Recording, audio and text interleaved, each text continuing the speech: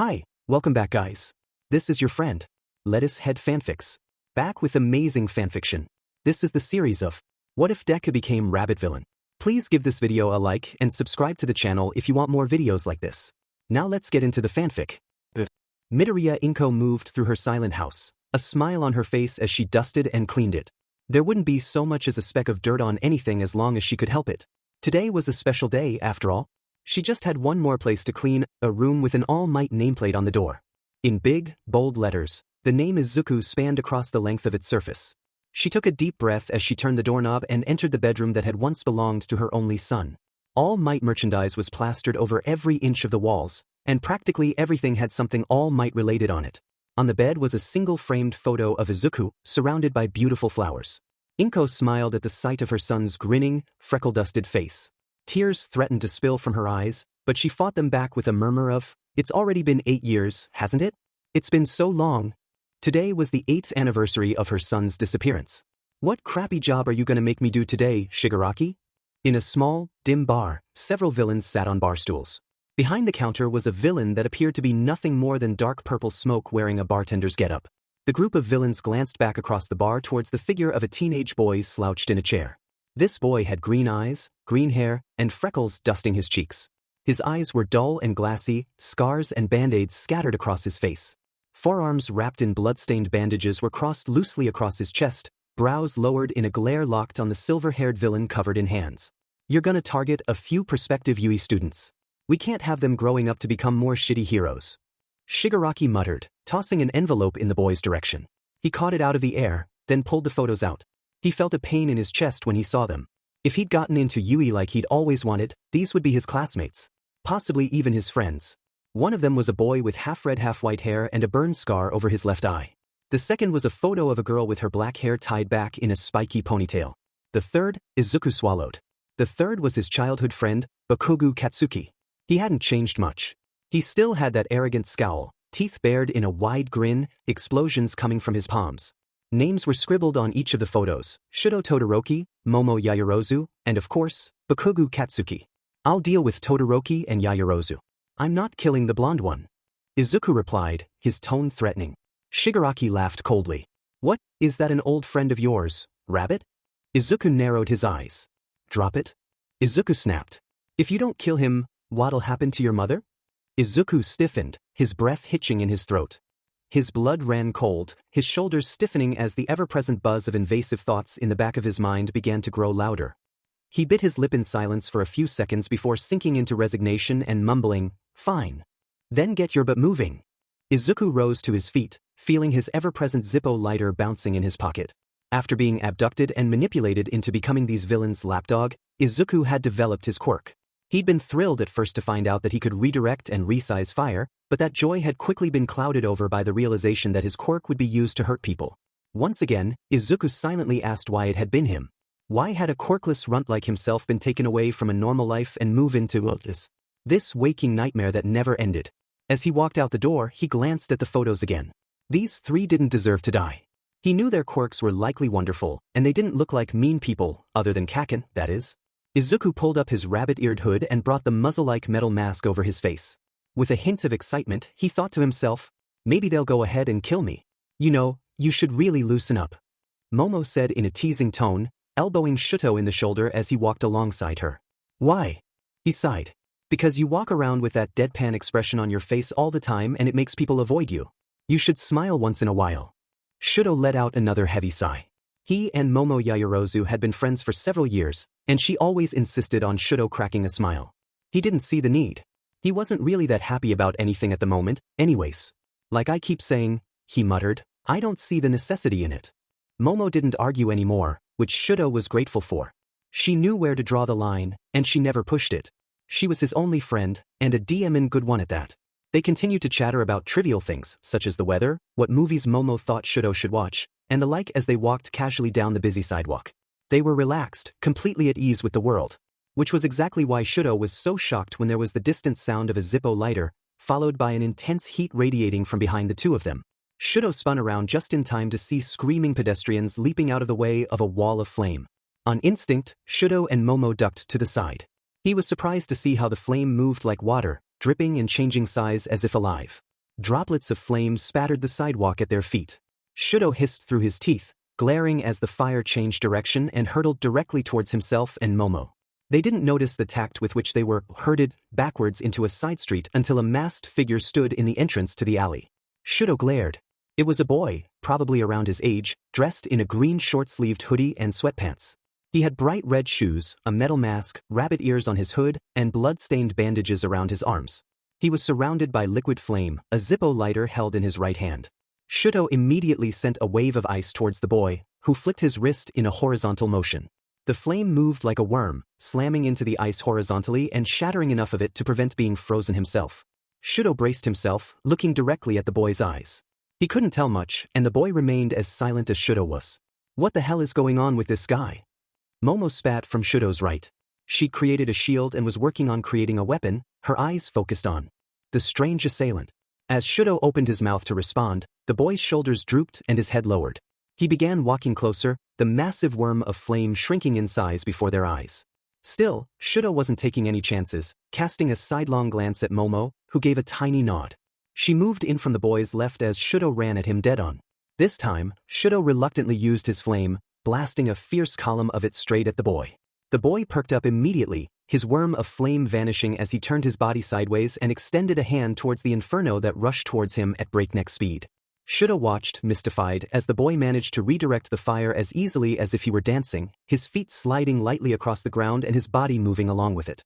The flame slammed into the wall directly above Momo, shattering the wall and throwing debris down over her. Shouto was distracted momentarily, but she managed to dodge most of the rubble. The bits she didn't manage to dodge were easily deflected by her shield. Shouto turned his attention back to the attacker, who seemed to be waiting for his next move. This kid looks like he's about the same age as me, maybe even a bit younger. How'd he wind up doing villain work? Shouto straightened up, perplexed. What should he do about this?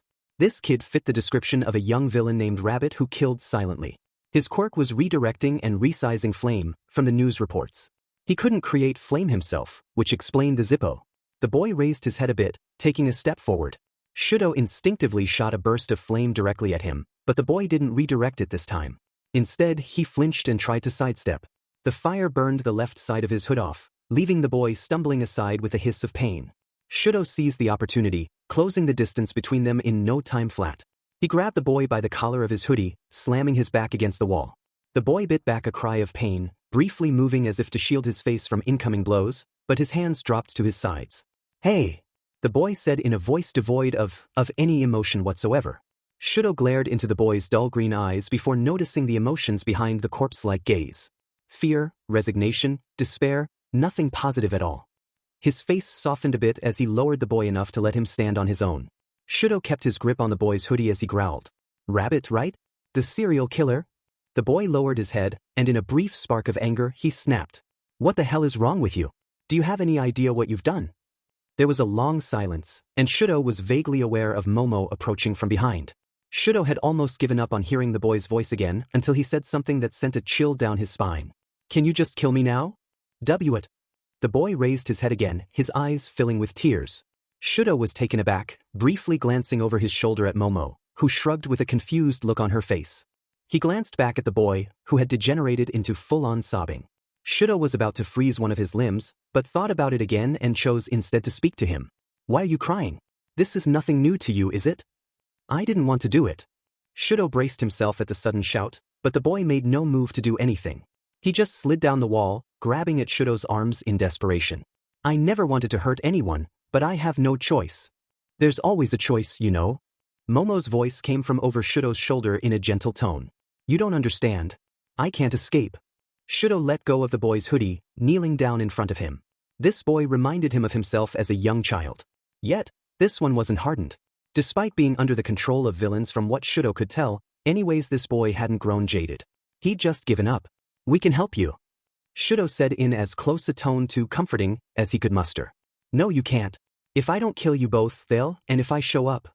The boy's broken, dead eyes fixated on Shouto's. His gaze suddenly changed at the drop of a pin, his eyes now hardened and cold as ice. He took a breath, rising to his feet and fixing his stance. He let out a harsh laugh. "What in the world am I doing? Crying? Stupid," he said, an insolent smirk spreading across his face. He made his fingers into the shape of a gun and pointed them at Shouto. Watch your back, Todoroki-kun. I won't be allowed to let you go a second time. His green eyes flicked over to Momo and he pointed at her. You too. He turned around to leave, wedging his hands in his pockets along with the Zippo lighter. Yet just before he exited the alleyway, he glanced over his shoulder with a somber smile. You know, you should just focus on becoming heroes as soon as possible. That's what I wanted to do. Come kill me someday, all right? That's the only way you can save me now. Shouto took a step in his direction, opening his mouth to say something, but the boy, Rabbit, had vanished. After that whole ordeal, Izuku felt rather set off. His hands were wedged deep in his pockets, his brows set in an angry glare as he returned to the bar. He'd used the underground water system to return, not feeling up to dodging bystanders and sneaking around. As he sloshed through the ankle-depth water in the large tunnel, his anger hit a peak.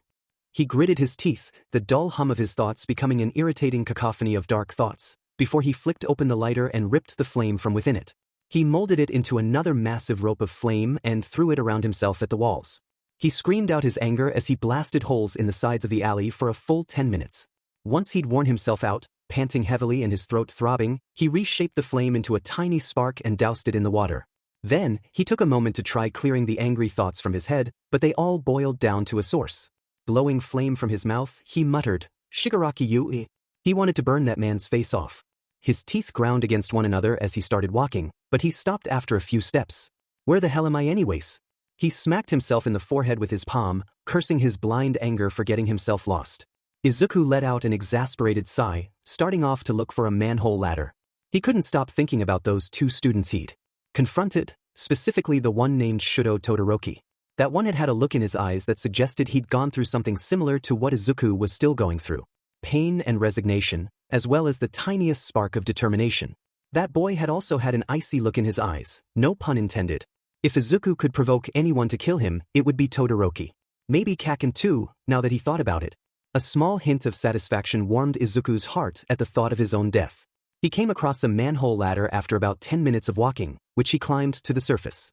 After peering around through the slightly raised manhole cover, he slipped out into the vacant road. The whole neighborhood was washed with golden light, the sun having sunk lower in the sky. It was quiet, save for the distant sound of laughing children. Izuku stiffened. This was his old neighborhood. His old home was a block from this spot. His thoughts began to rise up again. Go home. Go back to Shigaraki. Go save Mom. Leave her be. It was like listening to a heated debate and it was giving him a headache. With a groan, he strained his ears to focus on the sounds of children playing, leaves rustling in the breeze, and the distant barking of a dog in an Adamat to drown out the noisy turmoil in his head. His phone buzzed in his pocket, tearing him out of his focus. After taking a quick glance at the screen, Izuku's anger and invasive thoughts returned. The vaguest thrill of satisfaction sparked in his chest as Shigaraki's name tag one Izuku had changed in their two-person-only messaging server showed up on the screen. Dickhead, you'd better be on your way back with those kids' heads. Izuku narrowed his eyes, about to shoot back a snide text, when his phone began to ring. Of course, it was still Shigaraki. Ruefully, Izuku took the call, bringing his phone to his ear. Yeah, what do you want now? He muttered. Don't talk to me like that, you brat. Or what? You gonna decay my arms again? Tough sheet, Hanman, my arms are already too fed up. You decay them much more and you'll have an amputee underling and then where would you be? Silence on the other end of the line. Yeah, that's what I thought. Now what do you W? Get out of that neighborhood right now. Come back immediately. Fine, Jesus, calm down. Shigaraki started to say something else, but Izuku hung up on him before hearing what he had to say. He'd go back in a short while, after seeing how much had changed. First off, he removed his hoodie, twisted it into a thin roll, and tied it around his waist. It would be tough to walk about normally if he wore the signature hoodie he was known for wearing. He also glanced at his own face in the front camera of his cell phone. It had been far too long since he lived here, but he wanted to make extra sure he wouldn't be recognized. Izuku didn't like looking at his own face. His eyes were dull, dark bags hanging under them. His face was littered with all sorts of scars, as well as 4 different band-aids. Sure, he had the same freckles, green eyes, and curly hair, but he looked far different than he used to. His once cleanly cut, fluffy green hair was now unruly, reached his shoulders, and his bangs fell over his eyes. He certainly looked the villain part. And here I judge Shigaraki's appearance. I don't look much different, do I? He let out a sigh, rumpling his own hair so that his bangs covered his eyes. Eyes were the most honest thing, in Izuku's experience. If someone recognized his eyes, his cover would be blown and Inko would be killed. Going against Shigaraki and exploring his old neighborhood after being told to come back would likely end up backfiring horribly, but Izuku wasn't going to interact with anybody. He just wanted to look. He passed by the park where he used to play with Bakugo, stopping to look at it again. It felt like he was walking through a dream, or he'd died and was a ghost wandering aimlessly through his old home. At this point, Izuku was sure he could have been a ghost. He wasn't noticed unless he was committing atrocious acts. A child sitting at the top of the slide noticed him watching and raised her tiny hand to wave at him. For a moment, Izuku was at a loss for what to do. What was one supposed to do when they were waved at? Way back? To hide? He couldn't remember. He hadn't been waved at since he was a child. Don't wave? Run away? Before he noticed what he was doing, his hand was partially raised in a tentative wave. He glanced at his hand in surprise when he noticed it was raised, then back at the girl, who grinned. Izuku let a tiny smile form on his face before moving on down the street. His feet brought him to the chain-link fence where Kaken had once led Izuku and the neighborhood kids on some sorta of adventure. For some reason, Kaken had regarded Izuku with seething hatred after Izuku asked if he was okay. This happened after Kaken had fallen off a log into a creek. Izuku didn't see why Kaken would hate him for something so trivial, but then again he was a very petty person. Hey, you're in my effing way. A chill ran up Izuku's spine at that voice. He cast the newcomer a glance out of the corner of his eye, not daring to face him straight on. His instincts were reaffirmed when he saw spiky blonde hair and red eyes. That was definitely Bakugo Katsuki, his childhood friend. Once again, the buzz increased in volume. Run away. Fight. Run away. Kill him. Run away, run away, run away. Izuku took a slow breath in, trying to relieve some of the stress he felt. Bakugo was taller than Izuku now, but he still had the same overconfident stance and disdainful scowl on his face. Izuku narrowed his eyes. Yes, he still had immense respect for Kaken, but he wasn't necessarily thrilled to see him again. Izuku didn't move, instead glancing back at the forest in silence. He could audibly hear Bakugo's teeth grinding. Hey, are you FNG deaf? I said. I heard what you said. There's plenty more space for you to go around me. Izuku found himself saying in a low, slightly threatening tone. Run away, run away, run away, run away.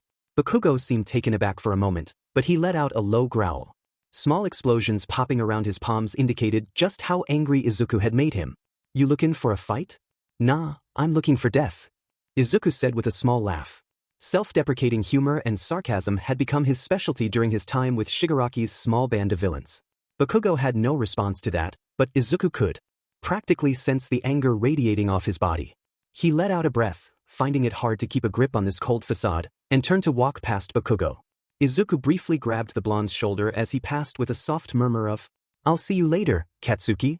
Evidently baffled, Bakugo just stared as Izuku walked away. He didn't bother going to see his old home, there was too much risk of his mother recognizing him outside. He just started heading back to the bar, wondering what kind of torment Shigaraki was going to inflict on him this time. His thoughts were deafening. There was a knock at Inko's door, at the same time she was removing a small chocolate cake from the oven. She used her foot to close the oven door, sliding the hot cake pan onto the counter as she quickly made her way over to the front door. When she opened it, there was another woman standing there, with a confident smile on her face. She had spiky, light blonde hair and red eyes, just like her son's. She held a massive bouquet of multicolored wildflowers in her hands, dressed rather nicely. Hey there. I brought these for you and Izuku, but Katsuki wouldn't come, the little sheet. She greeted, dipping her head briefly to Inko. She waved her hands frantically in front of her, shaking her head. I can't accept these, you really don't have to bring things. You say this every year, but it's not gonna change my mind, Inko. Your son was a large part of our family's lives too. I'm going to bring you something every year, you know that. Mitsuki Bakugo sighed as she invited herself in. Inko smiled gratefully at her, following her to Izuku's room. Neighbors had already stopped by throughout the day to bring Inko gifts and to lay more flowers in her son's room. Inko stood in the doorway, one hand resting gently on the doorframe as she watched Mitsuki lay the flowers on her son's bed. Once she'd done that, she placed her hands together and whispered a small prayer, too softly for Inko to hear. She often wondered what the usually confident and loud woman said, but Mitsuki had always said that it was a secret. She finished her prayer, spinning around and smiling in Inko's direction. She briefly touched the shorter woman's shoulder as she made her way into the kitchen. Inko let out a soft breath and followed. The two were sitting down at the kitchen table drinking coffee in silence when Mitsuki murmured, 8 years, H? When he turns up, you're gonna have a lot to talk about. Inko laughed sadly, replying with, I appreciate the optimism, Mitsuki, but... Mitsuki held up a hand with a sudden H noise. When Inko stopped speaking, Mitsuki met her eyes levelly. You can't say negative shit out loud, Inko. That's practically speaking out your future. You're gonna wake up every day and you're gonna tell yourself, my son will come home. You got me? Inko lowered her gaze for a moment, but Mitsuki let out a loud groan, slamming her open palm on the table. You can't give up, Inko. You've got to keep some faith in that son of yours. He knows how to take care of himself. I mean, for God's sakes, he dealt with my son's bullshit attitude for how many years? So you promise me right now that you're not gonna give up on that boy of yours. Inko met her friend's gaze, feeling her eyes welling up with tears again. A smile spread across her face at Mitsuki's words. Thank you for that, Mitsuki. Mitsuki waved a hand dismissively, but she also wore a smile. Don't start crying, because you're gonna make me cry. Inko couldn't hold the tears back. She started crying across the table from Mitsuki, who smiled sympathetically at her as she rose from her seat. She moved to stand next to Inko, then gently hugged her. Yeah, I know it hurts. But he's gonna come back, He's gonna come back. Mitsuki wouldn't give anyone a sense of false hope. Her instincts had never been wrong, and her instinct told her that Izuku was far too resourceful and clever to possibly be dead. She was positive that boy would turn up someday. Someday soon. I'm back, Izuku said, more out of habit than anything else. Shigaraki was never happy to see him. Nobody was. He was just another existence that hung around, like an unloved pet. Shigaraki has habitually scraping the nails of his right hand against his neck. Izuku narrowed his eyes. The silver-haired villain was definitely set off. He stopped in the entrance to the main room of the bar, locking eyes with Shigaraki. You went to your old neighborhood, didn't you? He growled. You've got a tracker in this stupid phone. I thought it was obvious. Izuku responded. He hoped it wasn't obvious that he was straining to quell the cacophony of angry, fearful, and apprehensive thoughts bubbling up in the back of his mind like a river. The tension in the room could have been cut with a knife. Shigaraki's eyes burned with anger, and Izuku's remained icy cold. God, Izuku wanted to kill him. His thumb rubbed the Zippo lighter in his pocket, ready to flick it open at the drop of a pin. If I wasn't in a decent mood today, I'd have your mother killed right now, but what can you offer me in exchange? Kurojiiri and Shigaraki both stared at Izuku, waiting for an answer. After a moment, Izuku glared and flipped up his middle finger. I can say, is that enough? The two villains exchanged a glance, then looked back to Izuku with sinister looks. His angry resolve faltered a bit as he lowered his hand. What? He spat. I've figured out a suitable punishment. Come here. Izuku's ears began to ring. Inko was just putting the last few pieces of cake in the fridge when there was another knock at the door. She'd made the cake because she anticipated visitors and wanted to be hospitable, but few people took her offer. They didn't want to impose on her on this certain day, but she always made cake anyways. She headed for the door, wondering who on earth could be coming to her house after dark. When she opened it, she recognized someone who she hadn't seen in a long time. A gaunt, golden-haired man wearing a nice suit stood there with a small, elegant bouquet of white flowers. Inko brought a hand to her mouth in shock, with a gasp of, all might? You can call me Toshinori.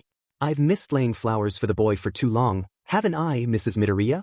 It had been 5 years since he'd visited to lay flowers for her son, and although he'd never met Izuku, he'd been part of the search and rescue effort that attempted to find him.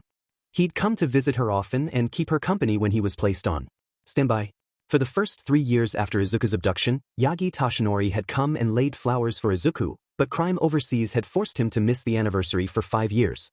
They'd kept in contact through phone and postcards, and he'd wished her well every year, but all of a sudden here he was. No, please don't worry too much. Come in, she exclaimed, flustered. He walked alongside her to Izuku's room, a subtle confidence in his stride and a gentle smile on his face. He entered the room slowly, looking around as if this was the first time entering. He'd always tried, Inko noticed, to learn everything he could about Izuku. It was absolutely touching that this complete stranger, her son's idol, took more interest in her son than her husband ever had. Her husband rarely called, while Toshinori took time out of his day to call her every few days or so to make sure she was doing well. If Inko was being honest with herself, she had quite the fond opinion of him. Toshinori walked slowly through the room, running his hand along the posters on the wall, inspecting every little thing in hopes of understanding the boy more. Inko smiled at him as he came to a stop in front of the bed. He closed his eyes with a solemn exhale, resting the flowers carefully next to the flowers Mitsuki Bakugo had left. He, too, said a quiet prayer before leaving the room almost reluctantly. I can make some tea if you'd like. Or coffee. Inko offered. Toshinori met her eyes with a nod. That would be nice, Mrs. Midoriya. She laughed gently as she reached for the kettle. You don't need to keep up the formalities, you've referred to me by my first name before. She sighed. Toshinori laughed awkwardly. Well, it would feel a bit odd to be so casual with you after not speaking with you in person for so long. Fair enough, But please don't worry yourself over it. I don't mind. We're friends after all. She left the kettle boiling on the stove as she took a seat at the table. Toshinori sat down across from her with a sigh. Every time I see his room, I'm reminded of how much I want to meet this extraordinary son of yours. He began, lacing his fingers together on the table. I'm sure if he knew you were chatting with me all these years, he'd scream in excitement. She laughed in response, remembering how excited Izuku used to get whenever All Might showed up on TV. Toshinori also laughed at her statement, although slightly less enthusiastically. He lowered his gaze, his grip on his fingers tightening as he furrowed his brow. I wish I could have been there in time to save him. Please don't blame yourself, especially since it's been so long since he. But I do blame myself. As the symbol of peace, I'm supposed to protect those who can't protect themselves. They need to be able to have faith in me in their time of need. Yagi Toshinori. His gaze snapped up to Inko, his eyes widening at her tone. Her brows were set in a line, her gaze stern. You can't be expected to do everything on your own. You're a person after all, and you aren't the only hero out there. Take pride in what you have been able to do. You've done so much for the world as you are, and I'm certain that Izuku wouldn't want you to blame yourself for his abduction. It's nobody's fault. She stated firmly. Toshinori held her gaze for a long few moments. Their silence was broken by the kettle beginning to emit a high-pitched squeal, which snapped Inko out of her resolve. She blinked once, jumping out of her chair and spinning on her heel to lower the heat on the stove. Toshinori let out a small sigh, smiling as he remembered just why he was so fascinated by Inko Midoriya. At first it had been out of a sense of duty and regret that he'd come to spend time with her. He'd hoped that visiting her would ease the pain he felt in his chest for being unable to save Izuku.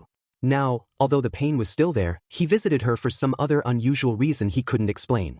He felt at ease around her, and he felt an intense need to make sure she was all right. He wanted to avoid jumping to conclusions, but perhaps he'd developed feelings for her somewhere along the road. Toshinori, are you listening? Inko exclaimed, snapping him out of his thoughts.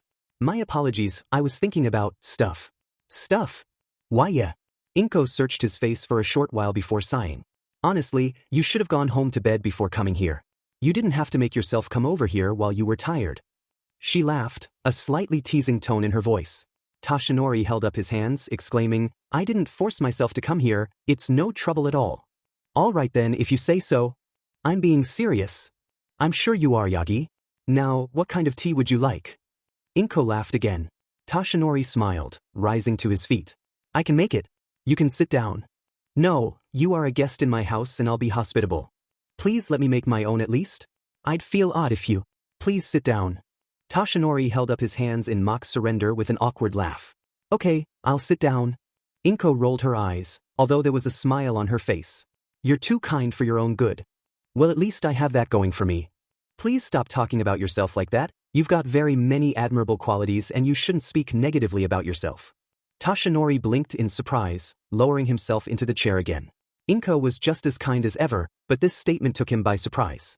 As she happily used her quirk to hand Toshinori his drink, Izuku was in a far less comfortable situation. Are you serious? Izuku shouted. He was seated at one of the tables, his scarred and deformed right arm held down against it. The one who held it down was Kurojairi, and Izuku would have normally been able to wrench his arm free, but it was either this or his mother's life. He swallowed, a wave of nausea welling up in his stomach. Okay, can you at least, duct tape my arm down or something? If you have the guts to flip me off, you have the guts to stay effing still. His hand was palm down on the table, his hand closed into a fist, save for one finger. His middle finger was straight out front, the very same finger he'd used to flip off Shigaraki minutes earlier. He couldn't form a single thought over the deafening noise inside his head. All he could hear were dozens of scared, angry and apprehensive thoughts all screaming something different as his ears started to ring. Shigaraki was fiddling around inside a drawer behind the counter, clearly agitated. Izuku knew he'd gone way too far with the flipping Shigaraki off thing. He swallowed again, glancing to Kurojairi for any hint of hope. Kurojairi wasn't the most friendly thing ever, but he was more reasonable than Shigaraki.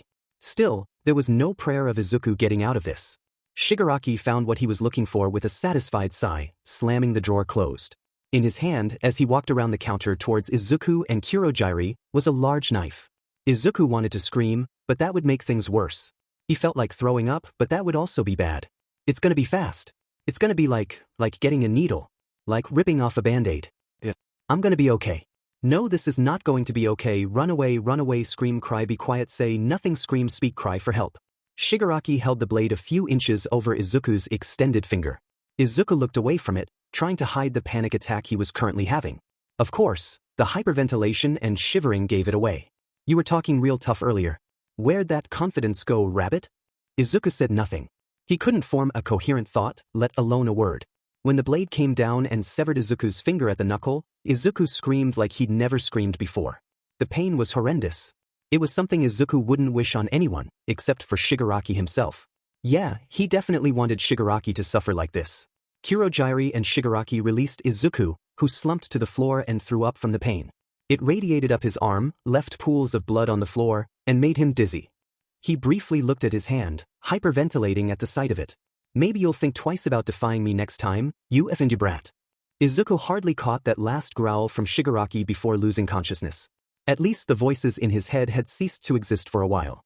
So you kids saw the rabbit's face? Shouto nodded solemnly, his mouth set in a line as he stood across the counter from a police officer at a police station. Momo was beside him with the same determined look, and yet the officer let out a hysterical laugh. Shouto narrowed his eyes in irritation, and the two of them waited for the police officer to calm down. Once he had regained most of his composure, he wiped the tears from his eyes. There's no way that outright monster would let a couple of kids survive. Go home and find something better to do with your time, he said, although in a light-hearted tone. Shouto let out an exasperated sigh. He didn't like using this method, but he'd likely get farther with the cop if he did. As the police officer took a sip of his coffee, Shouto stated, "My name is Shouto Todoroki and Endeavor is my father. Now, could you please take this matter more seriously? It should have been taken seriously from the start." The officer choked on his coffee at the mention of Endeavor's name. He looked Shouto up and down, eyes wide with shock. After a few moments, he cleared his throat and stuttered, My apologies, Todoroki. Hang on." The man reached into a drawer, withdrawing a few sheets of paper, before standing up and walking around the counter. He gestured towards a silver door with a murmur of, "Right this way," before murmuring a few words to another officer, something about an artist. Once inside the room, Momo and Shouto sat at the single table in the room, directly across from the officer. "How long ago did you encounter Rabbit?" "It must have been just over 2 hours ago," Momo began, to which Shouto nodded seriously. The officer scribbled down something on one of the sheets of paper before continuing. "Were you able to determine his quirk?" "Definitely pyrokinesis, but he carried a silver Zippo lighter as well. I don't think he can use his quirk unless fire is already present." Shouto responded clearly. The officer hummed thoughtfully, then stated, "Describe the incident." Shouto and Momo exchanged a glance before Momo murmured, "You tell it. You were the one who fought him." "Alright. We were coming home from school when we were singled out from the crowd and attacked. We were chased down an alley." Shouto went through the whole story in intricate detail, the incident still fresh in his mind. The way Rabbit moved like a seasoned pro, his hesitation when faced with the task of killing them, how Shouto had burned away half of his hood, how surprisingly young Rabbit was, the whole thing. He watched the officer's face as he spoke, and he noticed how the officer seemed increasingly more agitated as he spoke, like he knew something, or was being reminded of something. He let out a heavy sigh when Shouto finished, leaning back in his chair and scanning the notes he'd taken. "Well, I'm starting to think of something that happened 8 years ago, but I'm not sure, so I won't say what it is yet. Let's go into his appearance now, shall we?" he said in a heavy tone, rising to his feet and walking over to the door. He cracked it open a bit, murmuring a few words. A few moments later, a slender woman with red hair walked in behind him, holding a sketchpad and a couple pencils. She had a serious look on her face as she sat down beside the officer. "The forensic artist. Could you please describe what he looked like?" the officer asked as the artist readied her pencil. Shouto glanced at Momo, asking her quietly if she wanted to describe Rabbit, but she shook her head. "You saw him up close. You go ahead." Well, the officer held Shouto's gaze as he spoke, although he glanced over at what the artist was doing every once in a while. Shouto finished speaking after a few minutes, but it took the artist a little while longer to finish her sketch. Yet, when she was done, she furrowed her brow at the image. She leaned over to whisper into the officer's ear, whose face paled at the sight of her sketch. They kept whispering in an agitated manner until Shouto cleared his throat. The pair glanced at him in perfect sync. "So what's the verdict?" Momo asked. "Well, there's a slim chance that Rabbit could connect it to an incident that occurred 8 years ago. We're talking very slim." "Hang on," the officer whispered something into the artist's ear, who showed Shouto and Momo the drawing. "Is this what Rabbit looked like?" the artist asked. It was an unbelievable likeness to Rabbit, Shouto thought, and exchanged a glance with Momo to confirm his judgment. She nodded as Shouto responded, "That's exactly what he looked like." The officer and artist exchanged a tense look. Before looking back at Shouto and Momo, thank you for your time. We'll have this information brought to the higher-ups right away and we'll call you if anything happens. What number would you like us to contact you at? Shouto recited his own cell phone number. He didn't need Endeavor butting into this unless he was specifically dispatched to take care of Rabbit. Even so, his nails dug into his palm. Shouto knew that Rabbit was being honest when he said he didn't want to hurt people. The boy's arms were covered in bandages stained with blood from beneath. Unspeakable things were likely happening to him, and if he tangled with Endeavor, he'd definitely end up with even more injuries. The officer thanked Momo and Shouto before sending them on their way. Momo immediately headed home, as her parents were worried about where she was, so Shouto began walking home. For the rest of the evening, right up until he fell asleep in his own bed, his head was filled with thoughts about Rabbit. I wonder if we'll meet again. Get up! A swift kick in the ribs, paired with that awful voice, was what woke Izuku from his pain-induced slumber the following morning. As soon as he woke up, he was aware of the pain still radiating up his arm. His breath hitched. Yeah, this was probably the worst injury he'd received. Well, the most painful at least. That was definite. He rose to his feet with a groan, noticing that nobody had moved him from where he'd passed out on the floor the previous night. His thoughts remained at a low buzz, gathered at the back of his mind. This at least was nice. What the hell is it now, for God's sakes? Izuku snapped. The pain, coupled with the fact that he hadn't eaten since the previous morning, was making him very, very irritable. Your goddamn face is all over the news. Shigaraki snapped, cuffing Izuku up the side of his head. Izuku shook his head from the hit, glancing past Shigaraki to where a small TV buzzed with news.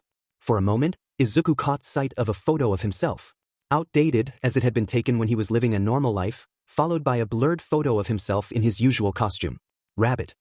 A report from 2 middle schoolers last night confirmed that the killer, Rabbit, could be a key player in the incident of Izuku Midoriya's disappearance nearly a decade ago. His status has been changed from apprehend dead or alive to capture alive. Anyone who has information regarding the Rabbit will receive. Izuku swallowed, his eyes darting between Shigaraki and the television. What was going to happen now? What would Shigaraki do? I should cut off your whole hand, you complete idiot. Izuku's head grew noisier. Kill him. Run away. Talk back. Say nothing. But I'll wait. This is going to make your life a lot more difficult, isn't it? This is punishment in itself. Izuku almost let out a sigh of relief, but remained silent. He flinched when Shigaraki raised his hand and gestured towards the door. Get out of my sight. Don't come back for a week. I'll issue you tasks here and there when I come up with them. Let's see how well you do out there on your own, Rabbit. Izuku couldn't have been more thankful to be out of Shigaraki's vicinity for such a long PRD. Although, he knew it wasn't going to be easy without a hiding place. He'd have to secure that first. No, he had to deal with this wound first. Okay, I'll just deal with this first, he began, but he was cut off abruptly. Are you dense? I said get out. Izuku opened his mouth to argue, but shut it again. There was no point in arguing and he didn't know if Shigaraki would go back on his word and force him to stay. So, he turned and left. The sun was hardly up, the sky still dark. It was probably around 5 in the morning. This was good. He had some time to try securing a place to stay. His hand could wait. Right now, the fact that it was still sluggishly dripping blood didn't matter. What mattered was hiding. Trying not to jostle his right arm, he removed his hoodie, wincing as he did so. Again, he started to tie it around his waist like he'd done the previous night. He'd also have to change his image somehow so he could go around in broad daylight to look for supplies, sheet. He'd also have to find some kind of food and water source or he'd die of dehydration. This was going to be difficult. He dropped his hoodie as it brushed his wound. He gripped his wrist, letting a string of curse words slip through his gritted teeth. Now that he looked it straight on, he could see exposed bone.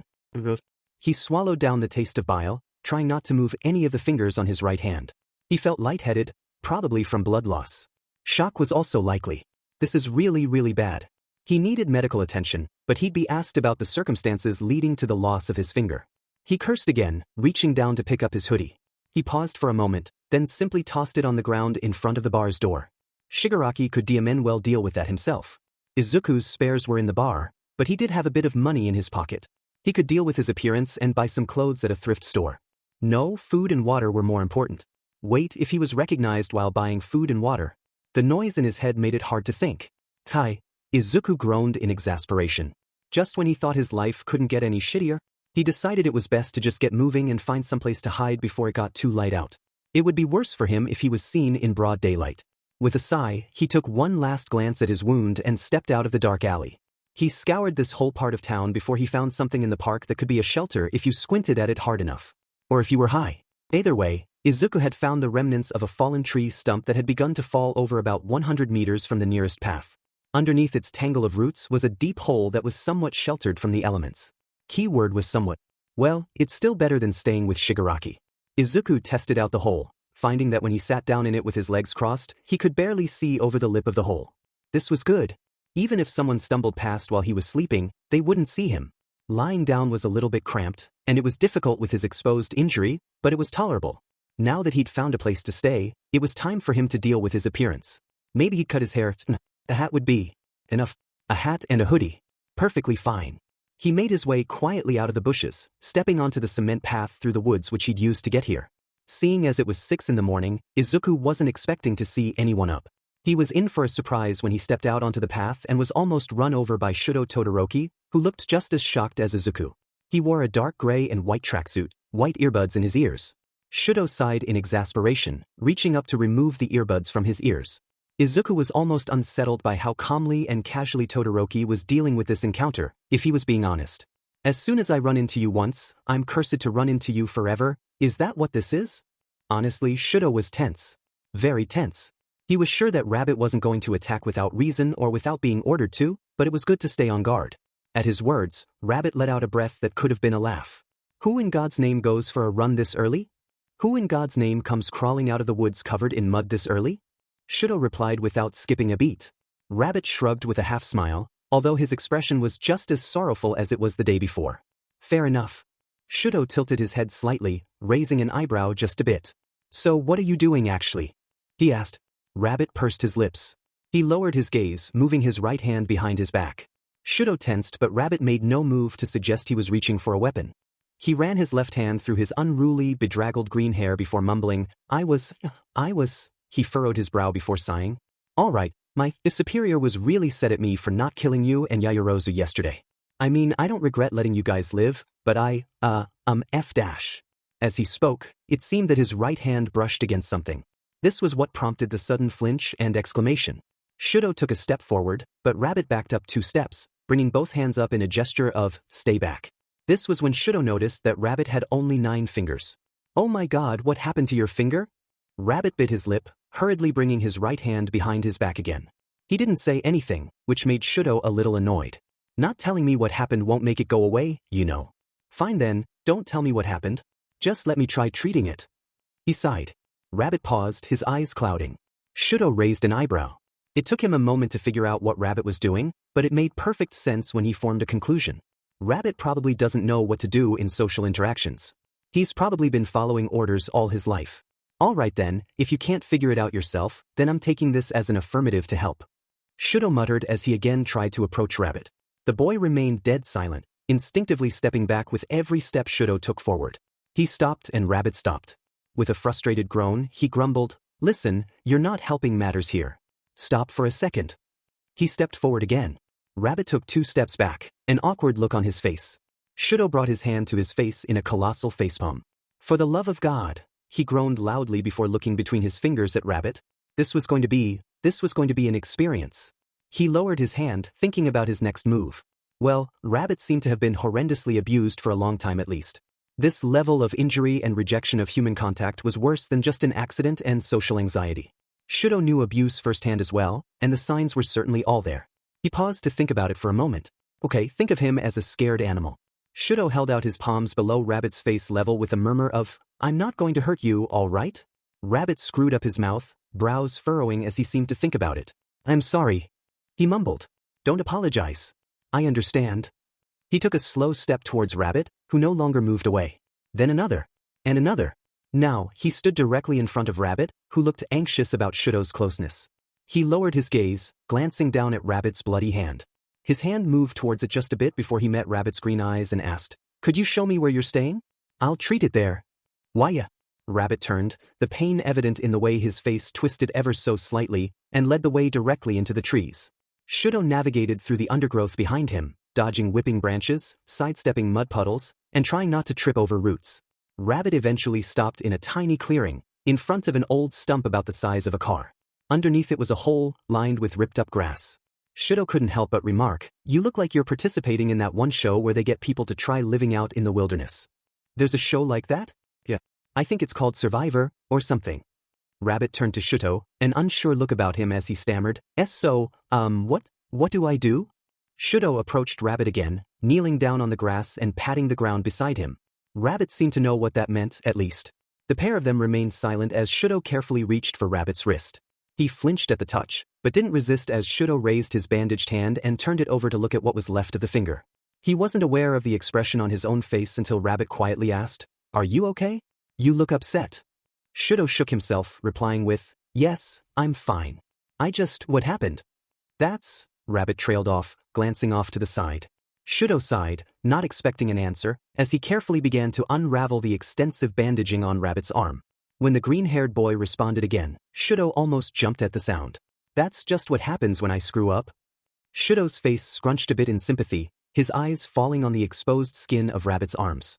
At the sight of the uneven, scarred skin, he murmured, "I know that feeling."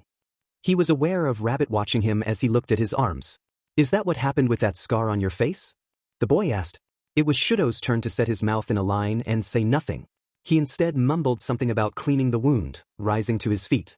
"I'm gonna run to the store and grab some medical supplies. You need anything?" he asked. Rabbit held his gaze for a long several seconds, before averting his gaze with a nod. He was just about to head on his way when Rabbit spoke in a small voice. "Sorry, that was insensitive of me. I won't ask about the scar again." Shouto ran a hand through his hair with a sigh as he replied, No, don't apologize. I pressed you to tell me what happened to your finger, so it only made sense that you ask about my scar. I'll tell you one of these days." "Okay. So like I was asking, is there anything you need?" "I don't know. I can do it myself." "You're saying that, but what's the truth?" Rabbit's gaze briefly glittered with defiance before he seemed to remember the situation he was in. Sighing, he mumbled, "I don't have any food. Or water. I'll get some clothes for myself though. I have a bit of money, so don't buy me any clothes." Shouto made an affirmative noise before turning to leave. He left then, retracing their steps back down the path. It was a weekend, so there was no need to worry about being late for school. As for Endeavor, Shouto would make something up. Actually, he paused as soon as he stepped out onto the path, a perplexed expression on his face. "Why am I going so far for this villain?" He shook himself. "No, he's not a villain. He's being forced into it, just like I'm." He made his way down the cement as he broke off that thought. This was a one-time thing. That was all. He reached down into his pocket, withdrawing his phone. After unlocking it, he browsed the internet as he walked. First aid for amputated finger. He made a mental list of all the supplies he'd need, feeling a bit apprehensive as he read through the article he found. Inko sat across the table from Toshinori, both hands wrapped around a mug of tea. She furrowed her brow as she looked down at the mug. Her grip tightened ever so slightly. "So they're going to start looking for Izuku again?" Inko asked in a guarded tone. She was fairly sure about what Toshinori meant by, "We may have found another clue as to Izuku's whereabouts," but she didn't want to get her hopes up. Toshinori nodded. Inko let out a relieved sigh, feeling a heavy weight lift from her heart. She wanted to cry, but she withheld her tears. She'd been crying enough, and it was far too early in the day for crying. She re-evaluated her mindset, however, when she saw Toshinori looking like he was on the verge of tears as well. She let out a gentle laugh. "One could swear it was your own son who disappeared, looking at the expression you're making now. In many ways, I think of him as my own. I hope that doesn't sound odd, considering he and I have never met." He responded softly. Inko waved a hand dismissively with a smile. "No, I don't mind at all. I'm sure he'd be thrilled to know that you think of him like that." As she said that, Toshinori met her gaze with a determined look. "I swear to you, I will bring him home," he stated. Inko again smiled at him with every ounce of gratitude she had. "Thank you, Toshinori." Toshinori dipped his head to her briefly. There were multiple reasons he was trying so hard to find Izuku Midoriya, and Inko knew all of these. The biggest reason was his sense of failure. He hadn't been able to save Izuku before, and he felt he owed Inko for that one. He'd also taken an immense interest in this remarkable boy, supposedly quirkless yet still trying to become a hero. He'd also inexplicably grown an attachment to Izuku, and he wanted to know if the boy was a worthy successor. He'd come to the city again because there was apparently a Yuuei student that would be an excellent successor, but he let out a sigh, taking a sip of his tea.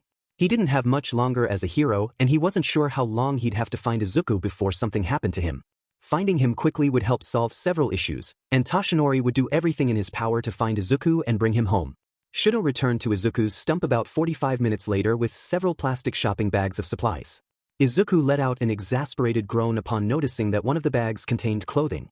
"I told you not to buy me clothes." Well, I did. So you're going to have to deal with it. Shouto responded flatly, sitting down on the grass beside Izuku. I also checked you into a motel under the name Usagi Satu. You should stay someplace better than this. Izuku stared at Shouto incredulously. Geez, what are you, rich? He exclaimed. Shouto didn't look up from what he was doing with the bags as he muttered, My father is Endeavor. He's got a bit of money. Izuku let out a soft, Your Endeavor's son? Yes. The Endeavor? Number 2 hero. Unfortunately, yes.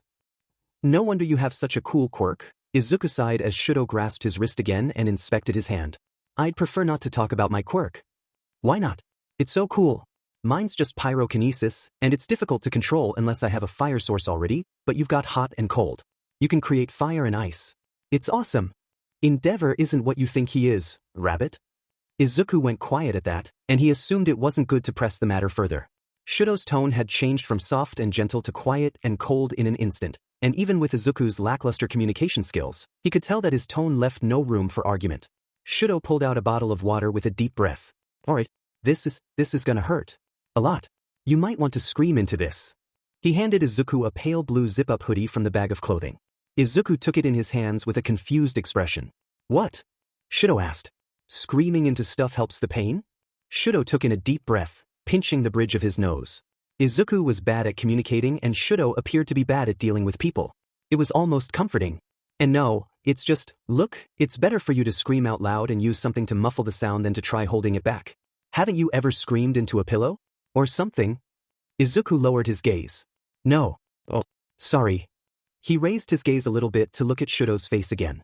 In spite of the scar, his face was, how should he put it, Shouto's face was pretty? Yeah, that was the word. He didn't regard Izuku with pity either. He just showed quiet sympathy, as if he'd experienced this kind of treatment before. Judging by the burn scar, he probably had experienced it. Well, I'm gonna clean the wound now. You might want to get ready for the screaming thing. Shouto sighed, briefly meeting Izuku's eyes. He nodded, bringing the balled-up sweater to his face as Shouto opened the squirt cap of the water bottle. Shouto had been right. The pain was unimaginable. Shouto hadn't heard this kind of screaming since he'd received his own burn scar. All he could say was that it wasn't a pleasant sound. At all. He really wanted to plug his ears, but he had to finish treating the injury. The water rinsed dirt and grime from Rabbit's injury as his fingers dug into the hoodie he held in his left hand. For a moment, he wobbled sideways and Shouto prepared to grab him if he fell.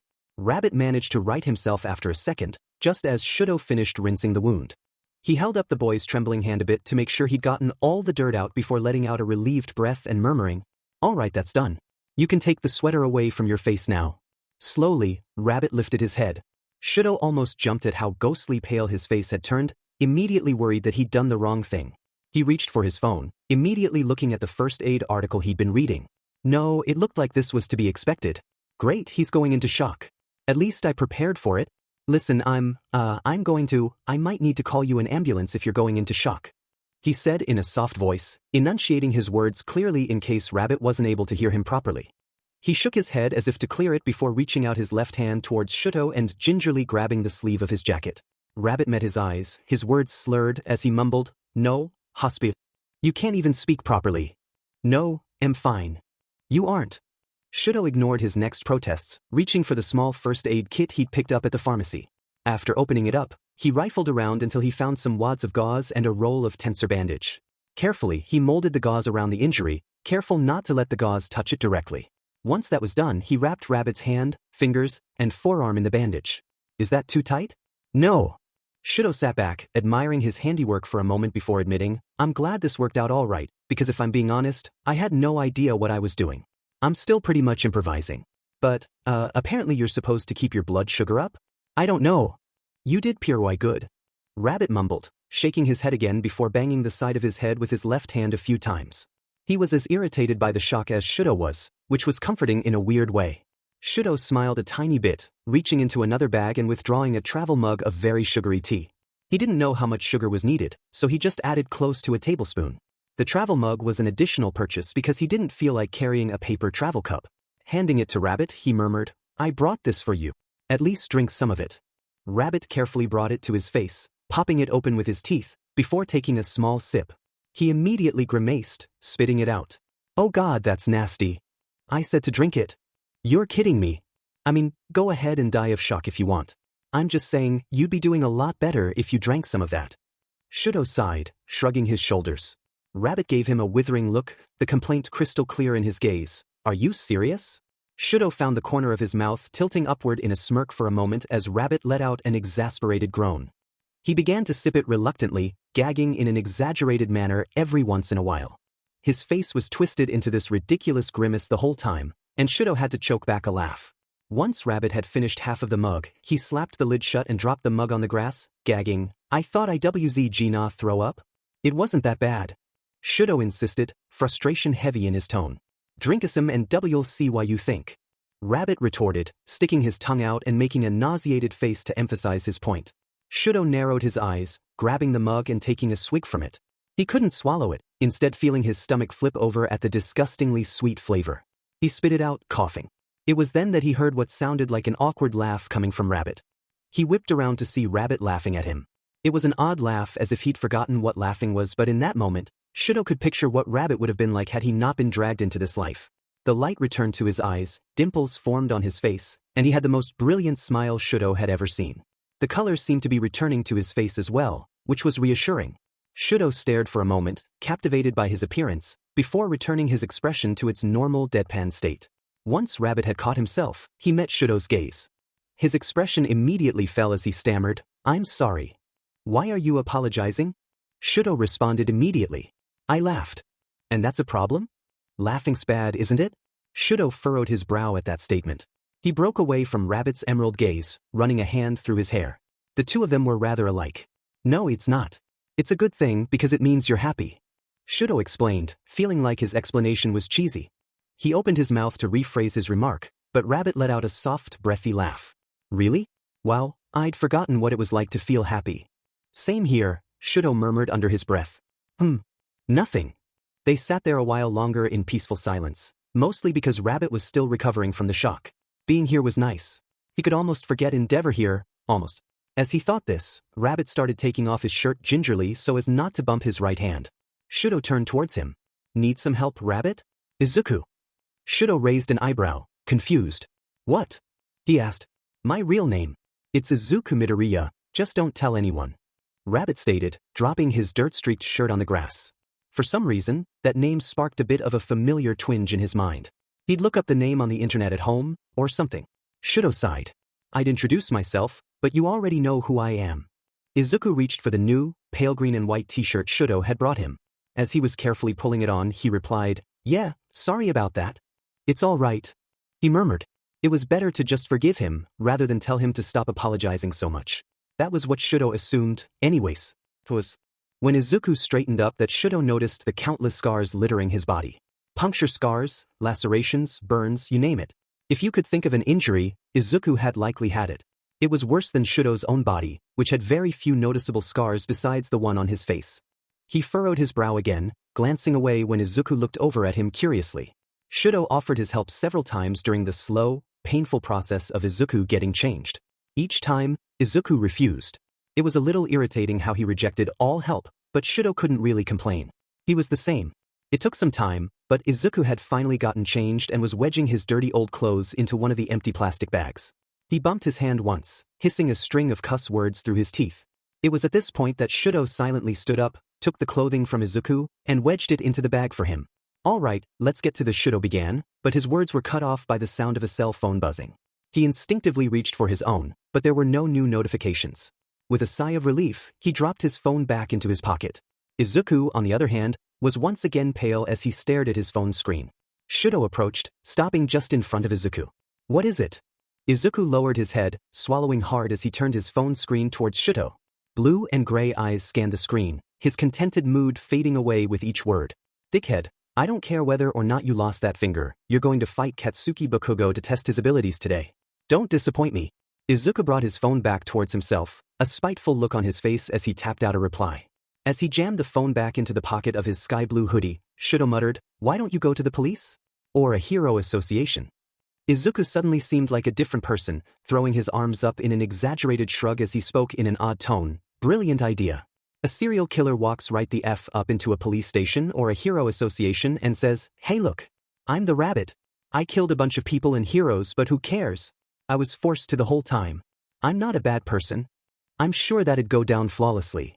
The light left Izuku's face again, leaving him with the same corpse-like demeanor Shouto had seen during their first meeting. His eyes were icy cold, his brows set low over his eyes. This was the look he'd expected to see when he burned off Izuku's hood the day before, not the teary-eyed face he'd been greeted with. It wasn't the desire to kill that caused him to make this face, it was the shackles that bound him to whoever dickhead was. Shouto reached out and firmly grasped Izuku's shoulder, hoping to wrench him out of this state. Izuku flinched with a gasp, his left hand darting into his pocket. After a moment, he seemed to remember what he was doing and let out a sigh. Look, I appreciate you doing all this for me, but you shouldn't be around me. Shitty things happen to people who stay near me. He murmured. I suppose it's a good thing I can hold my own, then. Shouto responded almost immediately. I'm serious. My original statement stands. Izuku gave him a weary look, but Shouto stood firm. They held each other's eyes for a short time before Izuku let out a heavy sigh. He averted his eyes, leading the way out of the clearing with a plastic bag of food in his left hand. I don't want you around when I go do this thing that my superior wants me to do. He sighed. Shouto cast him a half-smile. Moving up to walk beside Izuku, he pulled his phone from his pocket. This was as good a time as any, he supposed. All right then, what's your phone number? Izuku looked at him incredulously. Why do you? I don't know. Maybe I regard you as a friend? I'm not sure myself, but if you ever need anything, let me know. Shouto sighed, offering his phone to Izuku. He stared at it for a few moments before gingerly taking the phone from Shouto and adding his number. I don't think you should want me as a friend. He murmured. It's a bit late for that, Shouto replied, taking his phone back from Izuku and looking at the number. He sent a single hello text to the number, satisfied when he heard Izuku's phone buzz. He reached for his own phone and a vague smile danced about his face when he saw Shouto's text. Shouto could have sworn Izuku was on the verge of tears, but he said nothing. There was nothing wrong with crying after all. Shouto's own phone buzzed just then. With a sigh, he reached into his pocket and shuddered when he saw that the sender was Endeavor. Endeavor, hurry up and come home. Training starts in 45 minutes. Be here for it. What? Izuku inquired tentatively. Don't worry about it. Let's get you checked into this motel and then we'll go our separate ways. Shouto knew his father would notice the dent in his bank account. He would not be happy, but for once, Shouto felt no regret. Izuku needed that money far more than Endeavor did. He'd deal with it. The sun hovered high in the sky above as Bakugo wedged his hands in his pockets. He was perfectly still, his eyes trained on the hooded figure before him. Their face was hidden behind that distinctive metal mask. Green eyes, green hair, green pullover hoodie, red beanie.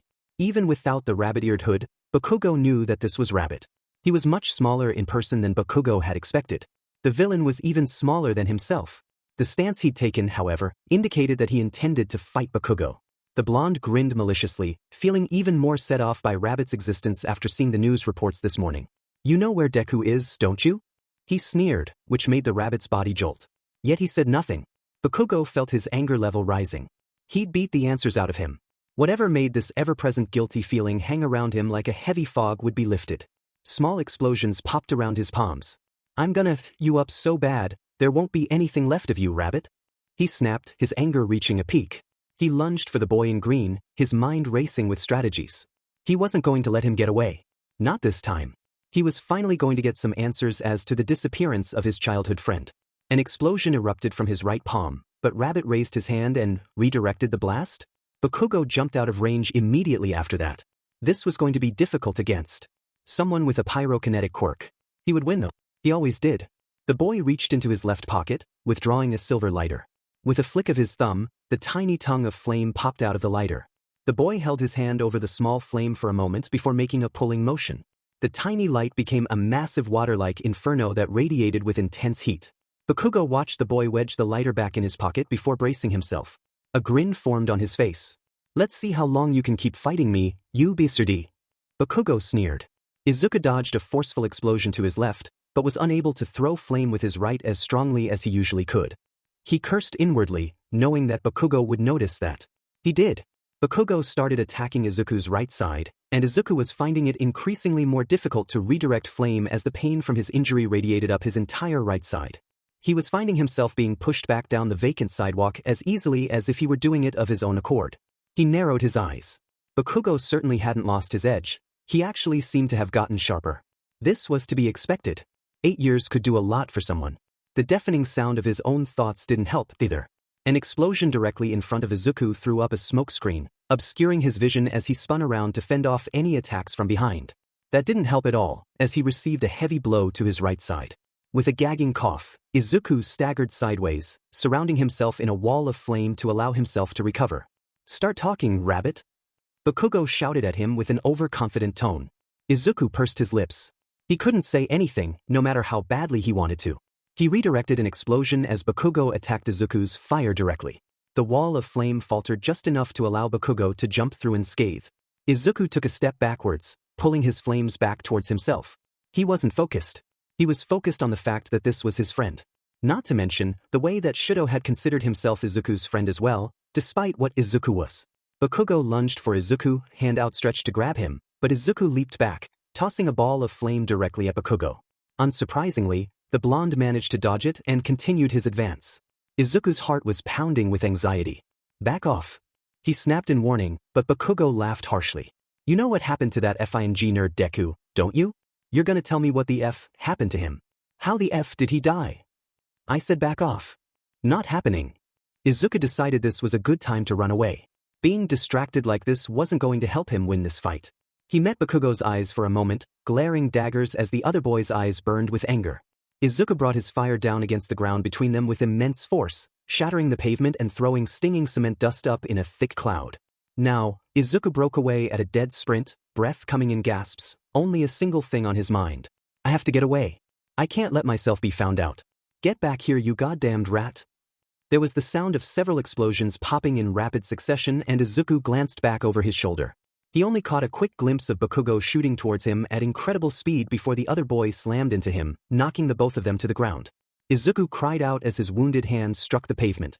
Bakugo's fingers dug into his shoulders as he shook Izuku furiously. "Tell me what happened, god damn it." It was then that Izuku, in a burst of anger and anxiety, shouted out, "Peace off, Kaken." The two of them froze at that moment, Bakugo's eyes widening as he remembered that name. In an incredibly out-of-character moment, Bakugo stood up and backed away from Izuku without saying a word. He held Izuku's gaze for a moment before Izuku turned and sprinted away as fast as his legs would go. His ears rang and his thoughts were so loud they hurt. I effed up big time. Bakugo sat on a wooden bench, rubbing at a small, minor burn on his left cheek. His face was twisted into an expression of confusion. Or perhaps deep thought. It didn't matter. What mattered was the fact that Rabbit had called him Kaken. Only one person had ever called him by that name before, and that was Deku, who was dead. Well, Bakugo had seen the news reports this morning saying that search and rescue efforts were being put into action again, but that didn't mean Deku was alive. It just meant that they had a lead on more information regarding Deku's disappearance. The whole confusing tangle of leads, dead ends, and possibilities that just didn't make sense was making Bakugo think harder, and he was getting angrier. God fucking damn it. He shouted, slamming his fist down on his thigh in anger. The pain of that just made him angrier. The possibility that Rabbit and Deku were one and the same was also looming overhead. Bakugo wouldn't accept that, though. Deku had been a little quirkless insect. One that could be crushed by a weak breeze. He wasn't a killer who sought people out and used his fire quirk to bring death to whoever he felt like. He didn't even have a quirk, did he? Bakugo had heard somewhere, probably online, that quirkless people could develop powerful quirks if put under intense physical, mental, and emotional stress. There was a news story floating around 4 or 5 years back about a quirkless American soldier caught by enemy forces and tortured almost to the point of death before spontaneously developing a combination of his parents' quirks. The guy was shit, he muttered under his breath, rising to his feet. He wished now that he hadn't let Rabbit go so easily. The BSTRD was injured, after all. He'd been missing a finger. It would have been easy to take him down again if he'd kept at his strategy of attacking his right side. He glanced again at the destruction he and Rabbit had caused in their battle, the ground still hissing with steam. Bakugo took a step forward, which seemed oddly difficult. He was fairly confused until he glanced down and noticed that the rubber soles of his sneakers had been melted all to sheet from the pyrokinetic battle. Grumbling to himself, he reached down and removed his shoes. His mother was not going to be pleased. Well, she might let him off the hook somewhat if he explained that he'd been attacked by Rabbit. Who could possibly be Deku? Nah, he wouldn't add that last part. There was no way Rabbit was Deku. He definitely knew something. Why else would he use the nickname, Kaken? Bakugo let out a heavy sigh, turning to head home. All this bullshit was making him depressed, and he didn't like it. Izuku found himself faced with a new dilemma once he returned to the motel, battered and bruised.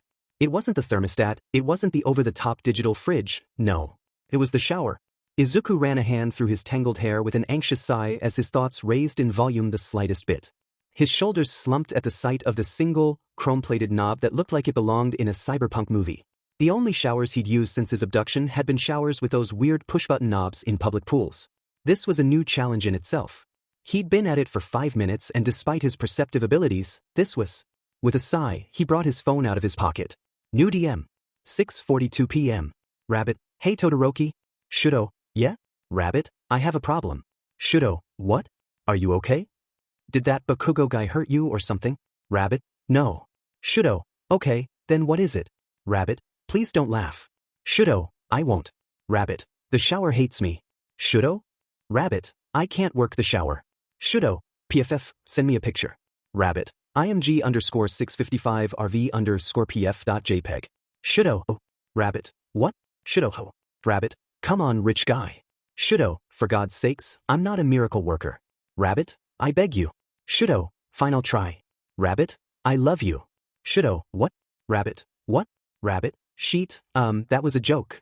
Shouto, oh. Shouto, so Rabbit, I can wait. Rabbit, actually I can't. I smell like middle school BO. Shouto first. Rabbit? Yeah. Shouto, well, try pulling it straight out. Maybe something'll happen? Rabbit, okay gimme a sec. Rabbit. Rabbit? Oh my god I'm a moron. Shouto, what? Rabbit, that's what it was. It was that simple. Shouto, Rabbit? The silent reaper who comes to take your soul in a cloak of flame. Rabbit, stop.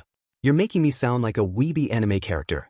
Shouto, with the speed of ingenium and the deadly accuracy of All Might. Rabbit, stop. Shouto, who doesn't flinch even in the face of death? Rabbit, oh my god. Shouto, yet he buckles when faced with his greatest nemesis? Rabbit, don't say it. Shouto, the fearsome shower knob. Rabbit, you didn't know either.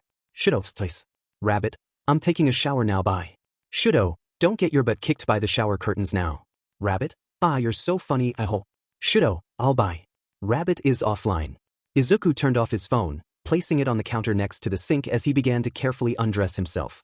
He was growing frustrated with his hand being the way it was, and this was going to make showering a chore.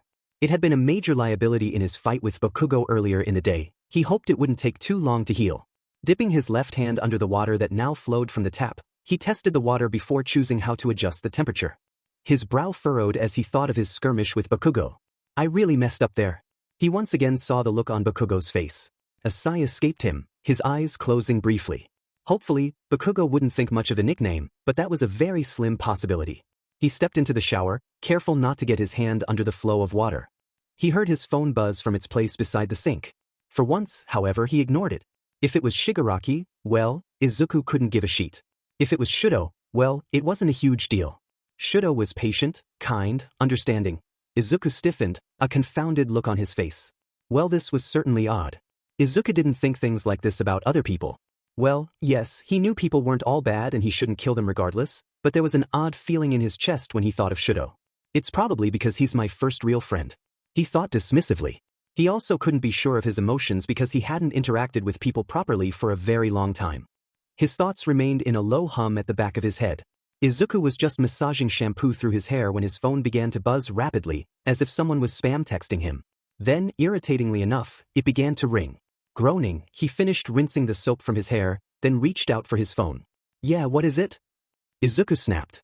Where the hell did you get the money to check into a hotel? For the love of God, get to the point. Hang up. Hang up. Yell at him. Go back. Izuku winced at the force with which his thoughts returned. A smaller group of villains moved into this part of the city and declared their rivalry. Tomorrow I want you to go fight them. Kill off one or two. Prove our point. Izuku's body was racked with chills at Shigaraki's request. More murder missions. Even if they were villains he was responsible for killing, they were still human. Holding back a shaky sigh, Izuku muttered, got it. How did the fight with Katsuki Bakugo turn out? Izuku swallowed. Well, it was a draw. I was forced to retreat because I was unfocused and couldn't get much information on him. I was able to redirect his explosion quirk, and he seems to be able to use it for mobility as well as for combat. He can throw up smokescreens with it too. He didn't seem to recognize me. So that's not a concern. Izuku explained. That's better than nothing. Be at the location I texted you at 10:30 tomorrow morning. These FA idiots are expecting you.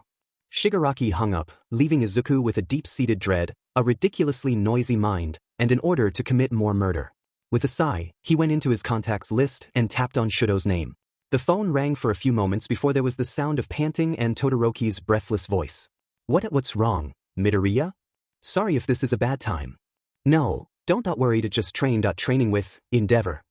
Well, could you tell him that, you ran into an information broker and they have information on a villain situation? There was a long pause where the only sound was Shouto gasping for breath, but he finally responded with, I can do that. What's wrong? You sound shaken. Yeah, I was given a task to carry out tomorrow. I don't want to talk about it.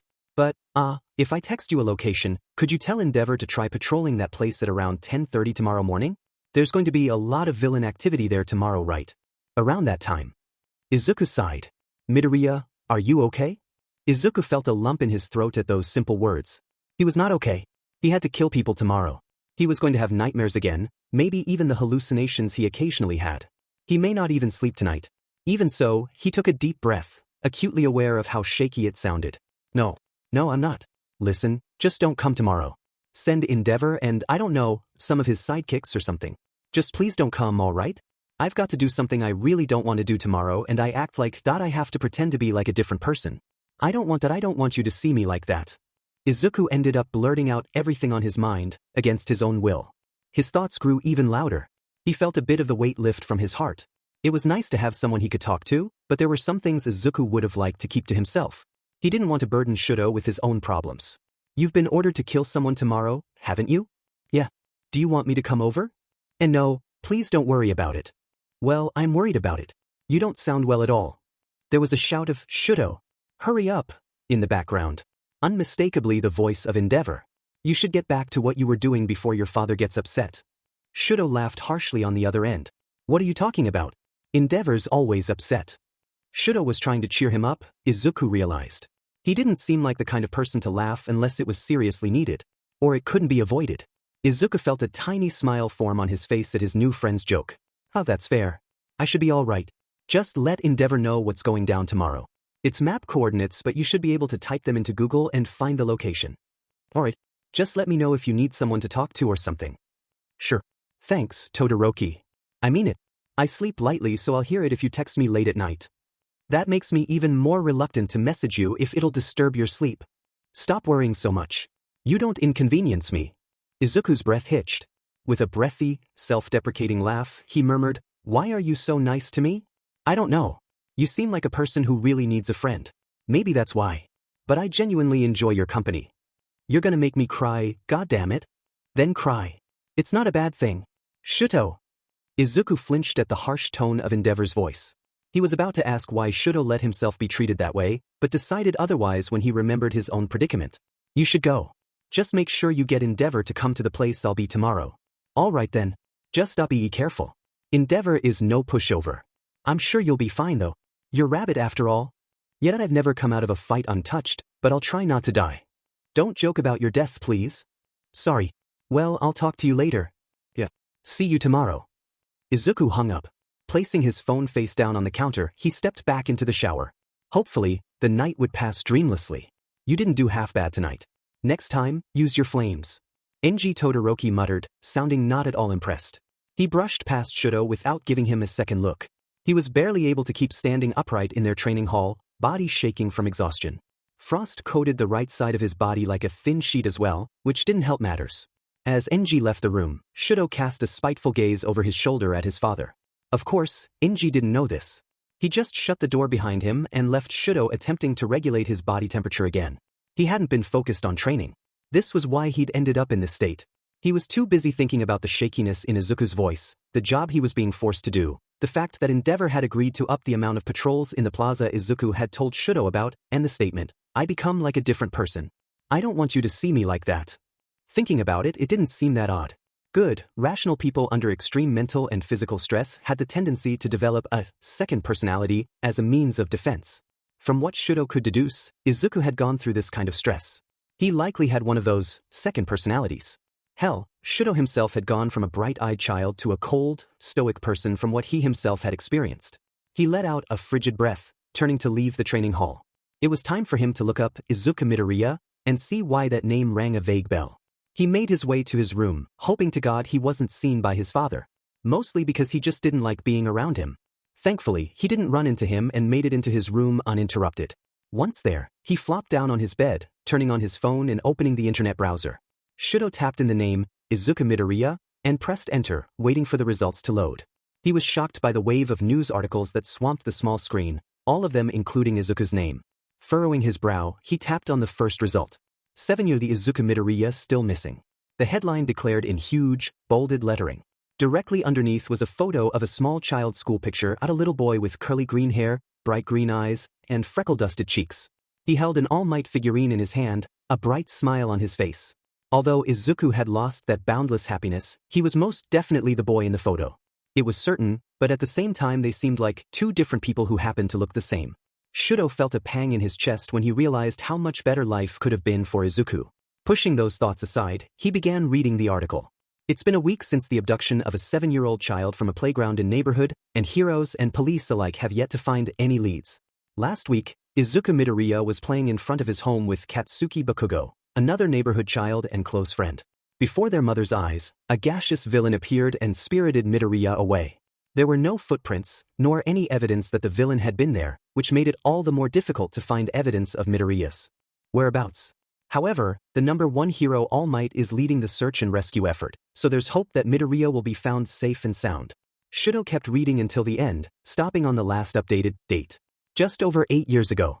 He let out a heavy sigh, turning off his phone and dropping it on the bed beside him. Lacing his fingers together over his stomach, he stared at the ceiling for a few minutes. Izuku's life was a tragic one, he realized. He was singled out at random, stolen from his mother, and forced into a hellish life. He sighed, turning his head and glancing at his phone.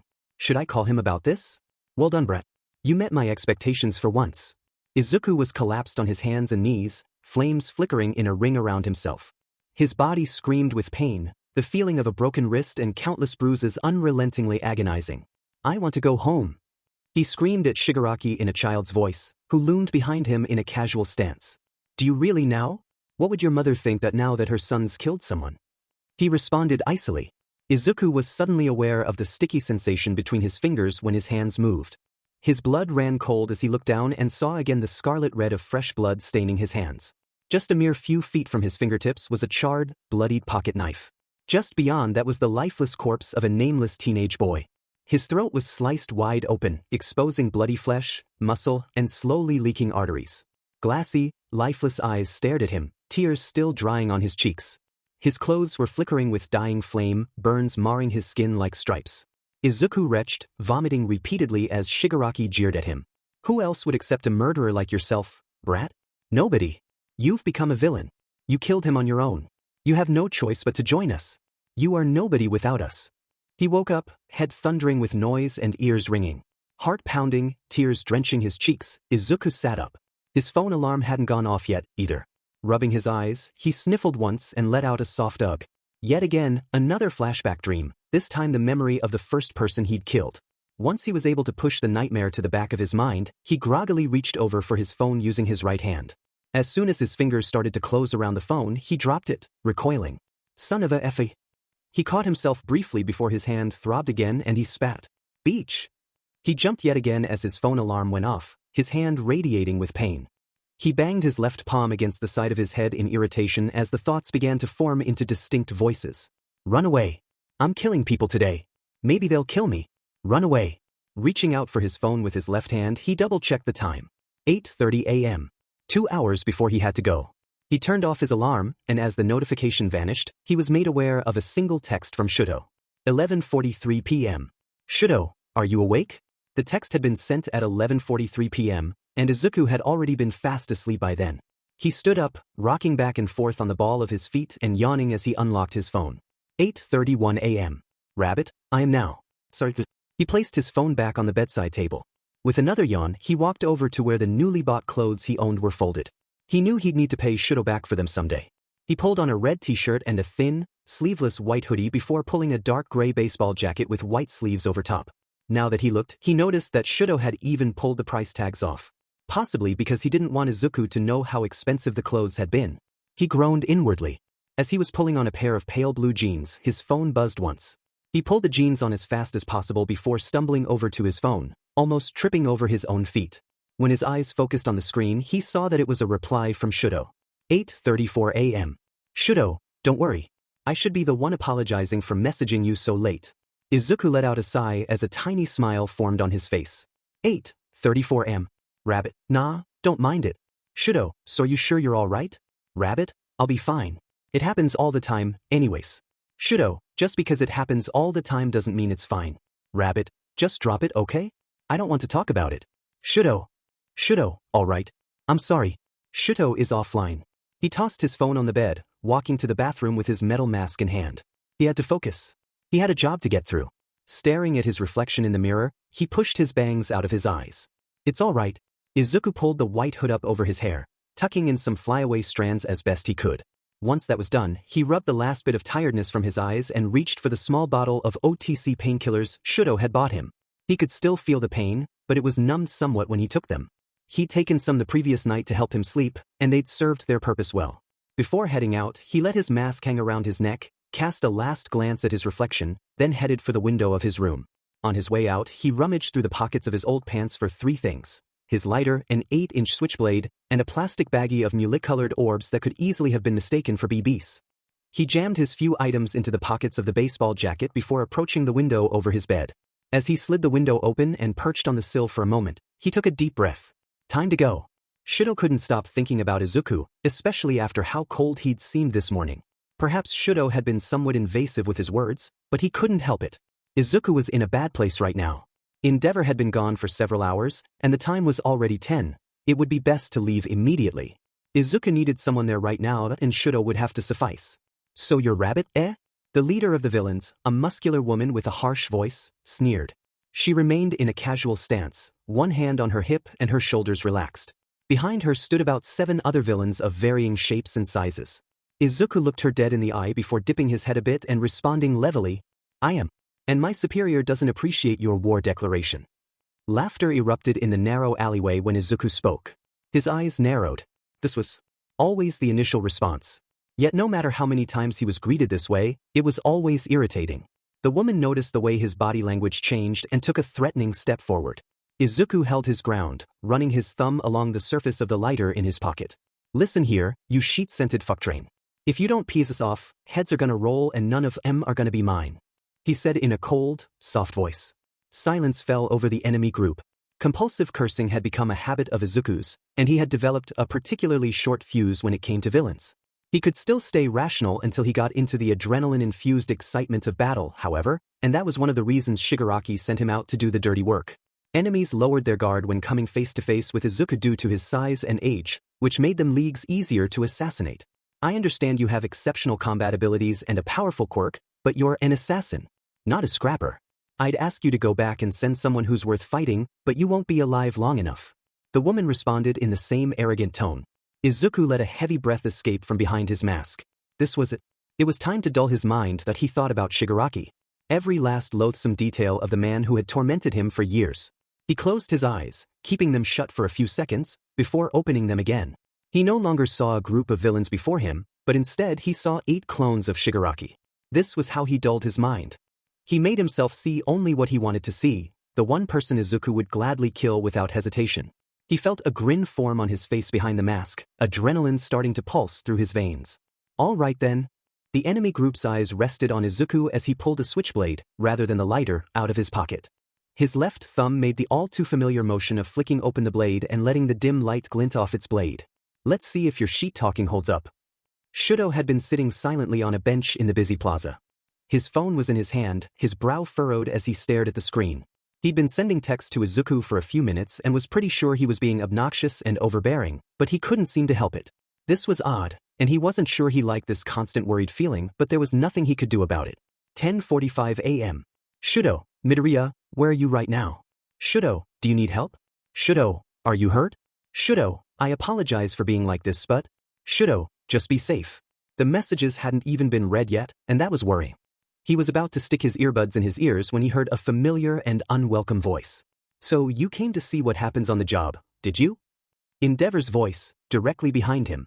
A chill ran up his spine, but he kept his face in the same stoic state, glancing over his shoulder. Endeavor was dressed up in his hero garb, flames engulfing his face and blazing from his shoulders and chest. No, I just happened to be in the area. I figured I might see a villain or two. Shouto sighed, putting an earbud in his right ear and breaking eye contact by turning away. Don't you have something better to do? He sighed. Don't get cocky with me, boy. You'd best be. Endeavor's voice was cut off by a loud bang, followed by a power pole groaning and toppling over at the far end of the plaza. Shoppers and bystanders screamed, scattering in all directions like ants. Power lines snapped, hitting the ground with a whipping sound.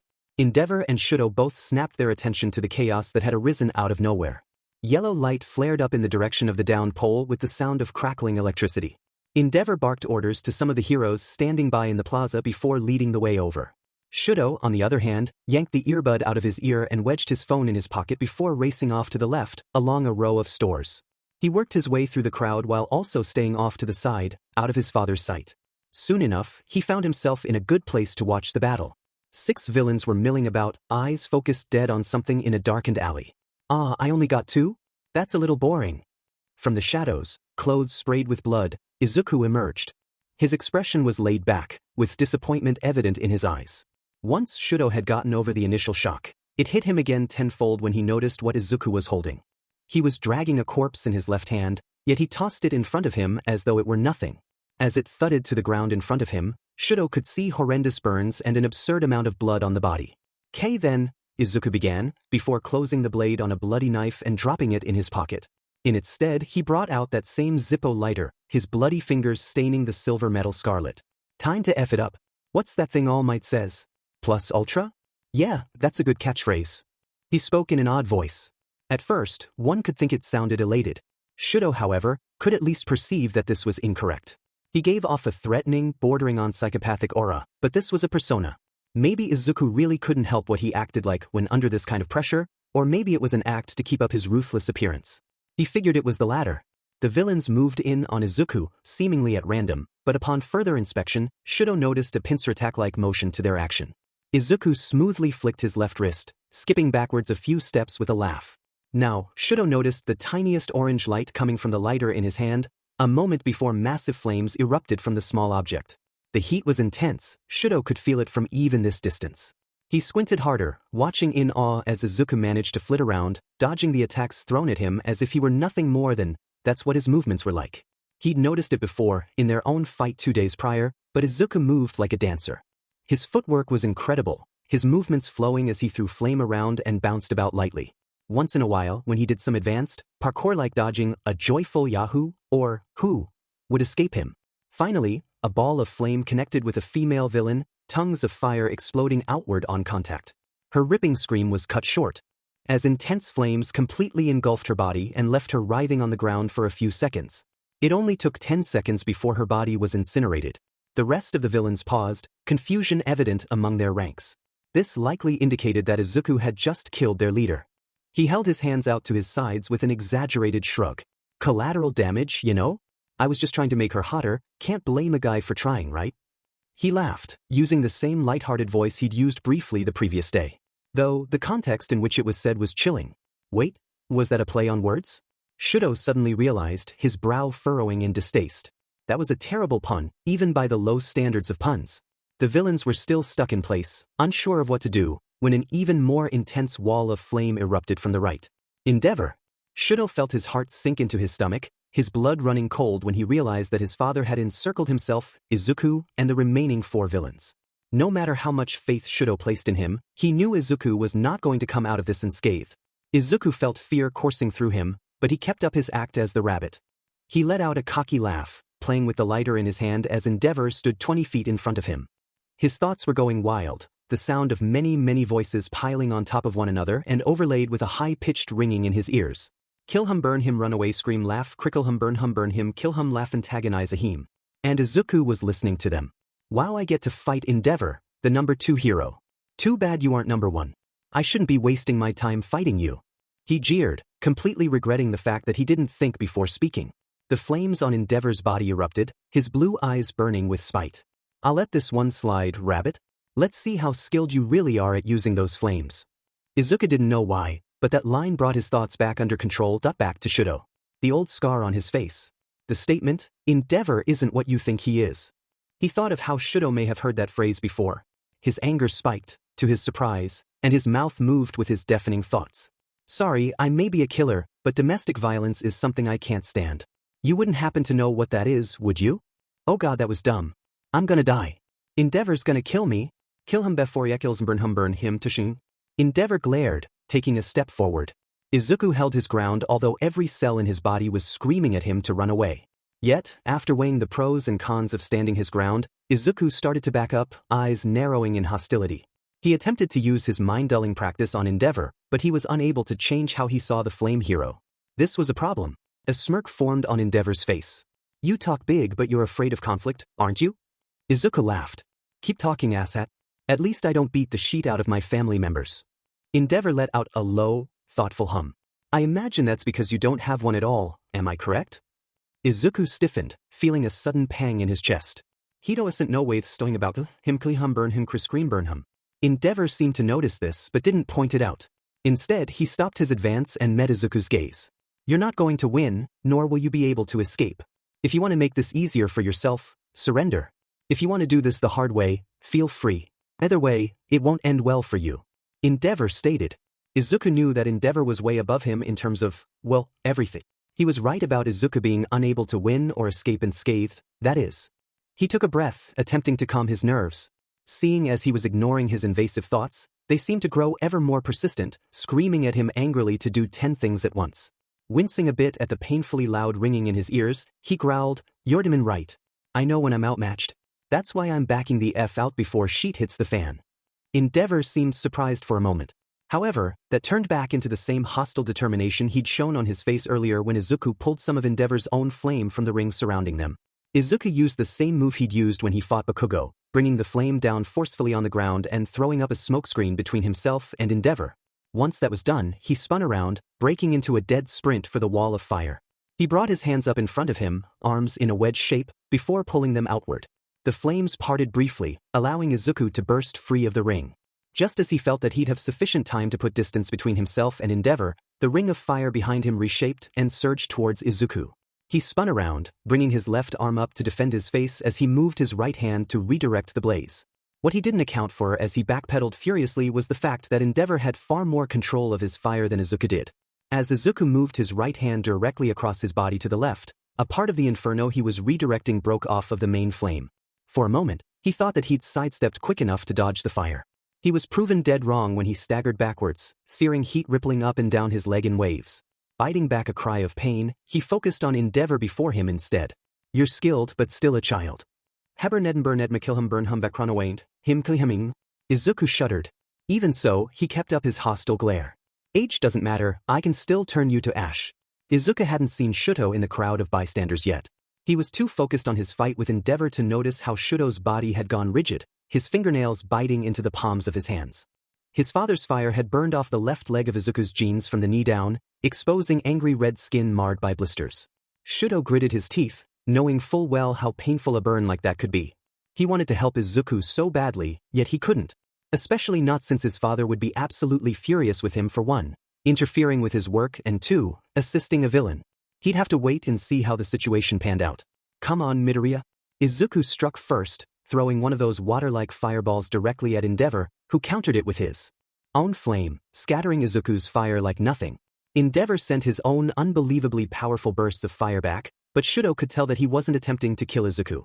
Yes, the blasts were violent, but Endeavor was holding back. Shouto's brows lowered in a scowl.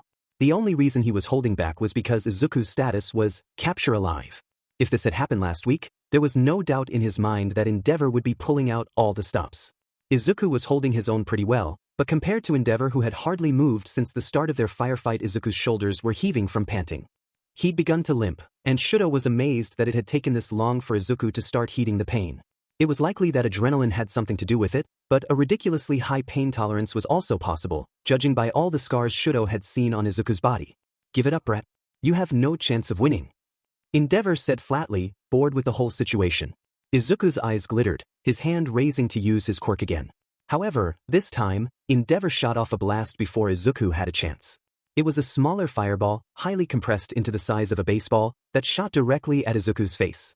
With a sharp clank and a sudden intake of breath from Shouto, the fireball dinged off Izuku's metal mask. Izuku's head was snapped to the side, forcing him to stumble backwards a few steps. A small exclamation exclaimed him as the mask cracked and broke, falling to the ground. Shit! Izuku gasped, pulling his hood lower and backing away. Shouto bit his lip. This was bad. Endeavor approached Izuku, a smirk on his face. You've been caught, Rab. You haven't managed to catch me yet, you huge FNG chode. As soon as Izuku spat those words, his tone venomous, dozens of tiny round objects dropped from the pockets of Izuku's jacket, rolling across the ground between himself and Endeavor. For a split second, Shouto thought he could see the grin on Izuku's shadowed face. Before Shouto could confirm whether or not Izuku was grinning, a tiny spark came in contact with one of the round objects. A massive explosion erupted from the tiny objects, setting off an incredibly flashy and smoky chain reaction as each tiny ball was heated. Endeavor jumped back as an incredibly bright light, followed by a deafening bang went off. Shouto rubbed his eyes, trying to erase the afterimage left from the makeshift flashbang. He blinked a few times, shaking his head, before he looked back up. His eyes widened as he saw what was left of the confrontation between Izuku and Endeavor. The cement was littered with scorch marks and the odd flaming spot. Where Izuku had hit the ground using his quirk, the ground had been shattered with cracks spreading away from a central impact crater. Endeavor had extinguished his fire, and none of the tiny objects Izuku had dropped were there. Not to mention one very important detail. Izuku was gone. New_DM. 11:02 a.m. Shouto, is your burn okay? Shouto, how bad is it? Shouto, I can help you, you know. Rabbit, I told you not to come. Shouto was already running in the direction of the hotel, his feet moving faster than he could think. His phone was in his hand, breath coming in ragged gasps. He didn't stop running as he replied. Shouto, don't act like you control me. Rabbit, I know I don't control you. Just listen, would you? Shouto, if this childish behavior is because of the thing you do when killing targets, you can knock it off. Rabbit, well, what the hell do you think of me now? Shouto, I don't see you any differently, for God's sakes. Rabbit, stop lying. Shouto, I'm not lying. Rabbit, stop it. Shouto, this is stupid. I'm almost at your place. Rabbit, if you come in, I'll kill you. Shouto, no you won't. You're too sensitive to kill me. And you won't risk setting your room on fire. Shouto, Rabbit, I'll do the same thing I did with those villains. I'll stab you. Shouto, you couldn't even project a different image onto Endeavor. Rabbit, shut the hell up already. Stay away from me for F's sakes. Shouto, sorry, not gonna happen. Rabbit, turn around and go home, Scarface. Shouto, this is infuriating. I'm going offline. Rabbit, I'm not effing done. Shouto, you'll see me in a few minutes. Anything you want to say can be said in person. Shouto is offline. Shouto was upset now. He jammed his phone back in his pocket, dodging crowds and crossing roads at ridiculously unsafe times on his way to Izuku's place. Now, however, there was a scowl on his face. Dealing with people was irritating. Once he reached the hotel's front doors, he slowed down to catch his breath before walking in. Seeing as there was nobody at the front desk, he walked directly for Izuku's room. The moment he knocked, there was a strained growl of, "Go away, Todoroki. Stop acting like a child." He spat back. "You should have kept away." "No, what I should have done is distract Endeavor before you got burned." Izuku said nothing for a long time. Finally, he murmured, "I don't blame you. I blame myself though. That's how you feel right now, isn't it? You blame yourself for not stopping me better." Shouto sighed. Izuku was quiet again, this time for so long that Shouto knocked on the door again. "You still there?" Izuku didn't say anything, but Shouto heard uneven, limping footsteps from the other side of the door. The doorknob jiggled for a second, followed immediately by the door creaking open. Izuku's head was turned to the side with a tired look on his face. The bags were still dark under his eyes, ash and charcoal as to his nose and cheeks. One of his hands was pressed against the side of his head, fingers rubbing slowly against his temple. Shouto entered the room in silence. Izuku turned and began limping towards the bathroom, so Shouto followed. He remained at the door as Izuku sat down on the closed toilet lid, grabbing his left leg and resting it across his right knee. Now, Shouto noticed something greasy on the burn. Jerking his chin towards it, he asked, "What did you put on it?" "Butter." Shouto started forward, running a hand through his hair with a sigh. "Butter makes it worse, you know." Izuku's eyes widened. "Wait, what?" "The butter prevents the release of heat from the burn. It makes your skin more burned." "Oh, I've always used it. I didn't know. Probably why all of your burns end up as scars." Izuku nodded, reaching for a clean face cloth. It was then that Shouto entered the room, taking the cloth gently from Izuku's left hand and wetting it with cool water. As he wrung the water out of it, Izuku quietly murmured, "I'm sorry." "For what?" "For being an a-hole. I won't deny that you were an a-hole, but I forgive you." Shouto responded, casting a tiny smile in Izuku's direction. Now that they were this close, Shouto could see some bruising and mild burns around the left corner of Izuku's mouth. Shouto quickly realized that this was likely from the flame that Endeavor had thrown at Izuku when his mask was broken. He focused on the burn on Izuku's leg instead, though. This was a more serious injury. Slowly, carefully, he laid the cloth over the blistered, bloody skin. Izuku in a sharp gasp, his fingers and toes curling up. I'm gonna have to get rid of the butter, so, yeah, this is probably going to hurt. He murmured. I understand. Shouto rested his hand on the cloth before pressing down lightly. Izuku gasped, stifling a cry by bringing his left hand up to his mouth. Shouto looked up at Izuku's face, which was twisted with pain. He glanced down at Izuku's leg, then back up at his face. The gears turned in his head before he reached a solution that might work. Hey, Shouto held up his right hand. Hold my hand. What? Hold my hand and squeeze it when it hurts. I don't care how hard you squeeze it, just squeeze it to distract yourself. He explained, feeling somewhat flustered by his own suggestion. After a moment, Izuku tentatively reached his left hand for Shouto's right and laced their fingers together. Shouto lowered their hands together to where Izuku was comfortable before again placing his left hand on the cloth. It took some time, what with Izuku choking back cries, squeezing the life out of Shouto's hand, and Shouto himself only having one hand to work on Izuku's burn with, but the butter was eventually cleaned from the wound. Shouto slowly raised the damp cloth, looking at the burn again. Some of the blisters had broken open and begun oozing blood. With a sigh, Shouto pulled his hand out of Izuku's and reached over to where Izuku had left the first aid kit, rummaging for more gauze. As he did this, he was aware of Izuku silently watching his face. Whenever Shouto's gaze flicked upward to Izuku, the green-haired boy averted his eyes, a guilty expression on his face. Shouto didn't ask about it. He was far too busy adjusting pads of gauze over the burn. Todoroki? Look, I'm sorry for calling you Scarface. Shouto sat back on his knees, looking up at Izuku for a moment before responding with, I forgive you. Though, you should really look at your own face before commenting on my scar. Izuku brought a hand up to his left cheek, pinky brushing the vertical scar that sliced across the left side of his mouth. A small laugh escaped him, that bright smile returning to his face. You're right. I'm a hypocrite, huh? It doesn't matter. You apologized and it's in the past. Shouto finished securing the gauze over the burn with medical tape before glancing at Izuku's bandaged hand. He extended a hand towards it, pausing partway and asking if it was okay for him to go ahead redressing the wound.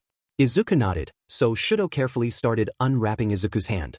The skin was pale and clammy, but scabs had finally formed over the stump of Izuku's finger, which was reassuring. He sighed in relief, standing and wetting a clean facecloth under the tap. So, have you ever had to fight him like that? Izuku asked, prompting Shouto to glance over his shoulder at him. Shouto pursed his lips, averting his eyes. He reached for a tube of antiseptic cream in the kit before guardedly responding, no, not that extreme. He's never tried to kill me. Oh. An awkward silence hung over them as Shouto applied the cream to Izuku's wound carefully and redressed his hand. This silence held up right until Shouto was securing the bandage in place with small metal clips, when Izuku murmured, so, who's your favorite pro hero? Instinctively, Shouto's mouth moved and he spoke the name, All Might. Really? He's always been my favorite too. Shouto glanced up at Izuku, eyebrows raised slightly. Oh. Izuku brought his index fingers up to his head, pointing them skyward like rabbit ears as he responded. Yeah, that's where the idea for my costume came from. All Might's hair. How on earth did the villains let you get away with that? They don't know it's All Might. I told them I liked rabbits. Izuku laughed, which prompted a small smile from Shouto.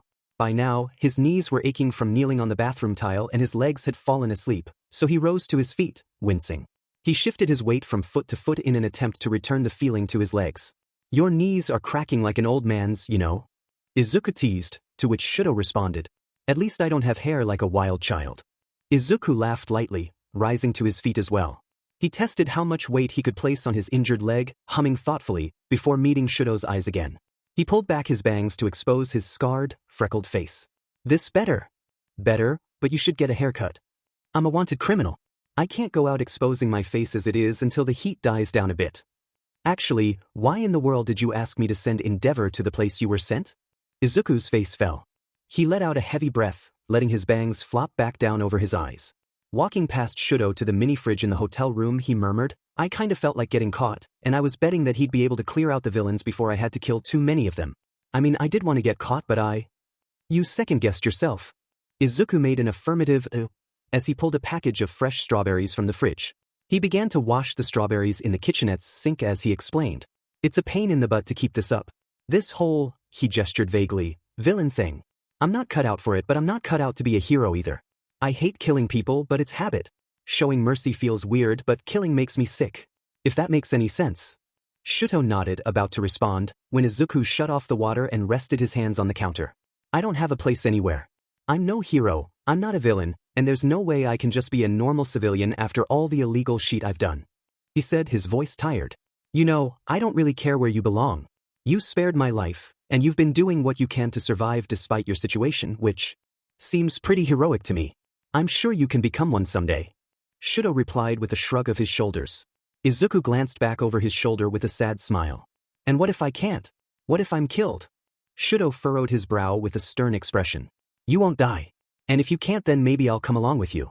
Izuku snorted incredulously, spinning around to face Shouto. No, you won't. You've gotten into Yuuei on recommendation. There's no way you can give up on that and become a villain. Well, on the bright side, I'd be escaping from Endeavor by becoming one. I mean, that's true, but that doesn't mean it's a good idea. I think it's a solid idea. Solid idea and good idea are two very different things. They held each other's gazes for a moment, then Izuku burst into peals of laughter. Shouto found himself smiling and holding back laughter as well, which was unusual. The laughter, that is. Frick, you're absolutely nuts. Izuku laughed. So are you. Once their laughter subsided, Izuku pulled a strawberry from the carton and inspected it briefly for blemishes. It's been a long time since I felt so relaxed. Maybe Shiger, my superior, sending me to kill you wasn't such a bad idea. He commented nonchalantly as he glanced at Shouto. I guess not. I managed to kick your butt and we ended up becoming friends. Maybe butt kicking is a legendary friendship-forming act or something. Shouto said in the same deadpan voice, which for some reason was hilarious to Izuku. You didn't kick my butt? I gave up. I let you win. Liar.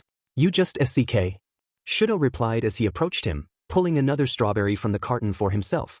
The berry, coincidentally, happened to be one that was only half ripe. Half of the berry was white, the other red.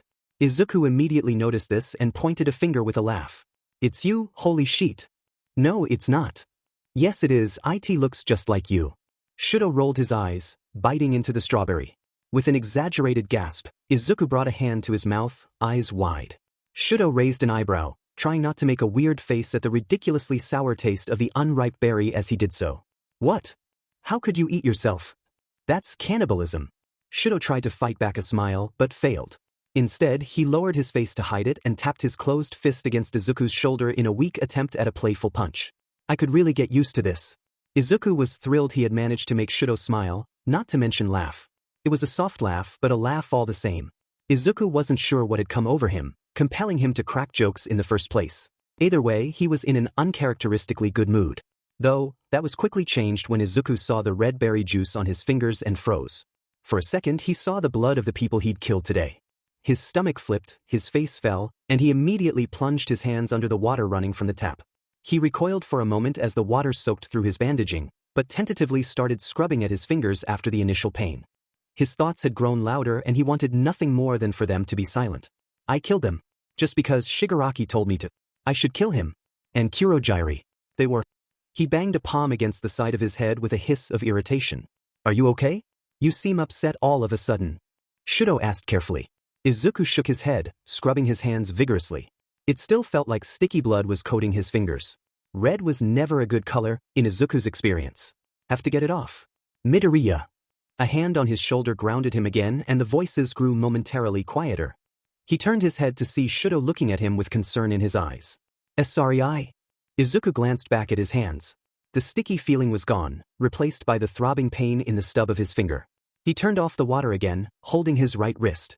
His thumb made small circles on the inside of his wrist as he explained, I see and hear things sometimes. Blood that's not there, bodies that aren't there, you know? Red isn't. Red sometimes triggers it. Shouto's eyes widened and he removed his hand from Izuku's shoulder, bringing it instead to the red hair on the left side of his head. His fingers wound through his own hair, gripping tufts of it painfully as he murmured, Should I leave? I don't like my left side either, but I can leave if it makes you feel better. Izuku spun around, waving his hands frantically. No. It's not you, it was the strawberries. Well, the juice, anyway. I like having you here. He blurted out all of a sudden.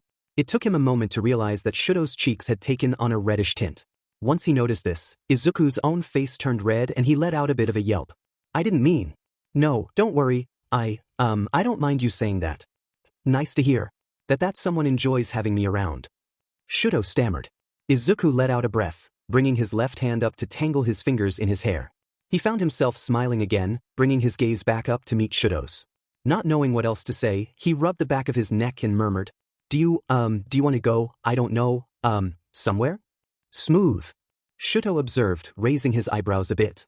I wasn't trying to hit on you, oh my god. Shouto's mouth curved upward a bit. If your leg isn't that bad, do you want to go walk somewhere? Maybe get something to eat and pick up some stuff to make you a new mask? I could also ask Yaoyorozu to cut your hair if you want. Shouto offered.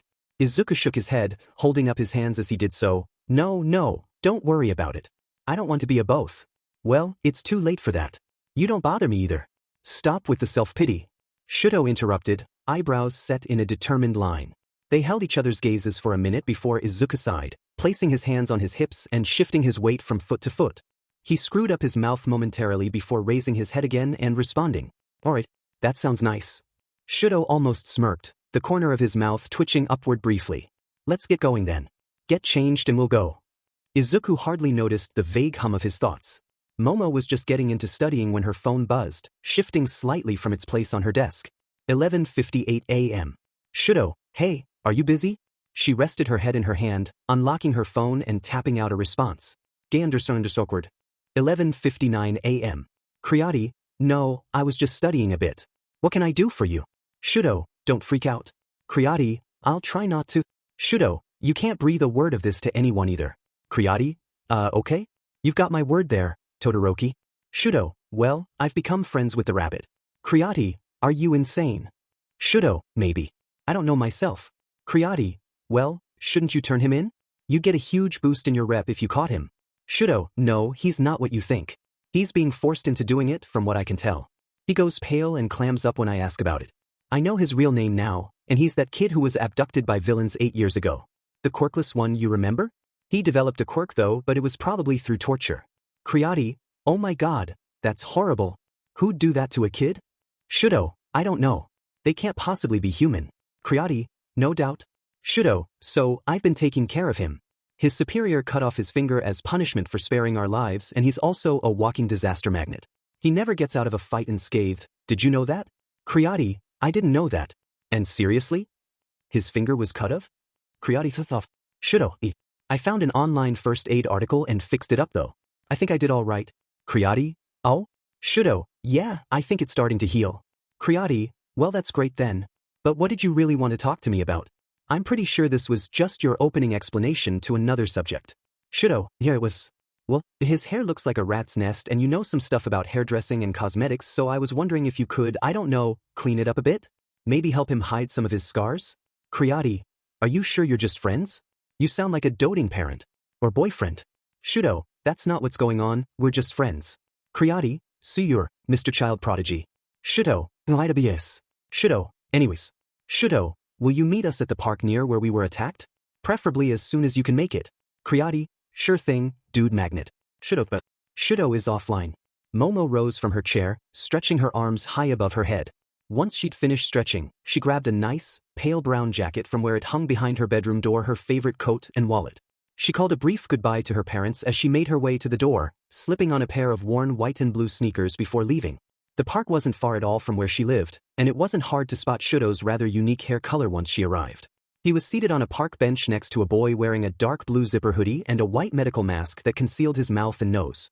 The boy had his hood pulled up, his shoulders drawn in as if nervous about being out in the open. At first glance, he seemed unfocused, hands in his pockets. When Momo approached, however, the boy flinched and his gaze snapped up to meet hers. No doubt about it, these were the same green eyes she'd seen that day, almost completely covered by curly, dark green bangs. Yaoyorozu. Shouto greeted, rising from where he stood. Hey, so this is... Yes. Shouto cut her off before she could say, Rabbit, and glanced over his shoulder at the other boy. He had to give Rabbit a small nod before the green-eyed boy felt like it was all right for him to stand. Momo raised an eyebrow. This kid had no idea how to act in a social situation. He withdrew his hands from his pockets, and Momo immediately noticed the missing finger of Rabbit's right hand. The middle one, cut a half-inch below the first knuckle. It was wrapped in bandaging which appeared to be stuffed with gauze, judging by the lumps under the bandage. The boy offered his left hand to Momo tentatively, his voice low as he murmured, "I'm Izuku Midoriya, the rabbit. I'm sorry to bother you like this." Momo's tension faded and she found herself smiling a bit. Shaking Izuku's hand, she replied, "Momo Yaoyorozu. It's nice to meet you again. And please don't worry about being a bother, I wasn't doing much anyways." Izuku reached up, pulling his mask down to expose his face. Momo widened her eyes at the immense number of scars marring his face now that she had a chance to see him up close. 2 scars sliced across the bridge of his nose horizontally, 2 vertical scars over his left eye, and 1 vertical scar across the left side of his mouth. Older white scars marked his face and neck like a road map, not to mention the recent bruising at the left corner of his mouth. Izuku gently pulled his hand away, laughing awkwardly as he noticed her staring. "Gross, right? Like Frankenstein's monster or something." He began, but Momo was taken by surprise when Shouto interrupted. "Stop. Your face looks fine." She stared at him incredulously for a moment before glancing back at Izuku. "I wasn't thinking your scars were ugly. I was just surprised by how many you have." "Oh really? Sorry for making assumptions." He apologized. "No need to apologize. Now, wasn't there something about a haircut you wanted me to do?"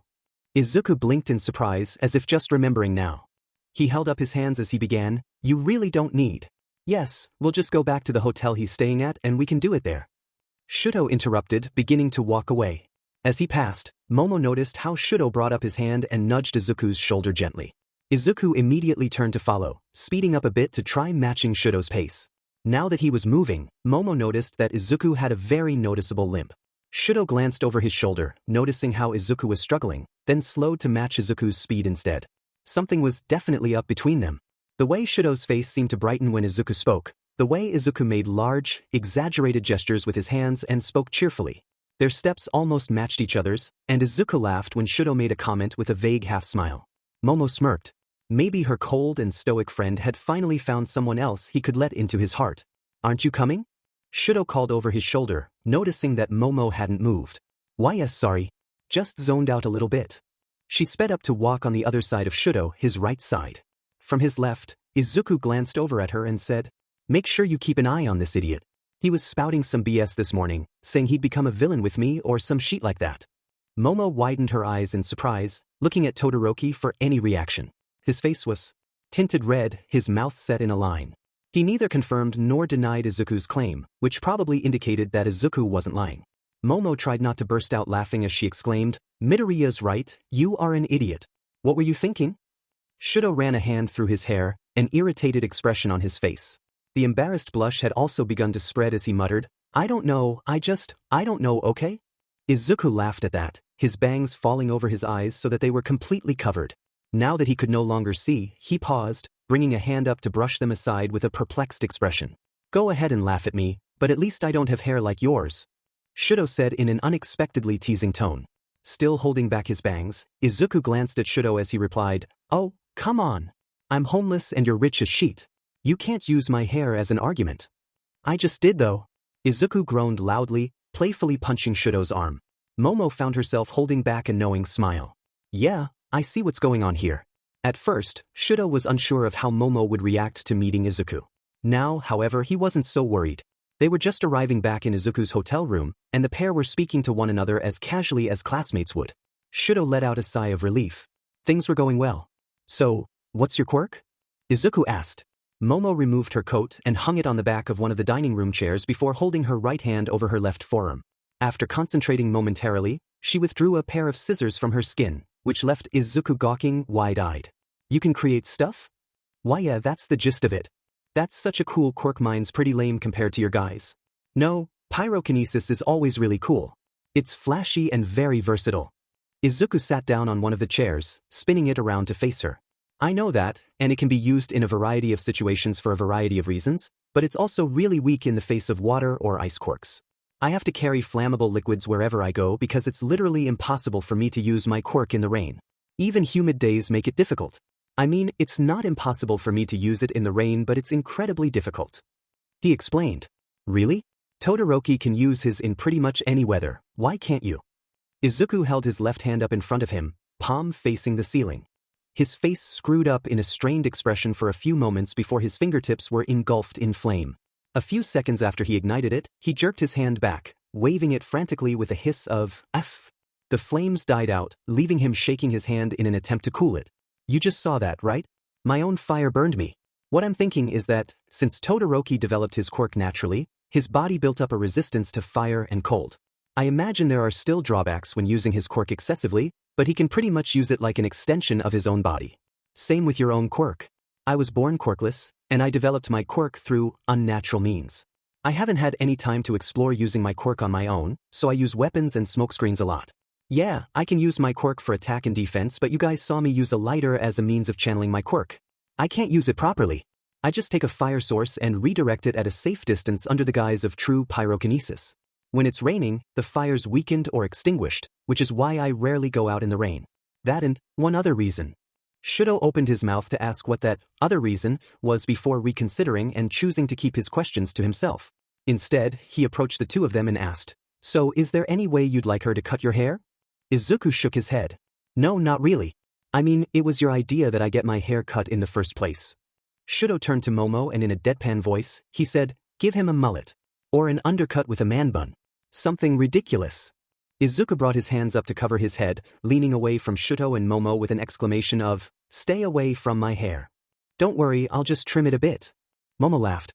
Shouto smiled, almost letting a laugh escape him. Momo jabbed him in the side with her elbow as she approached Izuku. "You can laugh, you know." "I know." Shouto watched as Momo went about trimming Izuku's hair carefully. She was incredibly focused on the task, her face scrunched up in concentration, not making a peep even when Izuku flinched away from the scissors near his face. When she was done, Shouto found himself surprised. Izuku's forehead had 3 more scars, 2 of which were small white laceration scars, and the third a burn scar the size of a grape. It seemed as though more freckles had magically appeared on Izuku's face, and his eyes seemed even more brilliant green than they were before. His whole face seemed brighter, and the shorter hair, although still wild and curly, suited him a lot better. Izuku noticed Shouto staring and lowered his head with a nervous laugh. Bringing his left hand up to tangle his fingers in his hair, Izuku murmured, "I look odd with shorter hair, don't I?" "No. It looks better on you." Izuku gave him a confused look, rising to his feet. He limped past Momo and Shouto, entering the bathroom by himself. "Oh my god." His voice was soft, but his words were clearly heard. Shouto headed towards him, stopping in the doorway with one hand on the doorframe. Izuku's fingers were twining through his hair, his eyes wide in awe. Shouto said nothing, just watching as Izuku stared at his reflection in the mirror. Shouto found himself admiring Izuku's face as well, his slightly tanned skin, the star-like dusting of freckles across his cheeks and nose, his wide green eyes and round face. He shook his head to clear these thoughts from his head. "No, I'm admiring him as a friend would. This is fine. He's gotten a new haircut, so it's fine that I admire his face." Shouto thought to himself, although he himself wasn't convinced. He could practically feel Momo giving the back of his head a smug look. It's just friendship. Now, Izuku noticed his presence in the doorway and turned to look at him, a hand still pressed to his cheek. His green eyes were still incredibly wide, but this time they were focused on Shouto. I haven't looked like this since I was a kid." "Well, it looks great. Does it feel nice, not having to push your hair out of your face all the time?" Izuku grinned broadly at his words, looking as though he were on the brink of tears. "Yeah. Gay __awkward. 1:24 p.m. Shouto, thanks for doing that. Kriati, no problem. He's not a bad person, so it was nice to meet him like that." Shouto, right? Kriati, so what are you guys up to now? Shouto, I thought I'd take him out to experience something nice. And his mask was broken, so we're buying stuff to make a new one. Kriati, Su, you're taking him out on a date? Shouto, no. Kriati, do you like being near him? Shouto, yes. Kriati, does it make you happy to see him happy? Shouto, yes. Kriati, are you taking him out to have fun with him and see him happy? Shouto, Kriati, that's pretty gay. Kriati, you're definitely taking him on a date. Shouto, I'm not. Kriati, deny it all you want, I saw how you look at him. Shouto, like what? Kriati, like you're pining. Shouto, no. There's no pining or anything. We're just friends. Kriati, we've been friends for 5 years, Todoroki. I've never seen you look at anyone like that before. Shouto, well, I've never had a real friend other than yourself before. I look at you and him the same way. Kriati, you've never blushed when I tease you. You don't stare at me like I'm a tall glass of water in the middle of the desert either. Just face it, you're completely smitten with him. Shouto, I'm not. Kriati, have fun on your date. Kriati, make sure you kiss him properly. Kriati, don't bang your head against his when you're going in though, you're already shaken up enough by his adorable looks. Kriati, degree. Shouto, there's going to be none of that. Kriati is offline. Momo laughed to herself, turning off her phone and laying it on her desk beside the mountain of notebooks she was studying. Good luck, Todoroki. Stop playing with your hair. It looks fine. Shouto sighed from Izuku's right. Izuku gave him an awkward smile, lowering his hand. Sorry, it just feels so much nicer now. Yaoyorozu's really talented, isn't she? He spoke from behind a white medical mask. Yeah. You're lucky to have a friend like her. She's your friend now too, you know? Izuku blinked in surprise. I guess you're right about that. Wow. Izuku glanced over at Shouto, whose face was scrunched up in a jumble of emotions Izuku couldn't sort out no matter how hard he tried. So, he carefully tapped Shuto's hand with his own. You okay? You look kinda stressed out. Shouto met Izuku's gaze for a moment before something clicked in his eyes and he hurriedly looked away. It's nothing. Just something Yaoyorozu said. He stammered. Izuku decided not to pry. Something in the way Shouto was acting said that further nosiness would lead to him clamming up and Izuku didn't really feel like pushing him. Instead he asked, So, you have any specific place in mind? I want to get good materials for this mask. Shouto furrowed his brow for a moment, thinking hard about the question before responding with, We can probably limit ourselves to buying materials from craft and hardware stores. But, do you like ice cream? Izuku gave him an odd look, one eyebrow raised. What does ice cream have to do with anything? I can't say. I haven't had it since I was a kid. Izuku replied all the same. Sweet things weren't really something Izuku was familiar with. Then what do you say we go get ice cream after we buy materials? Shouto asked in an odd tone. Izuku looked at him quickly, but the taller boy snapped his face away to hide his expression. Izuku snorted with laughter before responding, Sure, that sounds like a good idea. Shouto let out a long, slow breath before turning his gaze back to look at Izuku. A small smile played at his lips before his face again settled back into its normal stoic expression. Glancing back in front of them, he wedged his hands in his pockets and asked, Is your leg okay? I don't want to push you past your limits. Izuku glanced down at his injury, which was concealed under baggy sweatpants, before replying, It's sore, but I'll be all right. If it starts bothering me, I'll let you know. Shouto sighed in relief. I'll hold you to that, Midoriya. He murmured as they headed into a craft supply store. For once, he could barely hear the hum of the voices in his head. Inko compared 2 different bags of artificial flowers, her brow furrowed. She was planning on making some flower chains for Izuku's room that would last longer without water, long enough that Izuku would be able to see them when her son came home. She'd already picked out some glue and ribbons for the flowers, she just needed to decide on the colors to use. It was then that she heard the hushed voices of 2 boys from the aisle adjacent to the one she was in, one sparking a pang of familiarity in her chest. No, you're not making the mask half red and half white. Come on, Todoroki, it'll look cool. A red and white rabbit? Imagine that flying off a building towards you at 100 miles per hour. You're not that fast. And won't that just give away my involvement with you? Who else have you seen with hair like mine? That's fair, but I'm still buying red and white paint. Inko listened to their conversation in amusement, wondering what they could be doing. Cosplay, perhaps? Still, she was curious as to why, exactly, the unnamed boy's voice seemed somewhat familiar. She picked out some green flowers, some glittery silver flowers, and a few red and white flowers for a splash of color, then made her way down into the aisle the 2 boys were in. She made it seem as though she were browsing, but she cast a sidelong glance down the hall in the boys' direction. One of them was a tall, rather pretty boy with red and white hair, split down the middle as if he were 2 people fused into one. The other was a boy wearing a gray hoodie with the hood pulled up over his head and a medical mask concealing his face. He was showing the taller boy 2 small pots of red and white paint, eyes glittering with mischief from under his hood. But seriously, a red and white mask. That'd look so cool, right? Come on, Todoroki. Todoroki ran a hand through his hair with a groan of exasperation. The shorter boy with the hoodie let out a soft laugh, dropping the paint pots into the wire basket Todoroki held. Look, it's not gonna be anything super conspicuous. Maybe stripes or something. A little bit of red and white accent-wise stuff. Maybe a gas mask would be cool. Todoroki, whose back was to Inko, sighed and glanced to the side, back at the rows of paint colors. Waving his free hand in surrender, he groaned. Fine. Just to make sure you focus more on function than on form, he lowered his voice, because if you end up getting caught or recognized, we'll both be in deep shit. It was then that Todoroki turned and caught sight of Inko, who didn't avert her gaze quickly enough. She gave them a smile, taking a few steps closer but also stopping far enough away that they wouldn't feel threatened.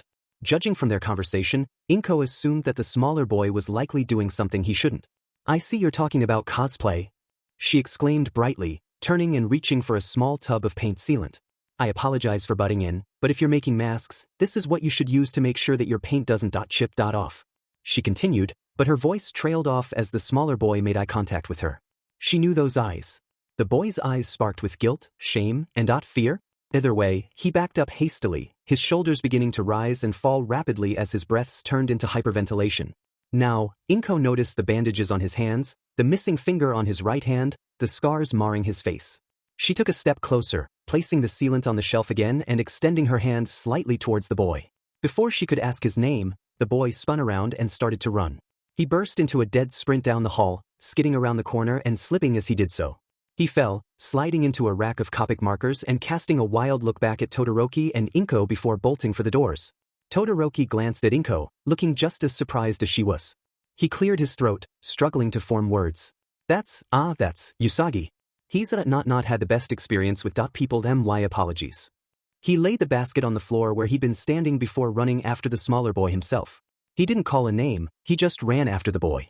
Inko stood there, dumbfounded for a moment, before laying her own basket of supplies down and heading after Todoroki. She stopped outside the doors, scanning the parking lot for any sign of the two boys. Inko stared at the parking lot for a full minute, but Todoroki and the other boy had vanished. Why was he so badly hurt? Inko brought a hand to her mouth, the tears beginning to flow. She again saw the fear in the boy's eyes, the way he'd panicked, the scars and missing finger. She dropped to her knees, quiet sobs racking her body. She couldn't say for sure whether or not the wounded boy was her son, but one thing she was certain of was that this child had likely suffered a tragic fate. Runaway nanonathesis bathesis and tigujitaway havidijitaway runaway. Izuku's ears rang at a deafening tone, unable to form a single thought over the cacophony of screaming voices in his head. He didn't know where he was going, all he knew was that he needed to get away and find a quiet place to sort out his own thoughts and work through this panic attack. Shouto was panting heavily now, racing down the sidewalk towards the park. He'd found Izuku as he tapped furiously on his phone. New_DM. 4:34 p.m. Shouto, Midoriya. Shouto, where are you? Shouto, just send me a location. Shouto, I can help you. Shouto, I'm heading for the park we met a few days ago. If you're there, but I'm gonna hope. Shouto, please, Midoriya.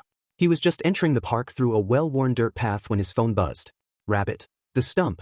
Rabbit, I'm at the stump. Shouto, I'm on my way. He slowed to a jog, chest burning from the intense sprinting he'd been doing, and began to pay more attention to his surroundings. He was getting close to where he'd almost run Izuku over, the air beginning to smell faintly of rain. A cicada's cry came from somewhere on Shouto's right, birds sang, and once in a while, gravel would crunch beneath his feet. Now, he recognized the spot Izuku had led him on that first day.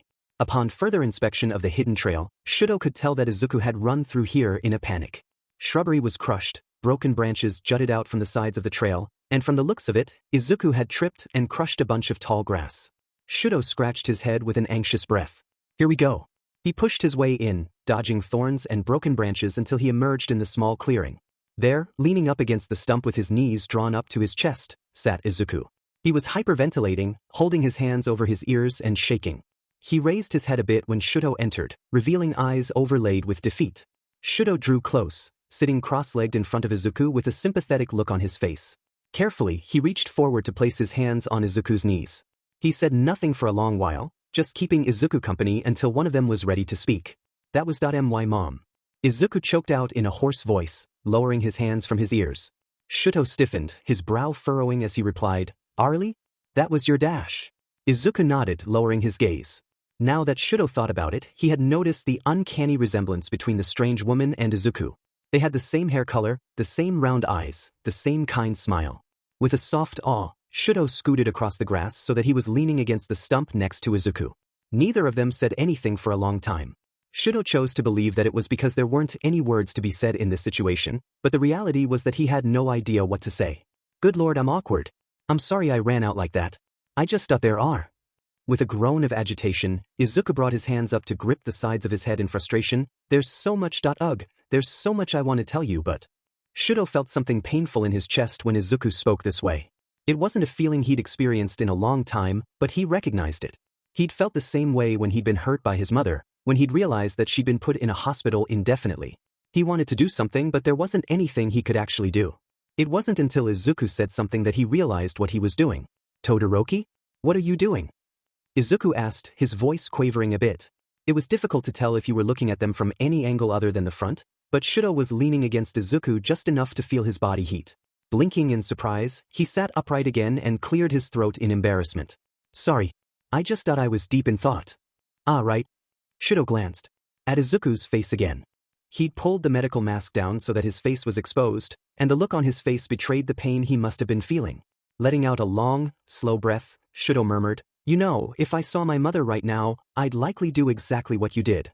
Izuku shot him a surprised look, the light slowly returning to his eyes. Really? Yeah. Why is that?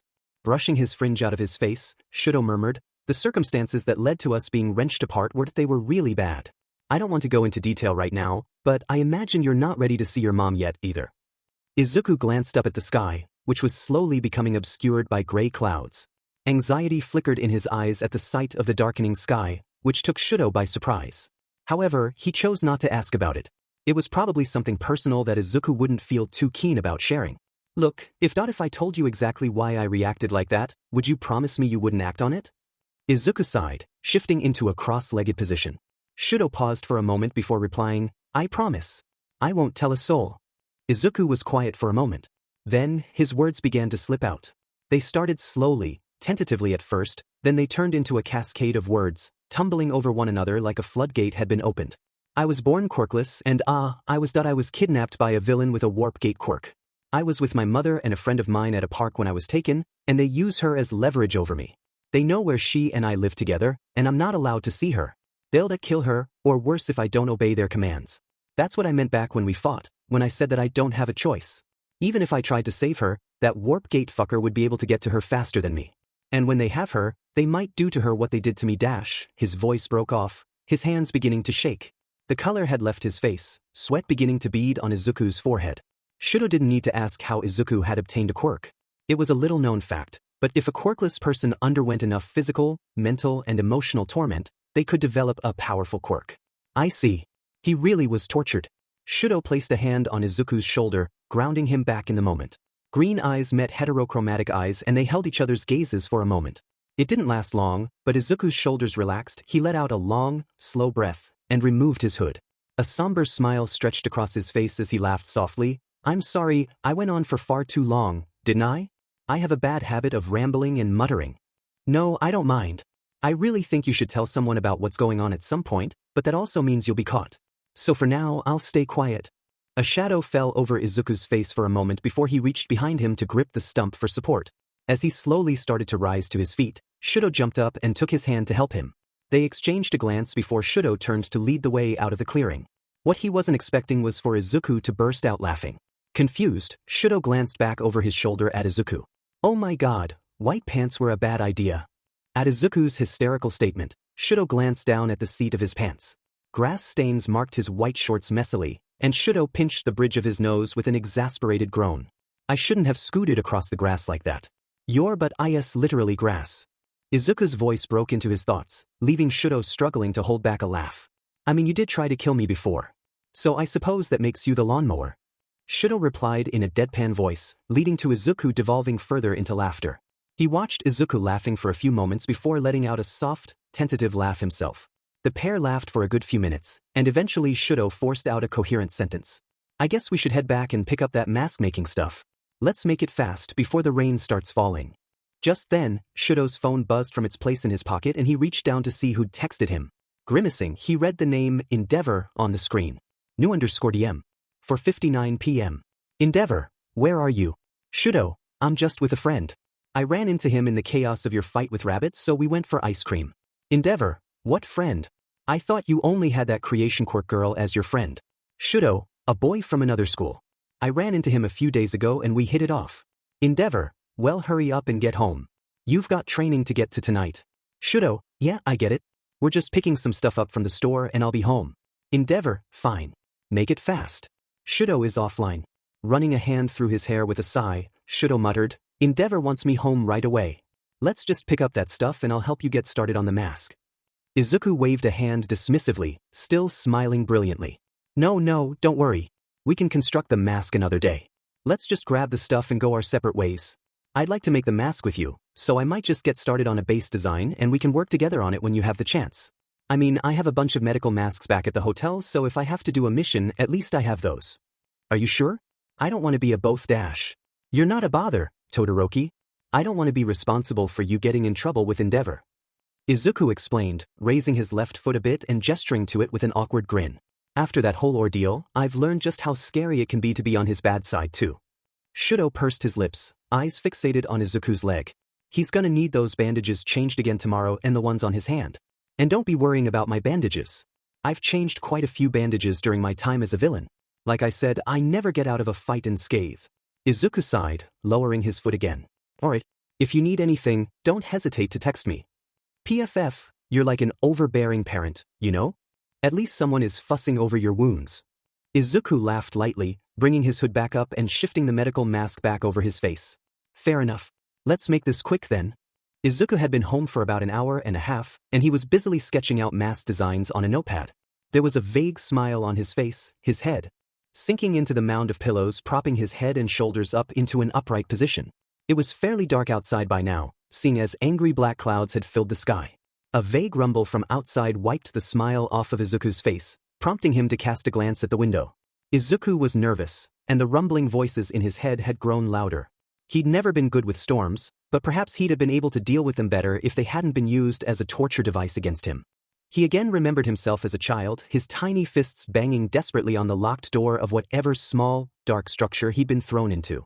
Sometimes he was just thrown outside all night during storms, sometimes he was kept in tiny, dark places that amplified the sound of the thunder. This is going to be a bad night. Run away. Hide. Where's Todoroki? Todoroki can help. Run away. Hide. Hide. He stood up, walking over to turn on the rest of the lights in his room. Furrowing his brow, he could already anticipate the horrible screeching sound in his head and the ringing in his ears that would drown out any sound in the world around him. He felt that he'd likely also have hallucinations, since they were rather common during storms. Izuku was aware that he had complex PTSD, but he wasn't sure whether this hallucination nonsense was did or still PTSD. Either way, it was tougher to deal with when Izuku was anxious, like right now. The storm was beginning to make low rumbles outside, and the voices in the back of his head grew gradually louder. Izuku placed the bag of crafting supplies on the counter of the small kitchen, rifling through it and humming to attempt to distract himself from the oncoming hallucinations. In his chest, he ignites a fire that radiates soothing heat throughout his body. Izuku stiffened when he saw blood coating his hands for a moment, shaking his head when he reassured himself that his hands were clean. A clap of thunder exploded outside and Izuku jumped with a yelp, shrinking into a squatting position. His fingers dug into the countertop, his forehead pressed against the cupboard door, as he attempted to calm his rapidly beating heart. Hide loud. Slowly, he rose to his feet again. He waited and listened for a few moments before going back to rifling through the craft supplies and laying them out on the counter. I'm afraid again. Hide. Run away. The invasive thoughts had amalgamated into one loud voice that sounded like someone whispering in his ear. I remember how Shigaraki locked me outside in that storm when I was 9. I should hide. Hiding makes it better. Yeah, and I'm not outside now. His face twisted into a scowl, his temper rising. Right now, the thoughts were more of a nuisance than an actual force to be reckoned with. Still, the fear was there.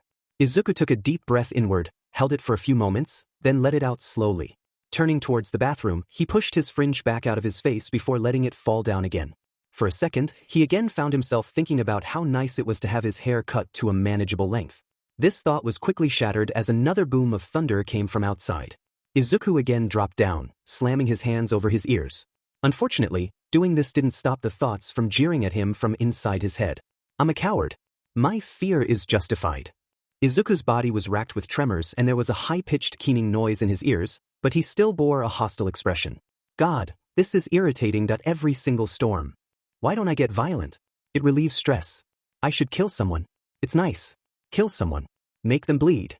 No, I need to run away. Hide. Hurt someone. No. It doesn't relieve stress.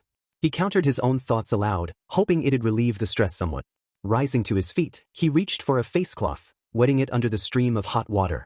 Izuku wrung it out before bringing it to his face and washing his face with a groan.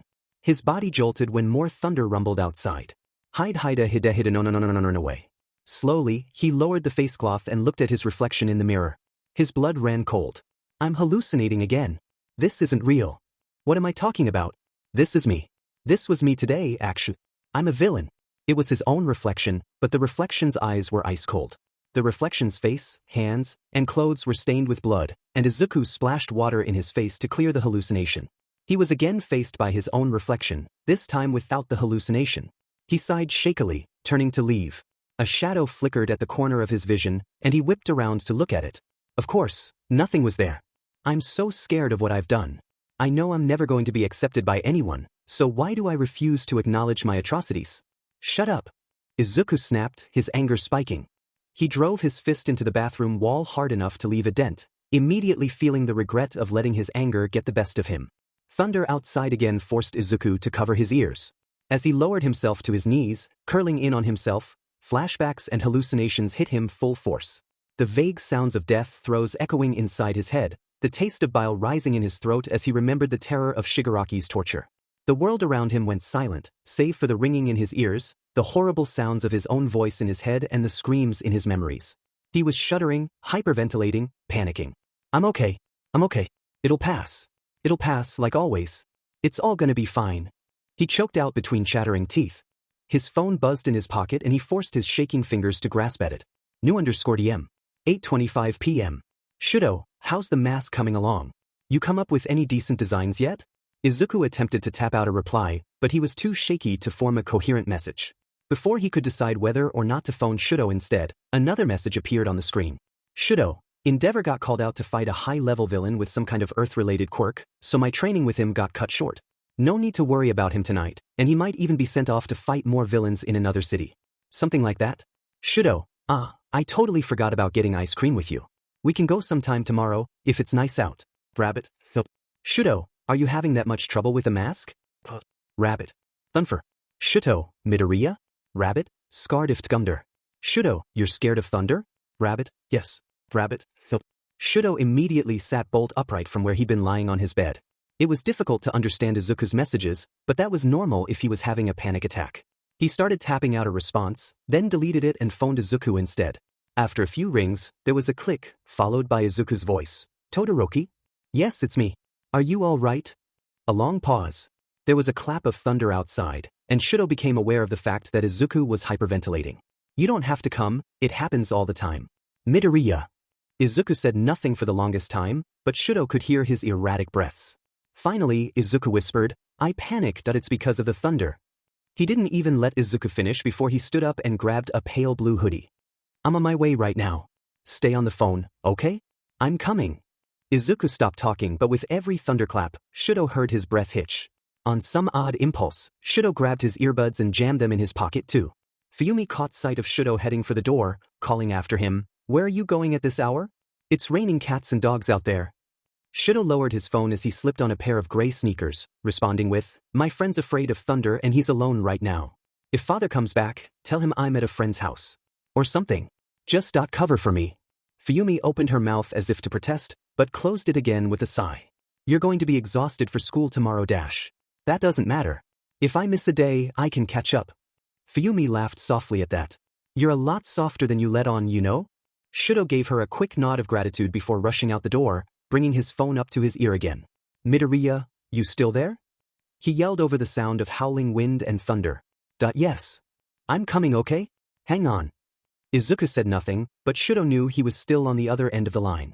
This was confirmed when he heard a retching noise, like someone was vomiting somewhere away from the phone.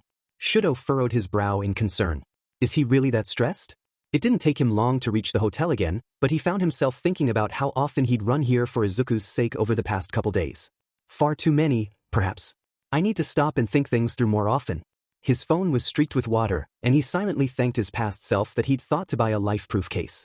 This could have been bad if he'd wrecked his phone in the process of helping Izuku. Endeavor would not be pleased about a broken phone. Slowly, he opened the door to the hotel, praying to whatever god was listening that there was no receptionist. Unfortunately, the first thing he heard when he entered the lobby was the sound of a receptionist's voice. Oh dear. I can't believe you were out and about in that weather. Shouto's hair was soaked and plastered to his head, not to mention messy beyond compare. The usually distinct line between red and white hair was now almost unrecognizable, red and white hairs mingling together like a child's coloring project. He was also soaked to the bone, water dripping off his body and pooling on the floor.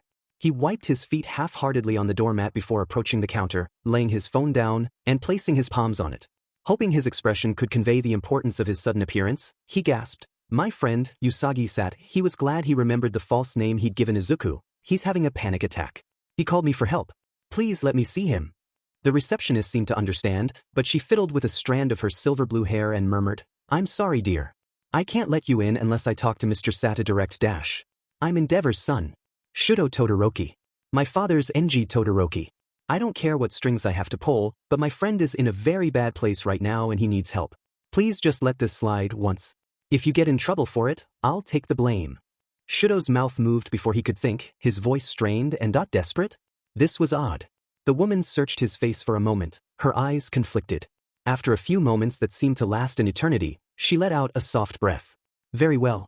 You seem very worried about him, so please, go help him. Shouto let out a heavy sigh of relief, grabbing his phone again and heading for Izuku's room at a jog. Thank you very much. He called over his shoulder at the receptionist before raising the phone to his ear. Midoriya, I'm here. Open the door. He spoke into the phone, skidding to a stop in front of Izuku's room. There was a pause, then the line went dead. Shouto lowered his phone, squinting at it in confusion. He had 4 bars of service here, so Izuku had probably hung up on him. Dropping the phone in his pocket, he waited quietly for Izuku to answer. It took so long for the door to unlock that Shouto had started reaching for his phone to call Izuku again. He wedged his phone back in his pocket as the bolt on the door clicked, waiting for it to open. Slowly, the door opened a crack to reveal Izuku standing there. His face was as pale as snow, his entire body racked with tremors and his shoulders drawn inward, making him appear far smaller than he actually was. Todoroki? He choked out in a hoarse voice. Yes, it's me. Shouto responded. Still, Izuku reached out a hand to press his palm against Shouto's soaked chest, recoiling sharply with a soft gasp when Izuku realized that he wasn't a hallucination. May I come in? Shouto asked gently, to which Izuku nodded and opened the door. Once inside, Shouto noticed that every single light, lamp and television was switched on in the hotel room, and the curtains over the window were drawn shut. Shouto opened his mouth to say something, but he was interrupted by a clap of thunder. Izuku jumped, his body going rigid before he clasped a hand over his mouth and spun around, darting into the bathroom. Shouto followed him, stopping in the doorway as Izuku kneeled over the toilet and threw up. He isn't anything like the vicious killer the media paints him to be. Shouto removed his sopping hoodie, entering the bathroom and dropping it in the bathtub. He had no idea what on earth to do, but Izuku seemed to need some sort of human contact. So, Shouto kneeled beside Izuku, resting a hand on his back and studying the features of his face. The prominent, dark scars, the pale white ones, the way his freckles formed patterns on his nose and cheeks. Izuku's eyes flitted over to meet Shouto's. I'm sorry. I'm being a burden again. Stop worrying about that. You don't bother me. Shouto sighed, involuntarily moving his hand up to rest on Izuku's head. It was then that a single thought hit him. So, Izuku's hair was ridiculously soft and fluffy. Shouto was captivated for a moment, moving his fingers to tangle in Izuku's hair as an expression of wonder and curiosity fell across his face. Todoroki? What are you dash? Shouto quickly withdrew his hand, opening his mouth to say something, when he was once again interrupted by a loud boom of thunder. Izuku swallowed hard. What on earth do I do here? Shouto thought hard about the problem. The sound of thunder was one part of it, and from the looks of it, the dark was another part of it. There was also the possibility of isolation or abandonment playing a role, but Shouto had no idea how much of a role it played in Izuku's panic state. Suddenly, Izuku rose to his feet, eyes fixated on his reflection in the mirror. His hands shakily moved up to his face and an expression of terror formed there. A hallucination? He stood up as well, grabbing Izuku's shoulders and spinning him around so that he could no longer see his reflection. Izuku's clouded eyes began to clear as Shouto exclaimed, "You're all right. There's nothing there. You're safe. You don't need to worry, Midoriya. Nothing is going to hurt you." Izuku blinked a few times, his eyes focusing on Shouto's face. Slowly, he seemed to gain a grasp on reality again. It was then that an idea hit Shouto, and he released Izuku's shoulders. Hang on a second. He turned around, reaching into the bathtub, into the pocket of his drenched hoodie.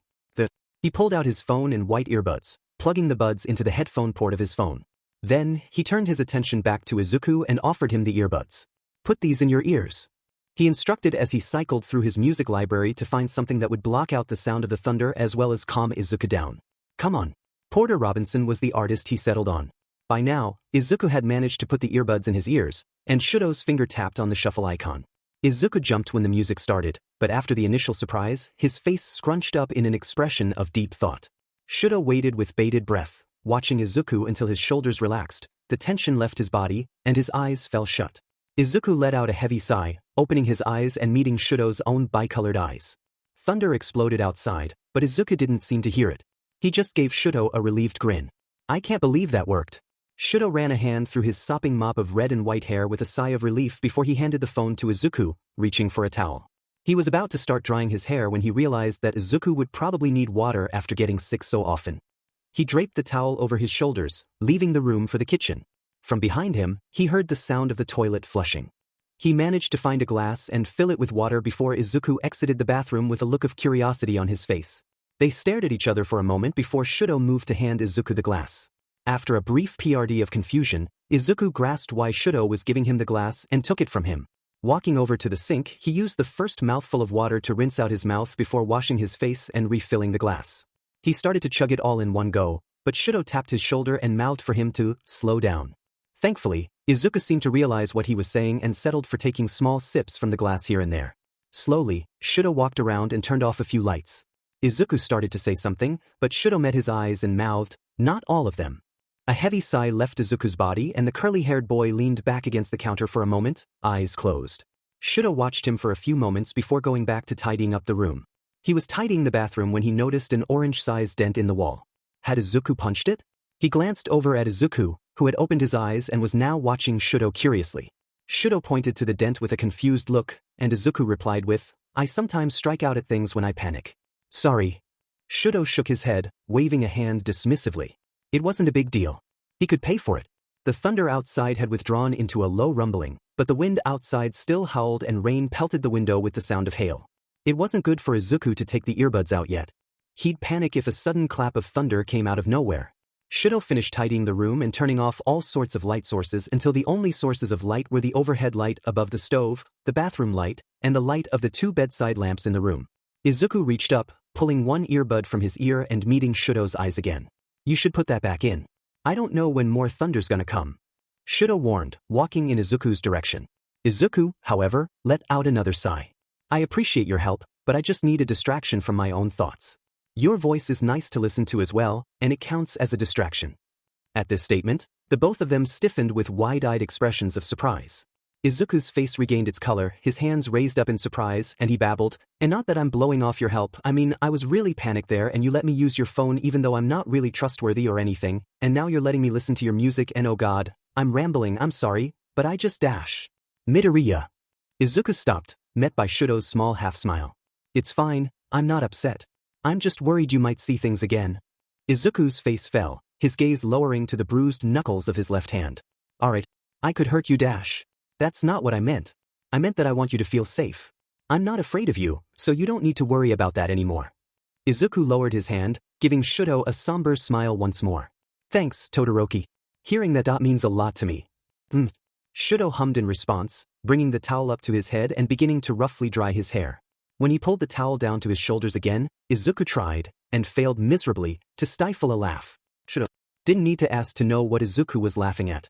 His hair probably looked like a red and white rat's nest. Rather than remain stoic and emotionless, Shouto decided to make this even more ridiculous in an attempt to distract Izuku from the storm. He used his hands to mess his own hair up until its unruliness rivaled Izuku's own hair. Then, he struck an exaggerated pose, furrowed his brow and spoke in an overly edgy voice, "I'm the rabbit, the silent assassin who can't work a shower knob to save my life." Izuku burst out laughing, immediately removing the earbud from his ear with a wait, before he ducked his entire head into the kitchen sink and turned on the water, soaking his hair until it laid flat on his head. Then, with water running off his hair, soaking his shirt, and making puddles on the floor, he struck a stiff pose, crossed his arms, and made his face as devoid of expression as he could muster. "I'm Shouto Todoroki, and I'm an emo pretty boy who hates smiling. I don't talk like that," Shouto remarked, but ended up bursting out laughing for the first time in many, many years. Izuku devolved into laughter as well, clutching his stomach and doubling over as they momentarily forgot about the grumbling thunder outside. A sudden clap of thunder, however, made Izuku put the earbuds back in his ears with a jump. Izuku opened his eyes an hour or so after the two of them had passed out on the bed in the room. Shouto had opened the curtains, and the sky was almost completely clear. The waning moon cast silver light in through the window, illuminating the messy flyaway strands of Shouto's wild hair. In his ears, the sound of Porter Robinson's Sea of Voices was playing softly. The ringing he'd heard had ceased, and the thoughts in his head were drowned out by the relaxing melody. It took a moment of staring at Shouto's sleeping face, bathed in silver moonlight, for Izuku to realize what on earth had happened. "Shouto Todoroki is sleeping in my bed." His heart started to thump against his ribcage, threatening to leap out of his chest. Why Izuku felt so anxious was unknown to him, but the thought again slammed around inside his head like a mouse trying to escape from a cage. Shouto Todoroki is sleeping in my bed. Izuku took a deep breath, letting it out with a small puff of flame before rolling onto his side to look at Shouto a bit better. The other boy's mouth was slightly agape, and it was at this moment that Izuku realized. Good lord, he looks ridiculous. Izuku sat up, taking in the state of his sleeping friend. His hair was an ungodly mess, his mouth open and a thin trail of saliva starting to run down his chin. He was spread-eagled on his back, and Izuku had no idea what the F was going on with Shouto's legs. It was like looking at a tangled shoelace. Izuku choked back a laugh, but his shuddering body somehow led to Shouto inhaling sharply before blinking awake. Izuku slapped a hand over his mouth, eyes wide and a blush forming on his face as Shouto sat up and rubbed his eyes. His mouth moved, but Izuku didn't know what he was saying. With one last glance out the window to make sure the storm had passed, Izuku removed the earbuds from his ears. A pang of regret hit him as soon as he did, as the buzzing of the thoughts in the back of his head returned. I'm sorry. I didn't catch that. I said what's wrong? You're shaking. He slurred groggily, turning to look at Izuku. That okay, I'm really sorry, but I woke up and you looked absolutely ridiculous and I started laughing and holy shit, there's still drool on your face and dash. Shouto immediately seemed to wake up and rubbed the spit off his chin in embarrassment. Then, he reached a hand up to feel his hair. After a moment of working his fingers through it, he let out a sigh, giving Izuku a small smile in the moonlight. I look like you did, don't I? Izuku shot him a lopsided smile, responding with, yeah. Who's the wild child now? Maybe I've always been the weird one, actually. I ended up helping you despite you being a villain. And now, if you get caught, I'll also be treated as a villain. Weird how things work out, isn't it? Izuku dropped his gaze. It's my effie. Don't go thinking it's your fault now though. I chose to help you of my own accord. Izuku glanced at him in surprise. It's like he knows what I'm thinking. Izuku flopped back down on the bed with a heavy sigh. Neither of them said anything for a while.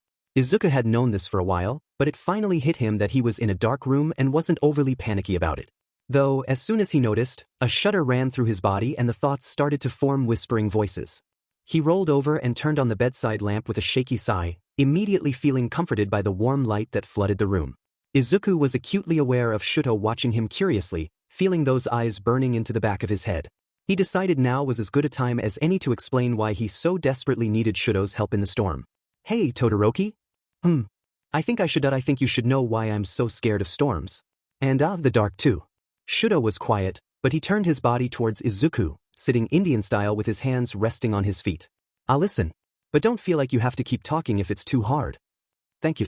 So, Izuku spoke.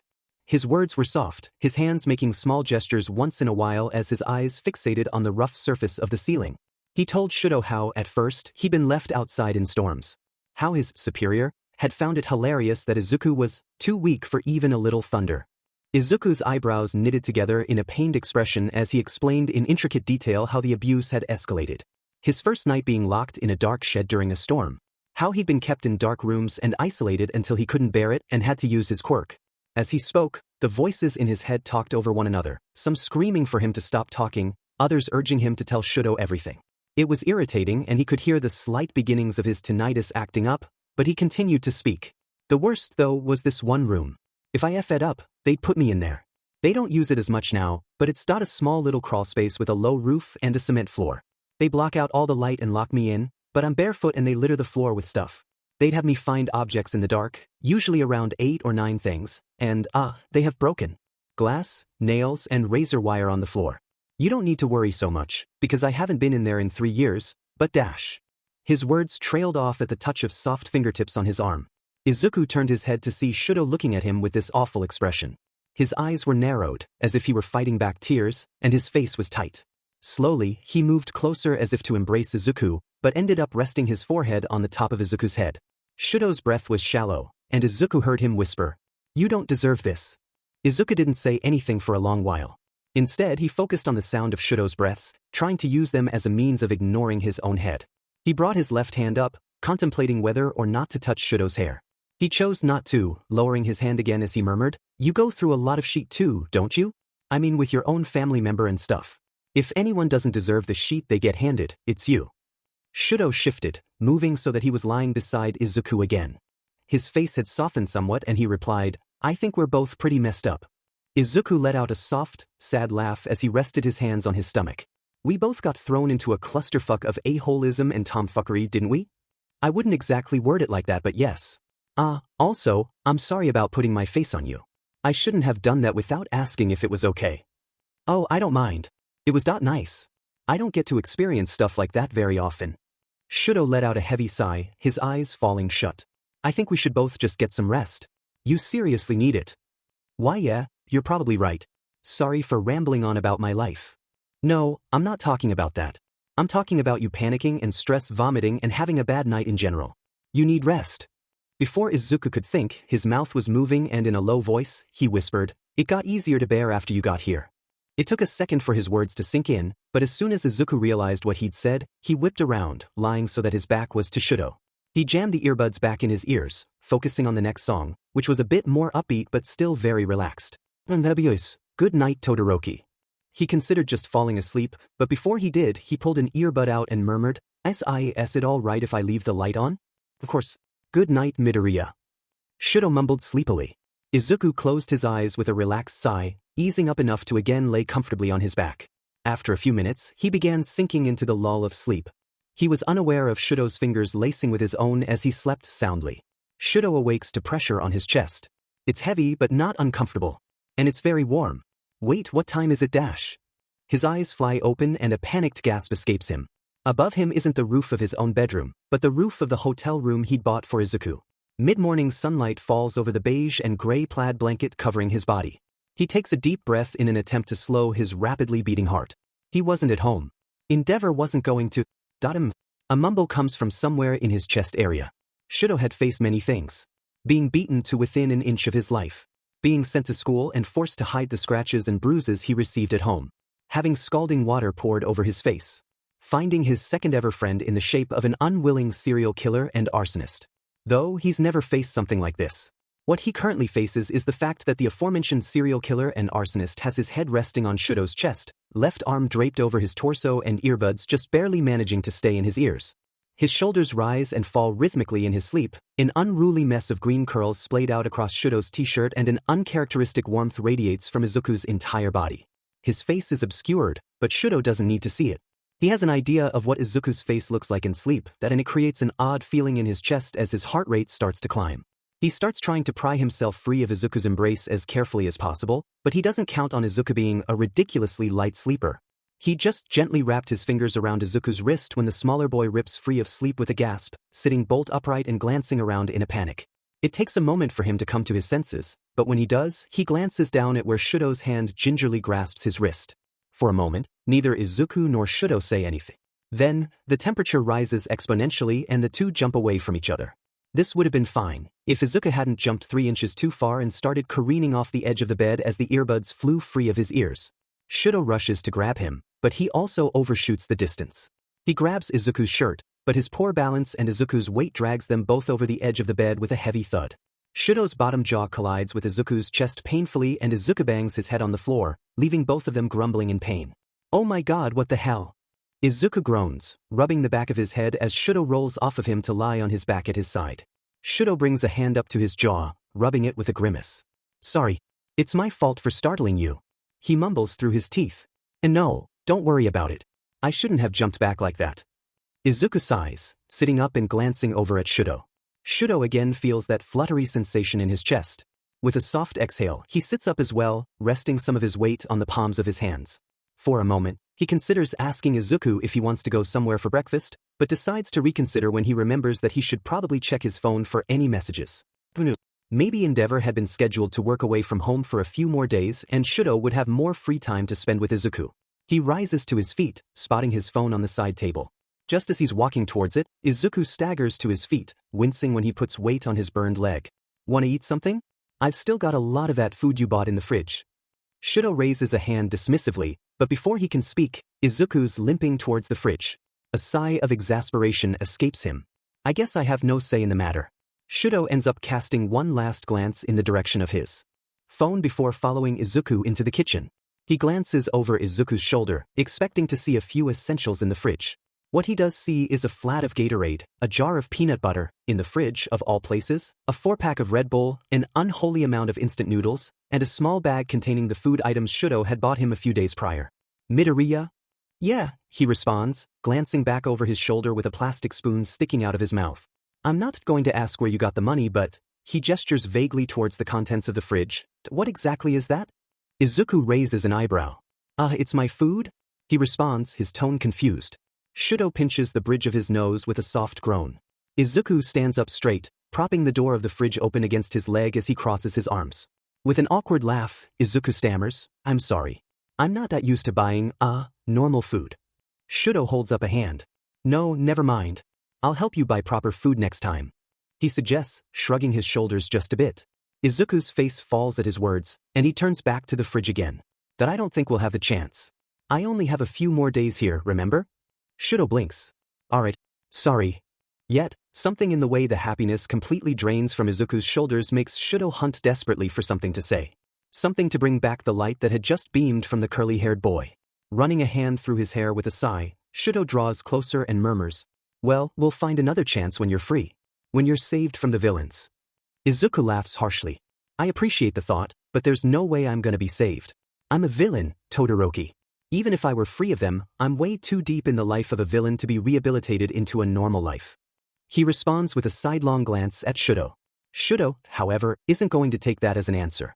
If you truly believed you can't be saved, he began, you would have killed me in that alley when you had the chance. Izuku stiffens. Someone who's given up would never smile the way you do. Or fall off beds when someone touches him. Or joke with myself and Yaoyorozu over mundane things. Shouto continues, the words spilling out of him in a rather uncharacteristic way. Izuku's shoulders tremble as he takes a shaky breath. At first, he says nothing, and Shouto doesn't press him to do so. Yet, after a few moments, Izuku glances back over his shoulder, emerald eyes glistening with tears that threaten to spill over. You're awful giving me false hope like this. He laughs weakly. Shouto finds a tiny smile beginning to play at the corners of his mouth. It's not false hope if it's something that'll actually happen. Sniffling, Izuku blinks repeatedly to try holding back his tears. He's failing miserably. With a quiet exhale, Shouto's version of a laugh, the two-toned boy reaches for the bag he'd brought Izuku, peering inside at the contents. There are still a pair of apples and a box of granola bars inside, he notices with a hint of relief. At least we won't be eating instant ramen for breakfast. Shouto reaches into the bag, handing an apple to Izuku and taking the last one for himself. After this, let's get started on that mask. It would be bad if your face was seen while doing your work. Izuku sniffs again, rubbing his eyes with his right forearm. As he did this, Shouto's eyes again drift to the bandage hiding the stump of Izuku's finger. His own hand tingles at the sight of it, and he closes the fridge. First, let me change that bandage on your hand. Emerald eyes meet blue and gray, and a smile breaks through Izuku's emotional expression. Sure. Toshinori lets out a heavy sigh, rubbing the back of his neck. He'd been tracking this sludge villain ever since it burst out of a convenience store, laden with stolen money, but to no avail. He'd run deep through the sewer system, and now he's standing under a manhole, the trail completely gone. God, I'm losing my edge. He sighs to himself, reverting to his true form in a burst of steam. He's about to start climbing the ladder when his phone rings and echoes throughout the sewer tunnel. In his haste to stop the noisy ringtone, he picks up without glancing at the caller ID. Hello. He stammers a greeting. Toshinori?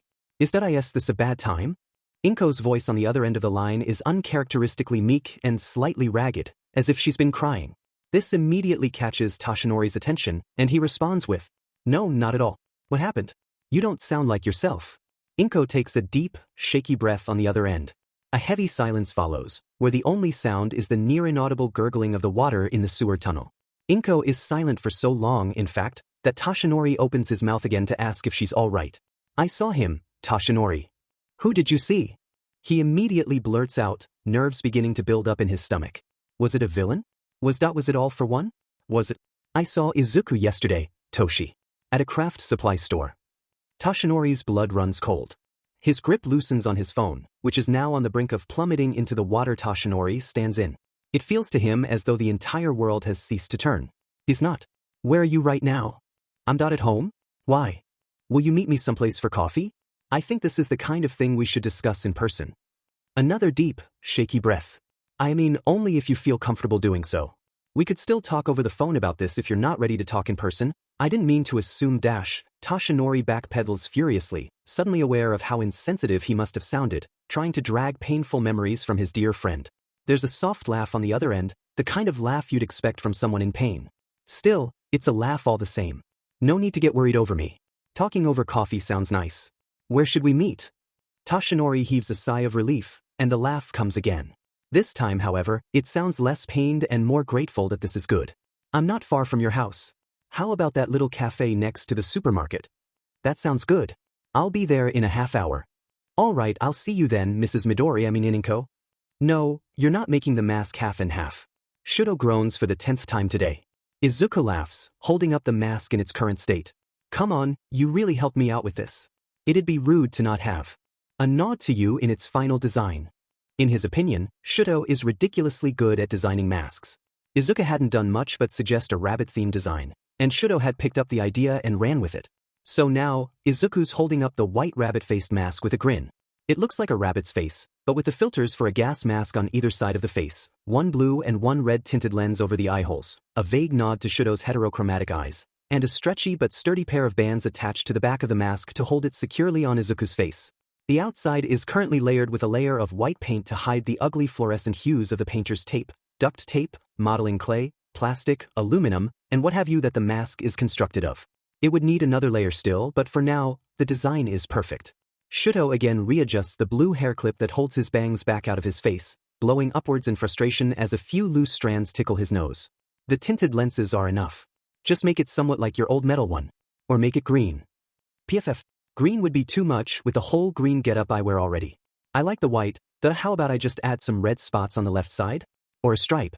Or, like that maybe war paint dash. Fine.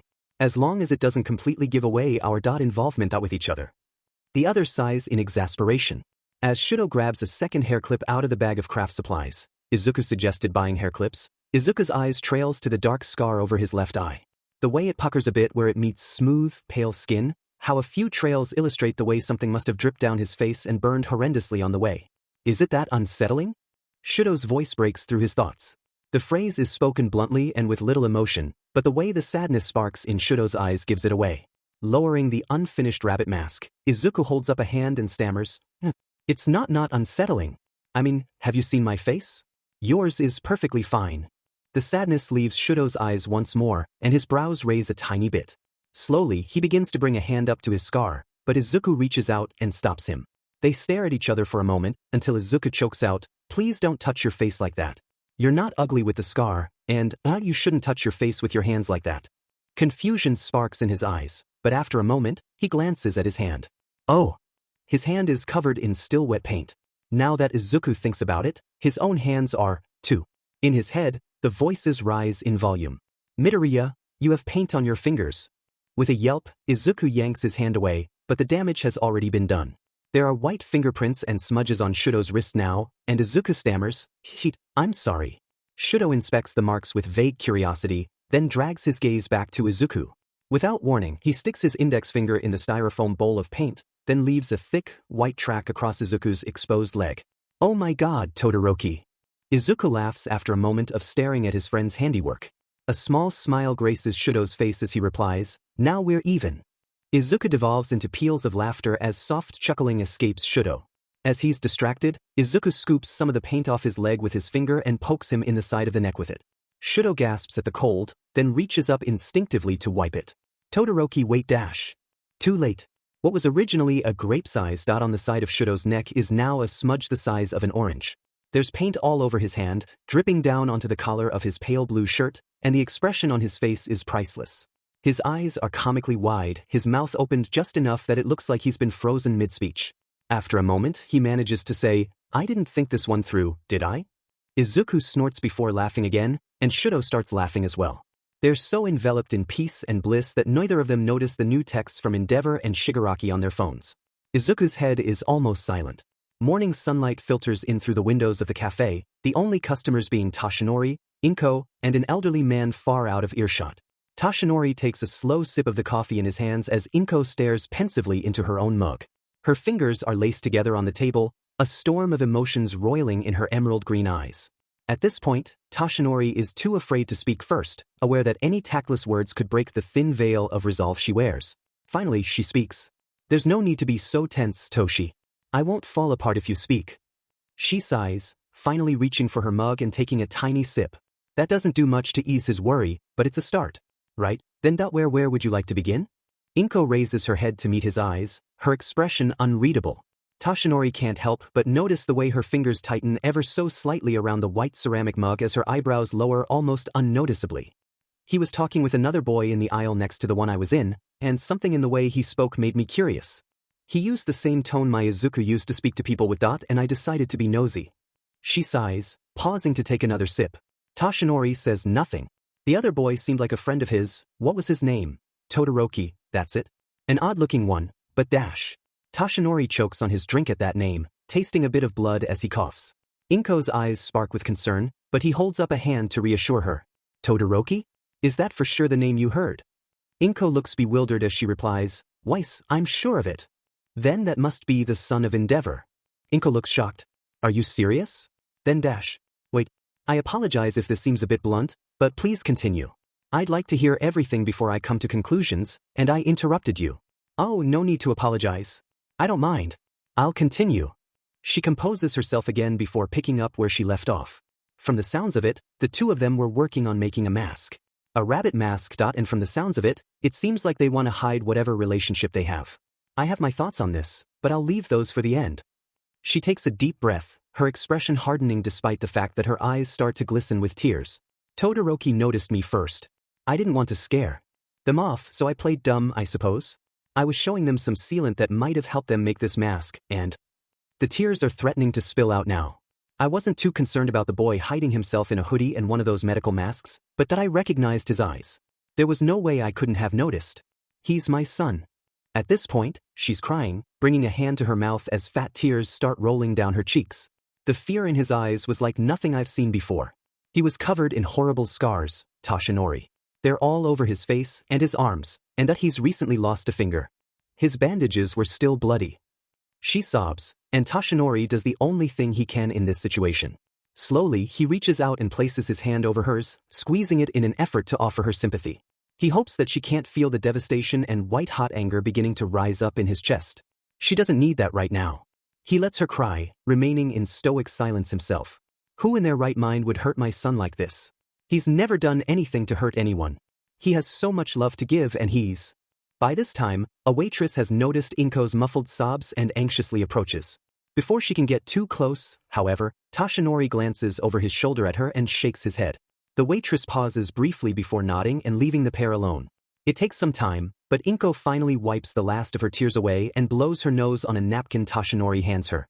With one last sniffle, Inko meets his gaze again, this time with a steely resolve. She nods her thanks to Toshinori before she slowly murmurs, I'm almost certain that Izuku is that young villain named Rabbit. Laugh if you want, but I think he's being forced into doing work as a villain, since he definitely wouldn't show raw fear like that if he was under the influence of a brainwashing quirk. And my son would certainly never become a villain voluntarily.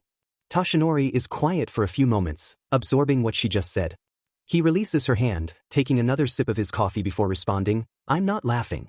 And in all honesty, I was thinking the same thing. Inko lets out a sigh of relief. A gentle smile finds its way back to her face, as if smiling is her default expression. Upon taking in her expression and coming to the conclusion that her smile is, in fact, an honest-to-God sincere one, some of the tension leaves his body, his shoulders slumping as he sighs slowly. I imagine Endeavor doesn't know about his son's involvement with Izuku. He's an incredibly talented, hot-headed hero, and he probably wouldn't be too pleased if his son was out making masks and being friends with being friends with Izuku, and there's no telling what he'd do if he found your son. So, I'll keep up my search for him. If I find Rabbit, I'll catch him and try to figure out his identity for sure. I doubt it would be good for him if I caught him and didn't release him. I need to figure out the whole story before I act rashly. He explains in a low voice so that only Inko can hear. He notices the way her shoulders slump a bit at his words, but she doesn't protest. Before Toshinori can speak again, Inko reaches out and grasps his hand in both of hers, causing him to jump the slightest bit in surprise. He glances at her face, a question forming on his tongue, but he's silenced by the radiant smile she gives him, tear tracks still visible on her face. Thank you so much, Toshinori. For everything. She whispers. He wants to respond with something negative, like how this would never have happened if he'd been there to save Izuku. Though, he remembers Inko's words from several days prior and quells the negativity long enough to give her a smile back and respond. It's no problem at all. Look how cool this thing is. Izuku's voice is muffled behind the mask, which is secured over his face. It's been a long several hours of painting, crazy gluing, duct taping, and readjusting, but the mask is finally done for the most part. There are still a few places that need to be touched up, and the waterproof sealant is still drying, but the mask is, technically, complete. It turned out a lot better than Shouto anticipated, and Izuku was an unexpectedly good painter. The completed mask resembled a pale gray rabbit's face with white stripes under the right eye and red stripes under the left eye. Shouto had protested against this installment, but Izuku wasn't going to be talked down. So, the mask had stripes that matched his friend's two-toned hair. The ears, which had been a pain in the butt to make, ended up being stitched together fabric over plastic and wire framework. Shouto had done his best to make both ears stand upright, but the right one ended up flopping forward in the middle. Izuku, however, loved this, so he stopped complaining. The gas mask filter, the mask's base had been a basic half-face gas mask for graffiti artists, pointed outward from the left side of a rather cutesy rabbit mouth. This, Shouto thought, would suit Izuku better than something creepy or scary, and Izuku seemed to agree. It looks pretty good for something we threw together in less than a day. Shouto commented, reaching out again to try making the floppy ear stand upright. Izuku dodged away from Shouto, lowering the mask so it hung around his neck. It's not something we threw together, it's the first decent thing I've managed to create, and you helped me do it. He replied, pushing green curls out of his face. Shouto blinked once in surprise. That's right. I've been downplaying this a lot when it probably means a lot to him. I'm sorry. Don't apologize, you didn't dash. He's interrupted by the deranged buzzing of one of their phones. Almost in perfect sync, the blood drains from both of their faces and they meet each other's eyes in fear, the unspoken question hanging between them like a heavy fog. How long has he been trying to contact me? The two of them immediately stand up and hurry over to their phones. It's not Shouto's. The name, Endeavor, is illuminated on the screen, and he can feel Izuku's sympathetic gaze on him. He answers the call, bringing the phone to his ear and forcing his voice level as he answers. Hello. Do you have any goddamn idea how long I've been trying to contact you? Shouto has to hold the phone a few inches from his ear, wincing as if he's been hit. Izuku's hand is on his shoulder, and he swallows hard before responding, I apologize. I got caught up in school. Stuff dash. Bullshit. I went to your school and you weren't there. Your pathetic excuse of a sister tried to cover for you, but you see how well that went. Shouto's body is racked with tremors. I don't want to go home, I don't want to see him, I never want to go back. Father, a friend of mine that he needed help and I dash. Get your butt back home right FNG now. I don't want to go, I want to stay here, I can't go home, he's going to. Father, he's about to throw a weak argument, but he gives in and changes his mind, that I understand. I'll be home in half an hour. Endeavor hangs up without another word, and Shouto feels the panic rising in his throat. He can understand now how Izuku felt the previous night. It feels like Endeavor is right in the room, eyes like chips of icy blue flint burning holes in the back of his head. Todoroki, I'm sorry, I'm so sorry. It's my fault dash, Izuku's voice on his left.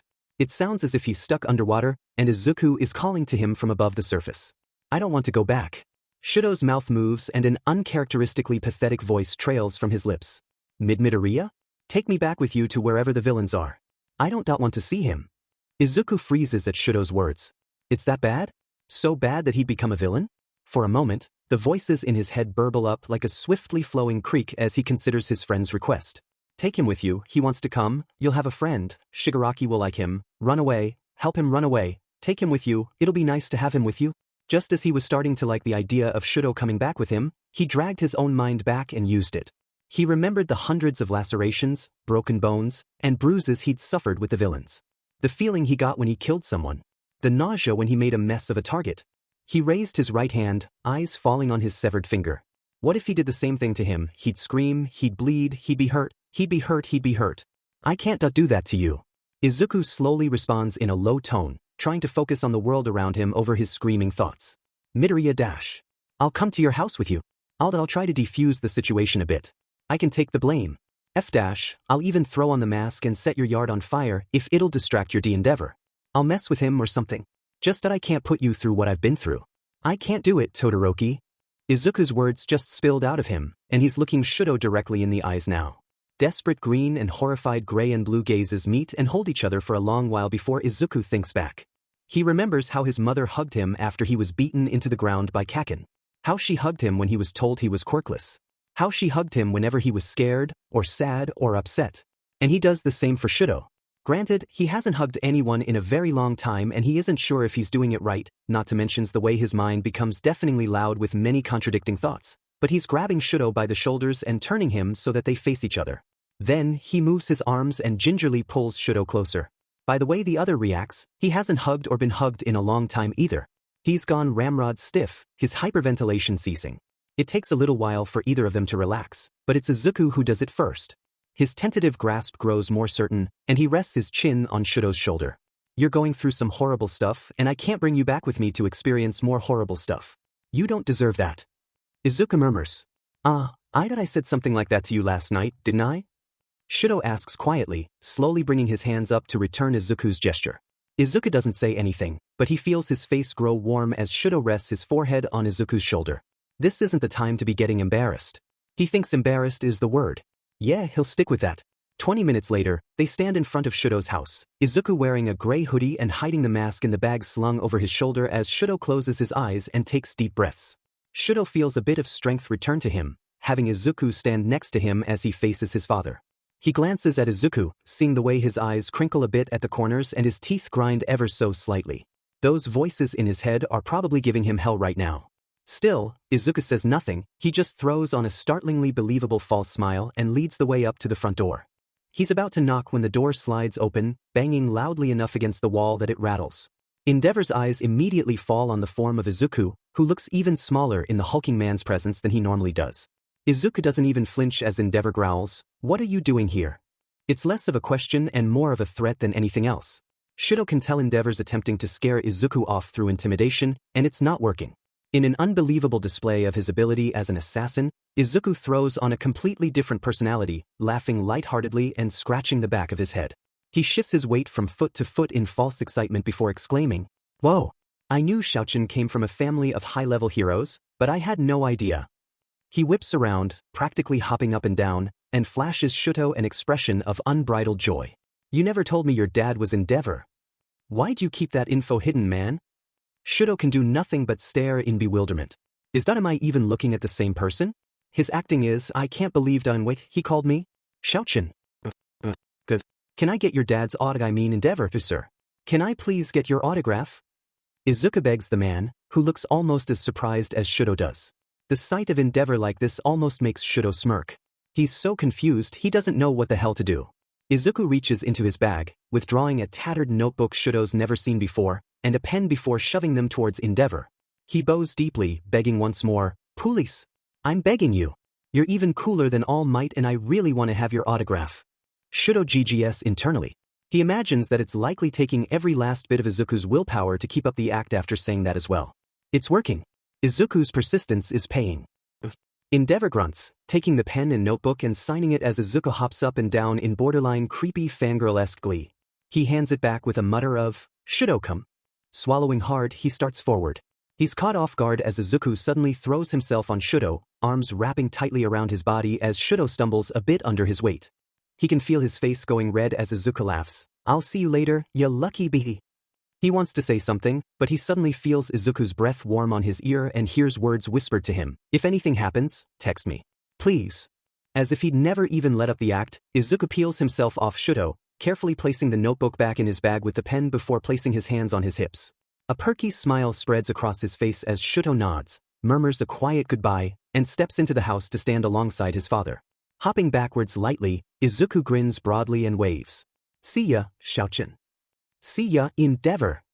Shouto sees the way his father tenses as Izuku moves. He can see the man watching Izuku's feet with cold apprehension. Oh god. He recognizes his footwork. Oh god no. Izuku spins around, practically skipping down the sidewalk until he's completely out of view. Now, Endeavor glances down at Shouto out of the corner of his eye. "You're not friend that has good taste in heroes, but he's the stupidest kid I've ever seen." He mutters before closing the door. As soon as the door closes and casts shadow over the two of them, it's as though Endeavor completely forgets about Izuku being there. Shouto's caught off guard as Endeavor's hand locks onto the front of his shirt and slams his back against the wall. Biting back a cry, Shouto glances up at his father and tries to keep his face emotionless and level. His eyes are what give it away. "If you're so scared, why would you do something so FNG stupid in the first place?" Endeavor snarls, venom dripping from his voice and burning away Shouto's cold facade. He swallows hard, lowering his gaze. He doesn't want to look at the man grinding his back into the wall. "Midoriya, come back. Please come back." Of course, he knows that there's no way Izuku can hear him. He has a pyrokinetic quirk, not a telepathy quirk. It's in the middle of this internalized panic that a backhanded hit connects with his face, snapping his head to the side and leaving his vision riddled with stars. Answer me, Shouto. The growl is close to his face, too close. But my friend's afraid of thunder, and last night it was. It was storming and he needed M-. He's thrown to the floor before he can finish, and he instinctively brings his arms up to shield his face. No hits come yet, but Endeavor's voice alone makes him flinch. That's his problem, not yours. He's not dying from a little bit of thunder. He needed help. Shouto's thoughts burst from his mouth faster than he can bite them back, and horror immediately washes over him, drowning him in fear. Endeavor's foot connects with his stomach, making him retch with pain and slide across the floor until his back rests against the wall. He doesn't apologize, since he isn't sorry for going to help Izuku. Nor does he cry out for Endeavor to stop, since he knows that it won't end. It never does until Endeavor's anger is satisfied. Better me than Fuyumi. A familiar thought enters his mind. He keeps thinking about it even as Endeavor grabs him by the arm and yanks him roughly to his feet. He's being dragged to the training hall. He knows this. Better me than mom. Another familiar thought. Both these thoughts, now, are swirling around in his head as he tries in vain to dodge Endeavor's onslaught. The match, being painfully one-sided, ends with Shouto being knocked to the ground, exhausted and covered in bruises and cuts. All he can think about is how he wants to close his eyes and have this whole thing be just some nightmare. He'll wake up in Izuku's bed, and the mask still hasn't been made. He'll politely leave, get to school before Endeavor finds out he's not there, and none of this will have happened. Of course, that's far too good to be true. He's lying on his side, panting heavily, and everything hurts. He can taste blood. The quiet, mundane events of the morning seem millions of light years away. Did they even happen? Yes, he can still taste a tiny bit of apple caught in his teeth, and there are still a few speckles of white paint on his wrist. He's just living a waking nightmare. Endeavor glares down at Shouto for a moment before clicking his tongue in irritation and stepping over him nonchalantly.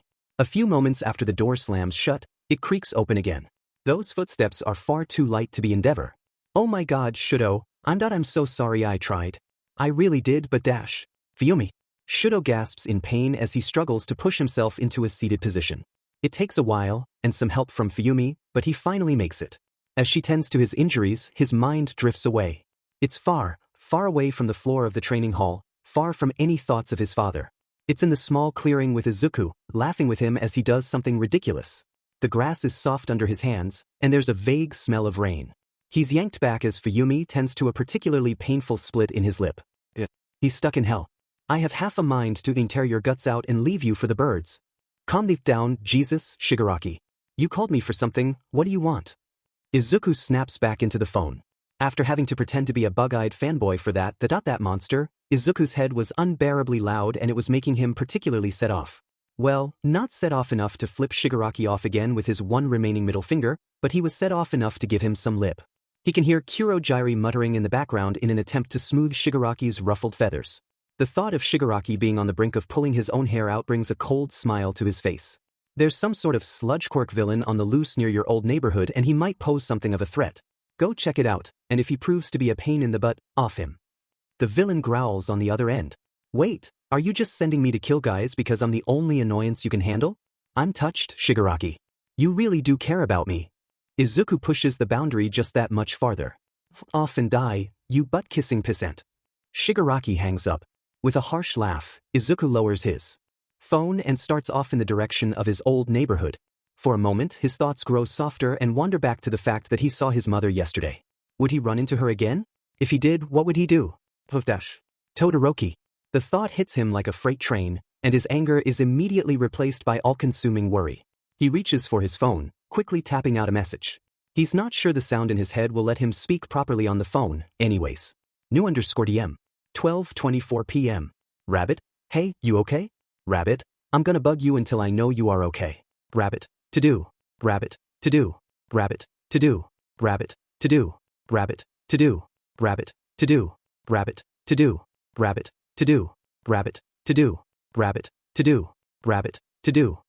Rabbit. To do. Rabbit. To do. Rabbit. To do. Rabbit. To do. Rabbit. To do. Rabbit. To do. It takes a full 10 minutes of spam texting before the read icon pops up. Izuku chokes on air, immediately hammering out another message as Shouto is typing. Pops up. Rabbit, please tell me you are okay. Shouto, I'd be lying if I said that. Izuku's blood runs cold and his ears start to ring. Go back, burn, endeavor, make him bleed, scare him, make him fear you, turn him to ash. Izuku growls in irritation, banging a palm against the side of his head in an attempt to ease some of the pressure he feels in his skull. Of course, it doesn't do much other than leave him with a slight dizziness, but old habits die hard. Rabbit, what did he do? Rabbit, I swear to God, I'd have done more if I knew he was gonna. Shouto, don't worry yourself to death, please. Rabbit, you can't stop me from worrying. Just tell me what he did. I want to help. Shouto, it's nothing serious. Rabbit, that's what I was gonna tell you when you are sheet dad burned my leg, but I let you treat it. Now I swear to God, tell me what he did or I'll let me think. Rabbit, I'll throw that hoodie you left at my place in the toilet. Shouto, real mature. Rabbit, God damn it, stop changing the subject, it's making me worry more. Rabbit, you're gonna give me a demon ulcer. Shouto, fine, fine. Shouto, you're a pain. Rabbit, I know.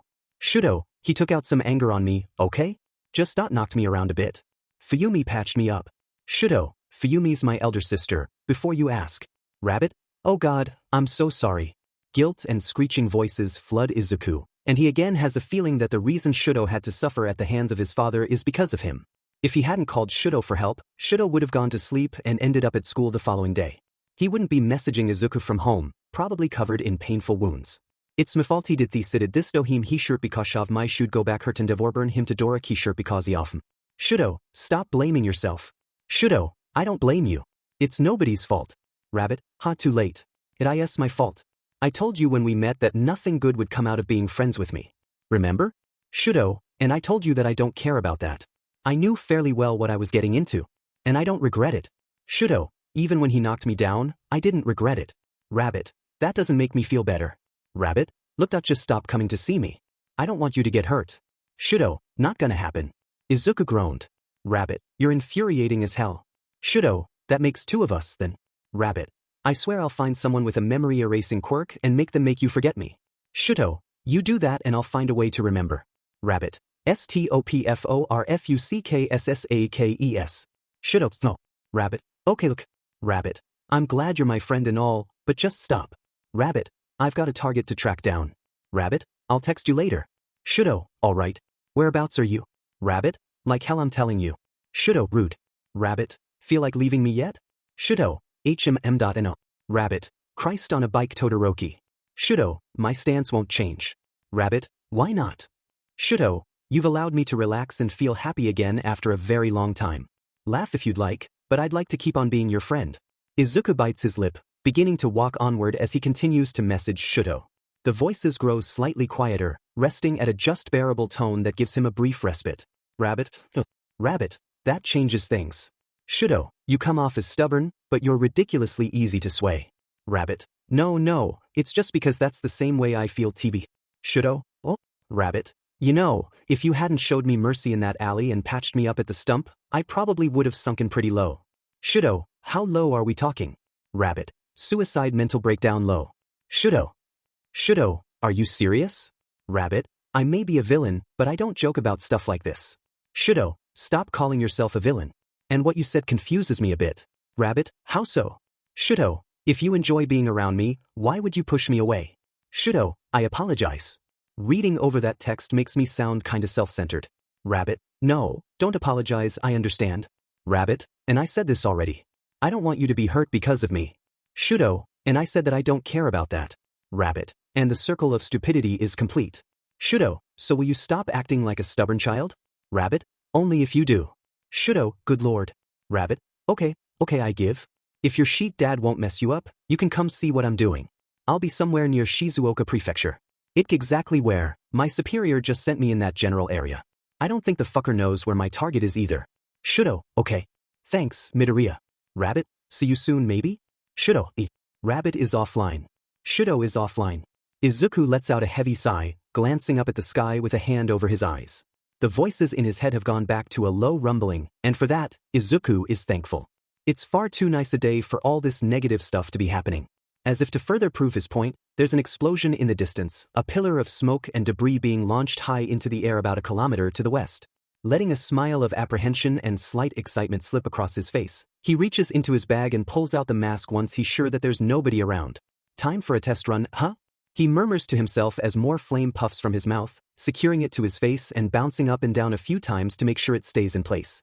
It wobbles a little bit, and the hood of his sweater doesn't fit over his head, what with the ears being an obstruction, but that's easily fixed when Izuku pulls his switchblade from his pocket and cuts ear holes in the hood of his sweater.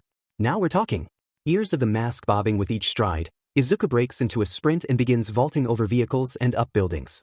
This, for once, is a mission Izuku can be excited for. It's just reconnaissance and observation, right? He's just gonna watch some villain go crazy. When he reaches the scene, however, he can see from his perch on an apartment complex that this isn't going to be the case. Because the sludge villain has Kaken. His head becomes deafeningly noisy. How the f did it end up like this? Bakugo's reaching his limit. His hands positively ache from how much he's used his quirk in an attempt to escape, but it hasn't done much. He still can't breathe, the villain's keeping the heroes away, and fire rages everywhere. I should have just gone straight home after school. For the first time in a very long time, Bakugo feels suffocating fear clawing at the inside of his chest like a trapped rabbit. I'm going to die. It's as he thinks this and glances frantically around that he notices movement from the top of the small apartment complex on his left. The person? He sees the way the stranger reaches into their pocket and grabs something. Now he sees the rabbit ears and the fear weighs down his stomach like a heavy stone. He's going to kill me. New_DM. 12:54 p.m. Our abbot, Shigaraki. Dickhead.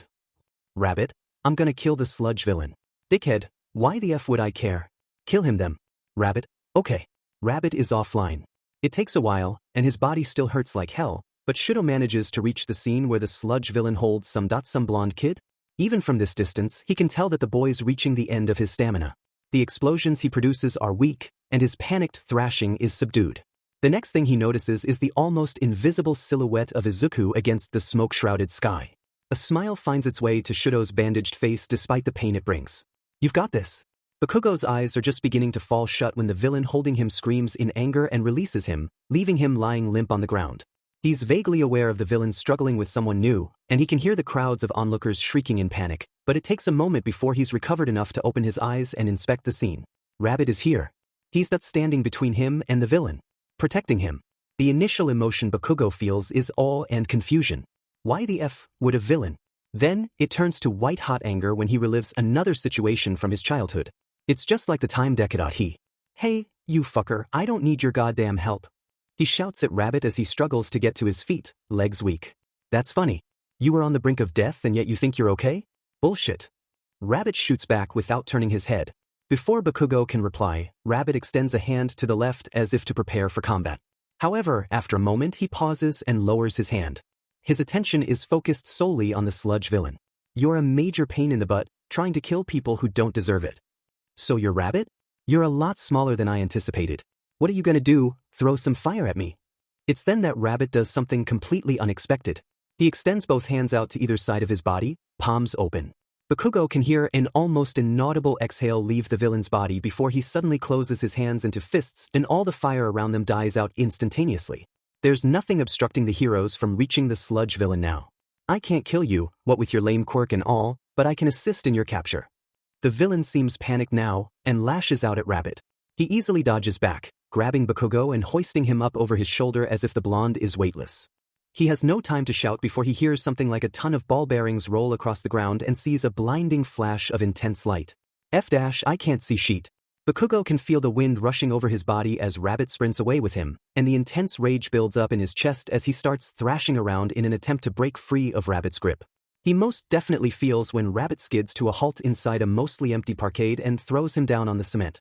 For the love of God, could you think before you act for once? Rabbit snarls accusatively. When Bakugo manages to regain his breath and sit up, he glares daggers at Rabbit. The BSRD has a new mask after the match with Endeavor he saw on the news, so the old one really must have been broken. Bakugo laughs harshly. Looks like you lost to Endeavor, huh? No surprise there. He sneers. Rabbit lets out a sigh, more in annoyance than in anger, and retorts, I killed the villains I needed to. Endeavor was an unforeseen circumstance. An obstacle. Wish I'd killed him sooner. Bakugo manages to get to his feet, an arrogant grin spreading across his face. So the f did you save me for? To lecture me? Rabbit takes a few steps closer, eyes glittering behind the red and blue lenses of his mask. The boy jabs his index finger into the blonde's chest with a growl of, you had questions for me about your friend. Get on with it. I don't have much time to waste chit-chatting with some screaming child. It's then that Bakugo's eyes widen and he ceases to speak. He's not offering to answer? Bakugo clears his throat before narrowing his eyes and growling, "What happened to Deku? Don't leave anything important out." Rabbit's shoulders tense ever so slightly and he sighs, "Direct as always, huh? Answer the FING question." "Christ, Katsuki. Calm down Farug, never mind. He was brought to the organization I'm part of back when I was his age. They put him through a bunch of torture until he unlocked his quirk and now I don't know where he is. He's somewhere in the city. He's not the innocent little insect you knew, Katsuki. He's a cold-blooded villain who would kill you if he received the order to. Deku is gone." Rabbit explains, his voice growing gradually more strained as he continues. It's at this moment that Bakugo feels something click in his head. Trying his hardest to keep his voice calm and level, he wedges his hands in his pockets as Rabbit turns away with a sigh. Doesn't seem much like he's completely gone. Phew. He takes a deep breath. "You looked the same standing up to that villain as you did when I fell in the creek." Rabbit's head snaps around, and Bakugo can see the horror in his eyes. "Oh, if dash. Should have played dumb." Rabbit's knuckles pop as his fingers curl and uncurl in some sort of anxious tick. His eyes are darting around, looking for an escape route as he stammers, What are you talking about?" Bakugo recognizes this behavior. He remembers that he was the one who elicited it from Deku back in the day. "You made it obvious as shithead. If you really cared about keeping this bullshit a secret, you would not have kept coming at me. Take off the goddamn mask and get home, Ifenji Deku. Do you know how many times my old lady's gone over to see yours?" Bakugo snaps, striding forward and grabbing at the mask on Izuku's face. Immediately, the boy starts trying to back up, holding one hand against his head and the other outstretched in a gesture of stay back. No. I'm not Dash." Bakugo's anger spikes and he grabs the right side of Izuku's mask. With a startled cry, Izuku starts struggling, his left hand locking onto Bakugo's arm. His eyes are wild and panicky behind the mask, but Bakugo keeps pulling at it even so. "For F's sakes, calm down." Bakugo hisses. "Let go of me or I'll stab you." Izuku shouts back, reaching down into his pocket. It's at this point that Bakugo snaps. He yanks the mask downward, probably scraping Izuku's face up in the process, and makes a grab for the side of his hood. "Just listen for a second, you nerd Dash." There's a loud but slightly muffled pop as Bakugo's palm connects with Izuku's right eye and in his irritation, an explosion detonates directly against his face. With a cry of pain, Izuku wrenches free of Bakugo's grip, bringing a hand up to his eye and staggering backwards. "Oh if Dash, I hurt him." There's blood dripping on the ground and down Izuku's arm as he keeps his face lowered to hide himself. "Deku Dash. Stay back." He cries, and a ring of violent, uncontrolled orange flame bursts from his mouth, to form a barrier between himself and Bakugo. "Look Deku, it was a goddamn AC Dash. I'm not Deku Kaken." Izuku shouts back, but noticeably stiffens as soon as the words leave his mouth. He throws out in a weak voice but says nothing more. From farther down the empty parkade, Bakugo can hear footsteps. Running closer. He stiffens, but it's Izuku who catches his attention. The boy's raised his head just a bit in the direction of the noise, and now Bakugo can see the jagged scar running diagonally up his right cheek from his jaw to an inch from his nose, fresh blood staining it crimson. What the hell did that? Another person comes into view from a ramp accessing the lower level. They're a bit taller, and from their build, they're likely another boy around Bakugo's age, but their face and hair is hidden behind a black bandana marked with a red X, a gray beanie, and dark sunglasses. Hood pulled over their head, the strangers blocking the most convenient escape route, but Bakugo notices the way he limps when he approaches. His attention darts between Izuku and Bakugo for a moment before Izuku opens his mouth and snaps. "Get out of here. I didn't ask you for help. Go home for the love of God." Bakugo snorts. "Frick, you're like a completely different person." The stranger pauses, then without warning his left arm explodes in flame, directed at Bakugo. With a hiss of anger, Bakugo uses his quirk to launch himself backwards, away from the new assailant. Once he's landed a safer distance away, he grits his teeth and shouts, "Who the F are you? For F's sakes, does everyone have a fire quirk?" The stranger doesn't say anything, but Bakugo catches a glimpse of his left eye behind the wide-lensed shades. The iris is ice blue, overlaid with a blazing hostility that just makes Bakugo even more angry. Smaller explosions pop near his hands. Satisfied, the stranger turns towards Izuku and Bakugo can just barely hear the vague buzz of his whisper. The smaller boy raises a hand to swat at the newcomer's arm as it extends towards him, but submits as his mask is pulled back up over his face and the ears are threaded through the holes in Izuku's hood. Now, the pair turn towards Bakugo. "Come on, let's go." Izuku growls at the boy, grabbing his shoulder and starting to pull him away. Instead of complying, the other shakes Izuku's hand off and steps between him and Bakugo. The way he lowers himself, bending his knees ever so slightly and adjusting his stance, It's evident that he's challenging Bakugo. He's FNG wounded and he wants to fight her? A grin spreads across his face. I don't have time for your sheet. I'll FNG demolish you. Finally, the stranger speaks in an irritatingly deadpan voice. I've had a shitty day so far, and I've been looking for something to take it out on. You'll do. That does it. Bakugo launches towards him. The F is Deku doing with assholes like this one? A few minutes earlier. Gay awkward. 1:13 p.m. Creati, so how's it going with your boyfriend? Creati? Creati, is your dad being unpleasant again? Shouto, is he ever pleasant? Shouto, but no, Midoriya's getting himself into some stupid situation. Shouto, again. Creati, haha, you should have known what you were getting yourself into when you chose to help him. Shouto, I know, you don't need to rub it in my face. Shouto, I think he might need help. Creati, is it life or death? Shouto, well, All Might may or may not have noticed him retreating from a confrontation with another villain. Creati, it was nice knowing Midoriya while it lasted. Shouto, Creati, sorry, I was joking. Shouto, I know but still. Creati, what's your plan? Shouto, you're not going to like it. Creati, probably not. But tell me anyways. Shouto, I bought a cheap bandana face mask from a convenience store on my way after him. Creati, I see where this is going. Shouto, are you okay with this? Shouto, I may be considered a villain myself for helping him escape, and I don't know if All Might will catch me or not, but... Creati, you're right. I don't like this idea. Creati, but you're incredibly smart. I'm sure this whole thing's going to work out. Creati, and no need to worry. I don't care if you're considered a villain just once. Heck, I even cavorted around with you guys myself. I'm not much different. Creati, do what you need to. Save your assassin princess. Just don't be too rash and don't be stupid. Shouto, thank you, Yaoyorozu. Shouto is offline. Toshinori's heading in the direction Rabbit fled with the blonde kid, staying in his hero form and shooting through the city at inhuman speed. Thoughts are racing through his head, questions to ask Rabbit and ways to remove his mask without harming him. After all, Toshinori's quirk is one that could easily hurt or kill someone, and what he had to do had to be done very delicately. He's just passing a parkade he hadn't bothered to give a second glance, when there's the sudden crack of a powerful explosion and flame shoots out from the third level of the structure. Immediately concerned, Toshinori skids to a halt and changes direction.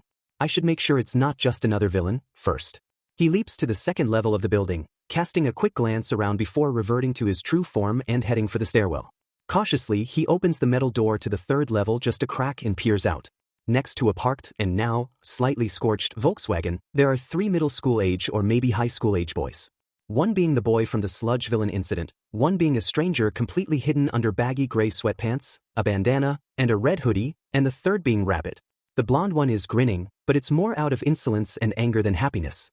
He's lowered himself into a fighting stance and stalks slowly to the right, red eyes fixated on the hooded boy. The other also remains hostile, but seems to be placing himself between the blonde and Rabbit. Rabbit, however, lets out a noisy groan of exasperation and whacks the boy in the red hoodie. He turns his head to look at Rabbit, who snaps, "Stop your bullshit posturing, for the love of God. I didn't FNG ask you to help me. Go home. I'm not done with either of you fucks yet." The blonde practically screams, firing off an explosion in their direction. In response, flames erupt from the hooded boy's left arm and collide with the blast. Flames and sparks shoot outward from the impact before the flames curl inward and die out. Every cell in Toshinori's body is telling him to activate his quirk and grab Rabbit, but he chooses to watch for a little longer. Now he notices the stiffness in the hooded boy's body as he adjusts his stance. He's injured. Toshinori's seen enough wounded people over the years to know injury when he sees it. This boy's likely received a beating of some sort, but from what, he had no idea. His focus drifts back to the form of Rabbit, whose right hand presses against the right side of his mask. Concern washes over Toshinori as he notices the blood dripping from underneath the Rabbit mask. The blonde one rushes towards the hooded one, using his quirk to help him cover the distance between them more quickly. For a moment, the hooded boy raises his right arm as if to use his quirk, but quickly switches back to his left arm to fire off an intense blast of flame.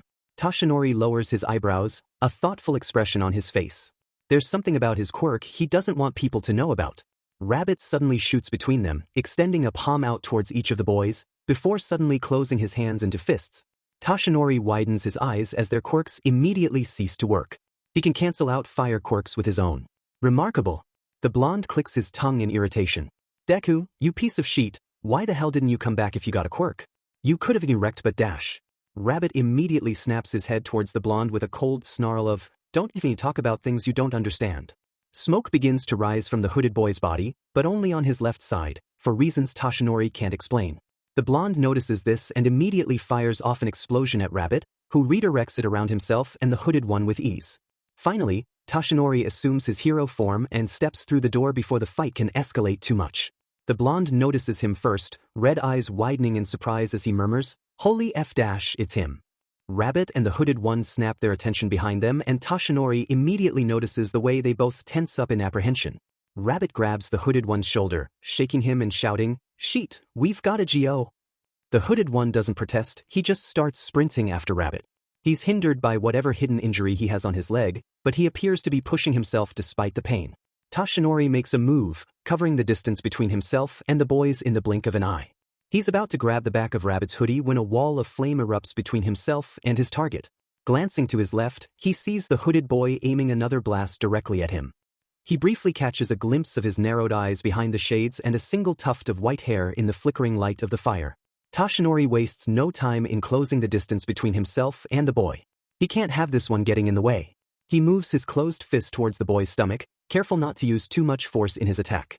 These villains are still children after all. Which raises another question. What made this one become a villain? His fist stops short as something curious happens. The boy's brought his arms up to shield his face, suddenly appearing a lot smaller than he actually is. His shoulders are stiff, and he quakes almost unnoticeably. Toshinori lowers his hand, furrowing his brow in confusion. Has he been Rabbit's voice cuts off before he can finish saying the boy's name. It's then that Rabbit darts over, grabbing Todo's hoodie and pulling him out of the way. Toshinori just has time to hear something roll across the floor and see a small spark of orange flame before there's a loud bang and his vision goes white. Grunting, he backs up a few steps and blinks repeatedly to rid his vision of the flashbang's effects. However, when he can finally see again, both Rabbit and Todo are gone. All that's left are a few drops of scarlet blood on the ground in front of him and the blonde boy cursing behind him as he rubs at his eyes. Toshinori walks over to the edge of the parkade, glancing down at the ground below. Something glittery catches his eye on the ground below, and he squints. Is that ice? Midoriya, take off the mask. Only if you do it first.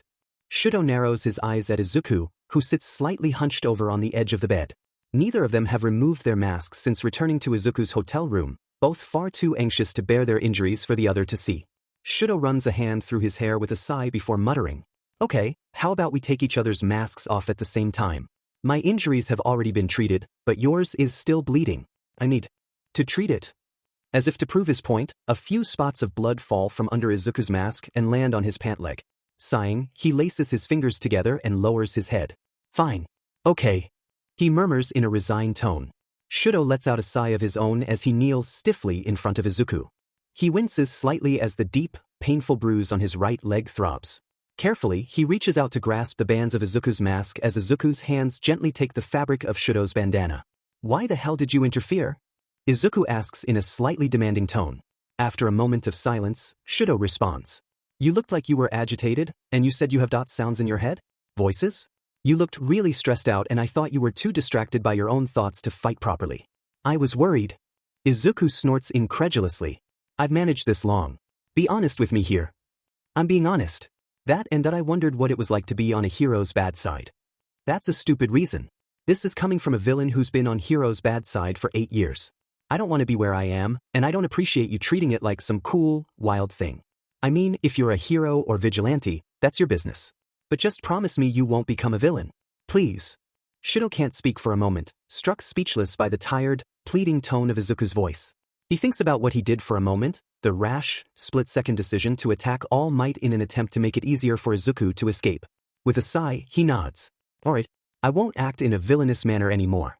Though, Firebrand might make his debut as a vigilante here and there. Well, Firebrand's gonna get his butt kicked by Rabbit if he does something a little too stupid. I don't know. I think Rabbit might be a little soft when it comes to that vigilante." With a barely suppressed laugh, Izuku playfully shoves Shouto a bit, careful not to jar any unseen injuries. Shouto's eyes crinkle a bit at the corners as if smiling behind the bandana. Once they've settled down, they again bring their hands up to each other's masks. Izuku removes the bandana first, his shoulders noticeably tense as he takes in the dark bruising across Shouto's nose, the angry red split in his lower lip, and the various minor burns, scratches and bruises marring his face. Izuku drops the bandana, extending a hand towards Shouto's face with a whisper of, "Oh God." before stopping short and curling his fingers inward again. For reasons Shouto himself can't explain, he gently reaches out and grasps Izuku's wrist. You can touch me. It's fine. Izuku glances down at Shouto's hand around his own, then back at his face. Slowly, Izuku's fingers extend towards his face again. Shouto almost flinches at the unfamiliar touch of gentle fingers on his face, but remains still as Izuku gradually brings his other hand up to touch his cheek. As Izuku uses his rather rough fingers to gently explore Shouto's face, Shouto carefully slides the rabbit mask up and over the other's head. When Izuku's freckled face is finally uncovered, Shouto feels his stomach turn. His right eye is completely swollen shut, and there's a split running diagonally from just above his eyebrow to the right side of his nose. The majority of his eyelid and part of his cheek are coated in burns as well. Shouto hopes he isn't making an odd face as he opens his mouth to speak. He snaps his mouth shut as Izuku's fingers gently rest on his scar. His skin tingles like thousands of tiny pinpricks, his mind filling with anxious thoughts. It's gross. It's ugly. I hate it. Stop looking at it. I know. He brings a hand up to his face in an attempt to hide the scar. It's unsightly. Your left side is unsightly. No, it's not. Shouto glances up at Izuku in surprise. A small smile flits across Izuku's face as he murmurs, it's not unsightly. It's just a scar, and scars are another part of you. Shouto is quiet for a short time, searching Izuku's emerald green eyes for any indication of a joke. To his surprise, there's nothing but honesty in those eyes. He sets his mouth in a line, eyes falling on the numerous scars marring Izuku's face like a roadmap of his life. Izuku takes a deep breath in through his nose and out through his mouth before he stammers, I might be misreading you here, but you can touch my face. If you want. For a moment, Shouto opens his mouth to decline. He begins to speak, but what comes out isn't what he was going to say. I do. Shouto stiffens at his own words, backpedaling immediately, dash. His voice cuts off as Izuku sighs, grasps Shouto's wrist, and brings his hand up to rest on his freckled cheek. For a moment, Shouto stays perfectly still, stiff as a board. Though, as he stares in curious surprise at his fingers resting lightly on Izuku's cheek, he finds himself realizing exactly how badly he's wanted to touch these freckles. It's an odd experience, Izuku sitting perfectly calm and still with his fingers laced together in his lap as Shouto gingerly traces designs in Izuku's freckles. One array of slightly darker freckles catches Shouto's attention and holds it as he stares and traces the design. Izuku laughs softly, and Shouto melts a bit when dimples form just beneath where he's touching Izuku's face. You're making a ridiculous face, you know? Izuku chuckles. Shouto's still fixated on the pattern of freckles, which is probably why the phrase, you have constellations on your cheeks, slips out. Izuku widens his one good eye before laughing again, slightly embarrassed. Really? Which ones? Shouto's acutely aware of his left side rising in temperature as he murmurs, that this one looks like Pegasus. His finger accidentally grazes the newly burned skin, causing Izuku to JRK back with a wince. Shouto recoils, eyes wide. I'm sorry, Dash. I didn't mean to dash. Izuku holds up a hand. No, it's fine. I've had worse. Shouto instinctively glances down at Izuku's bandaged right hand, pursing his lips. After a moment, he murmurs, for me, it's my left side always getting injured. It seems to be the opposite for you. Izuku lets out a soft laugh. I never noticed that before. Shouto rises to his feet again, grimacing as pain sparks up in several parts of his body. Izuku starts to stand up too, asking, hey, are you Okadash? I'm fine. Please sit back down so I can treat your wound. He can hear Izuku sigh as he sits back down. Shouto heads for the bathroom, rummaging around for the first aid kit. He finds it under the sink, grabbing it and closing the cupboard doors with his foot before returning to where Izuku wipes blood from his face. Hold this for a moment. Shouto mumbles before heading into the kitchen to grab a rag. Upon finding one, he turns on the tap, soaking it in warm water and watching as it flows over his hands. His hands feel warm and cold, and he can still vaguely feel the sensation of Izuku's cheeks on his fingertips. The harder he thinks about this, the more perplexed he grows. Yes, he'd love to touch Izuku's face again, but he can't discern whether it's just a craving for human contact or something more. He'd like to say it's his deprivation of contact with other people, but judging by the way he's been acting, he reckons it's more logical to say that he's developed a crush on Izuku. God, what am I doing with myself? He sighs, reaching over to turn off the tap as he twists the cloth tightly to wring the water out of it. Shaking the excess water off, he turns around and starts heading back to where Izuku sits on the edge of the bed. Izuku's staring thoughtfully at him, and Shouto can feel heat start to rise on his left side. I think I really do like him that way. He carefully brushes Izuku's hair out of the way, murmuring, can you hold this back? Izuku makes an affirmative noise before reaching up to do as Shouto asked. Carefully, Shouto begins to wipe the blood from Izuku's face. He tries to be as careful as possible around the burned and lacerated areas, a worried expression falling over his face without his knowledge. However, with a sharp yelp, Izuku yanks his head back. Shouto also recoils somewhat, ready to ask if Izuku is alright. Though, something stops him. A recurring idea which he'd had the day before. Rather than backing off, Shouto offers his right hand to Izuku. Midoriya, I think you should hold this. Squeeze my hand when it hurts. Maybe it'll help you sit still long enough for me to clean you up. Izuku pauses for a moment, his good eye flicking down to Shouto's outstretched hand and back up to his face. He looks concerned, his brow furrowed and an apprehensive look in his eyes. Like yesterday? Shouto nods, and Izuku slowly reaches over to slide the fingers of his left hand into Shouto's right. It feels a bit different from yesterday, for some reason Shouto can't explain. He feels a chill in his right side when Izuku's fingers slowly tighten around his hand. Taking a breath, Shouto brings the cloth back up to dab at the sticky red liquid slowly drying on Izuku's face. Almost immediately, Izuku says a sharp breath in through his teeth and his fingers clamp almost painfully around Shouto's hand. He tightens his own grip slightly as he slowly works his way closer to the laceration on Izuku's face. Is it noisy in your head right now? You don't need to answer if you don't want. Shouto murmurs softly. Sort of? It's tough to explain. The closest thing I can compare it to is the sound of a library. Like that it's never perfectly silent, there's always the sound of voices. They're far away and pretty indistinct right now. I mean, it's not as quiet as I'd like, but it's bearable. Izuku sighs, surprisingly calm despite the pain he must be experiencing, Shouto realizes with a relieved nod. If not for the hissing of strained breath through his teeth and the way the corners of his eyes crinkle with pain, you wouldn't know that Izuku felt it. As the crusted blood comes away, Shouto can see with relief that the burns aren't as bad as he thought. He lets out a heavy sigh, moving from the burns and onto the cut, now making a sad face. Izuku manages to say in a soft voice. Shouto blinks in surprise, replying, I didn't notice. Sorry. He's aware of Izuku watching his face, but he pretends not to notice. He can feel emerald eyes burning holes in his skin, and when he pulls the cool cloth away to inspect Izuku's injury, he's caught off guard by the curly-haired boy murmuring, You don't need to get so worried. Even if it becomes a scar, I don't mind. Shouto finally meets his gaze, but doesn't say anything. I don't want you to look like me. What's so bad about looking like you? He'd said that out loud. He sighs, staring down at the blood-stained rag in his hand. This scar and .my left dash. Are you kidding me right now?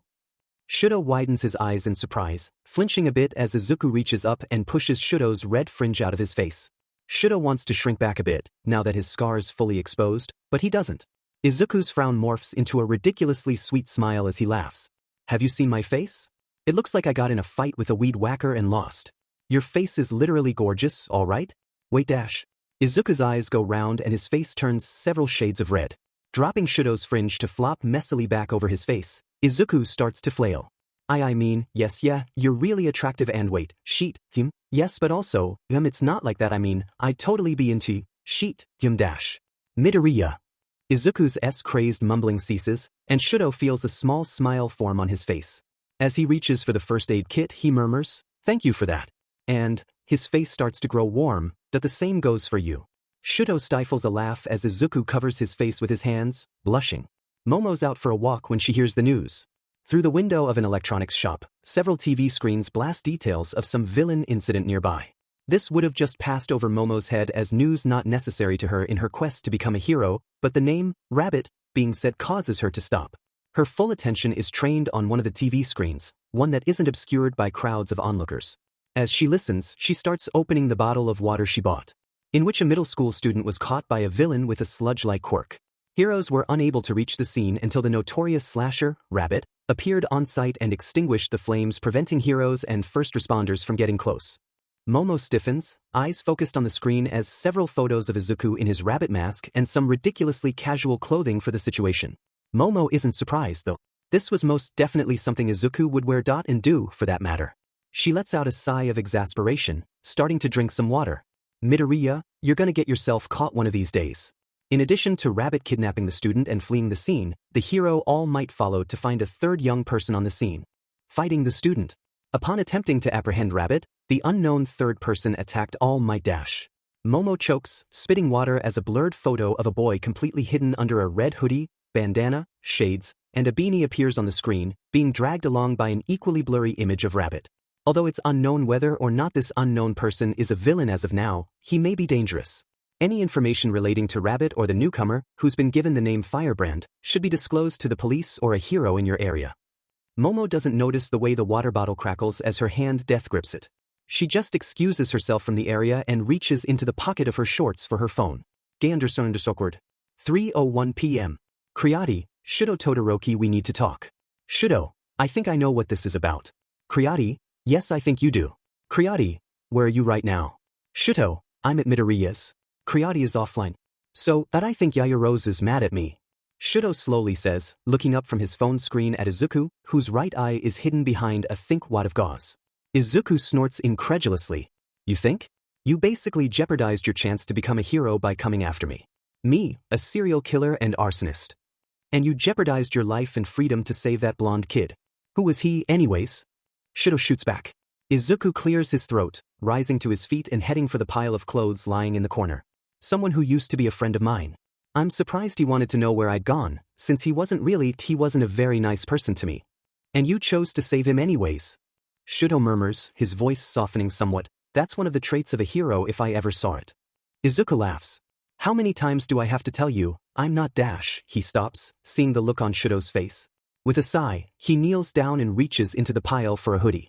Shouto's about to say something when Izuku beats him to it. You don't really flinch there. When All Might came at you. Immediately defaulting to the defensive, Shouto replies, why do you bring this up? It was more of a statement than a question, and Shouto honestly didn't mean for it to sound that way. It's made worse when Izuku flinches at his tone. With a slow, anxious breath, Izuku backs away from the pile of clothes, muttering something about no clean hoodies under his breath. Shouto's red and white eyebrows lower over his eyes, and he murmurs, sorry to sound rude. No, I shouldn't have brought it up. I just thought I was a little insensitive.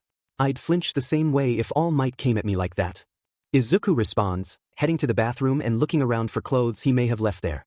He reaches into the bathtub for something, calling, I'm surprised you used your flames. They were absolutely amazing, you know.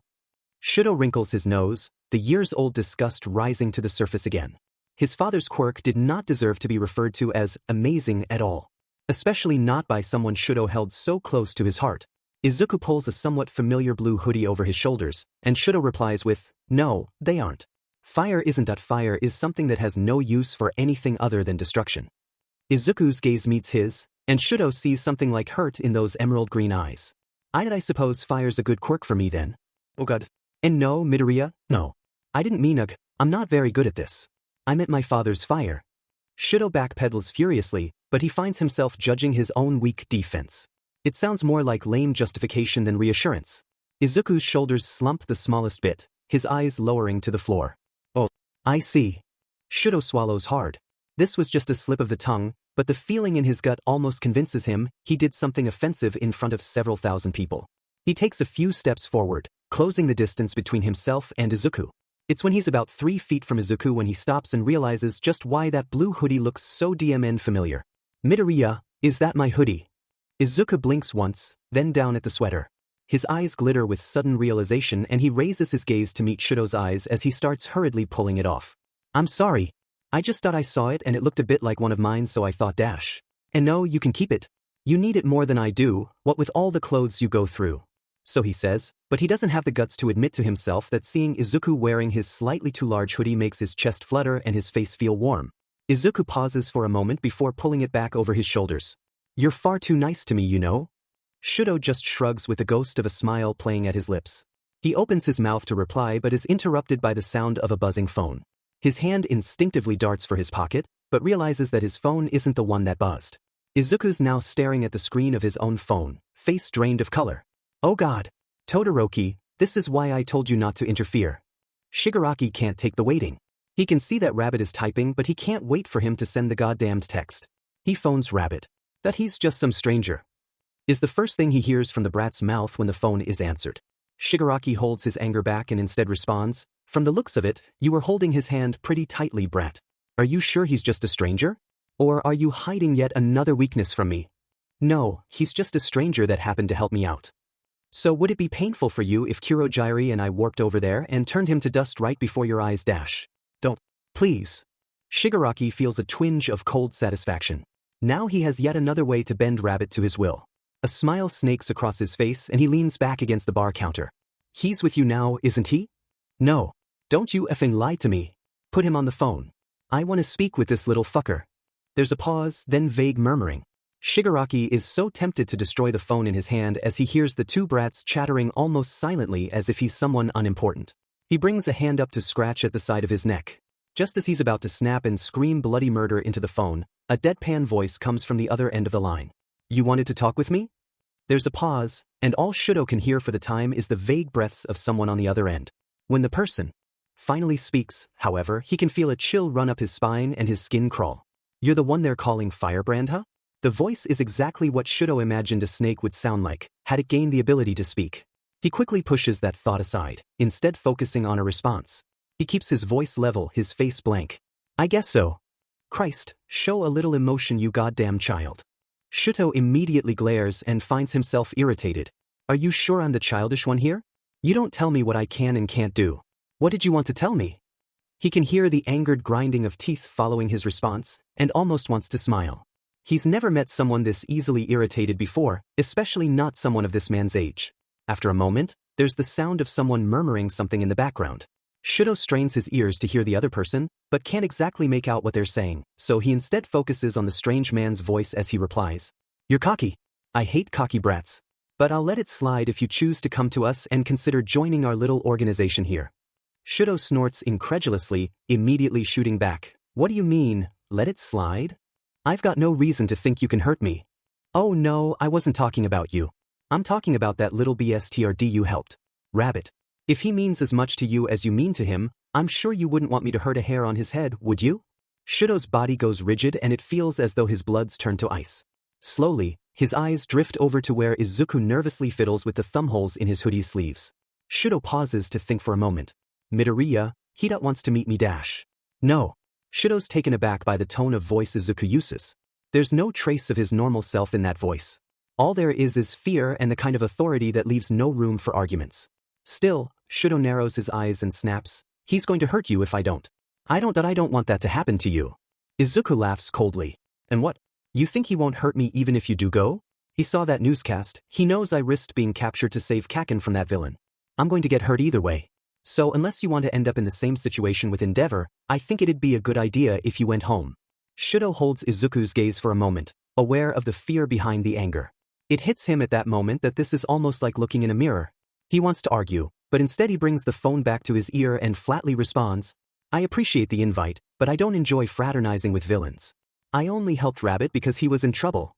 So you'd let Rabbit there suffer all because you don't want to come talk? Shouto's stomach churns, nausea roiling in his stomach as he responds, yes. That's not my business. Are you sure you're not a villain, brat? I'm sure. Shouto looks sick. His face has lost its color and the look about him is positively painful for Izuku to look at. The boy hangs up, handing Izuku's phone back. Izuku takes it, dropping it in his pocket and starting for the door.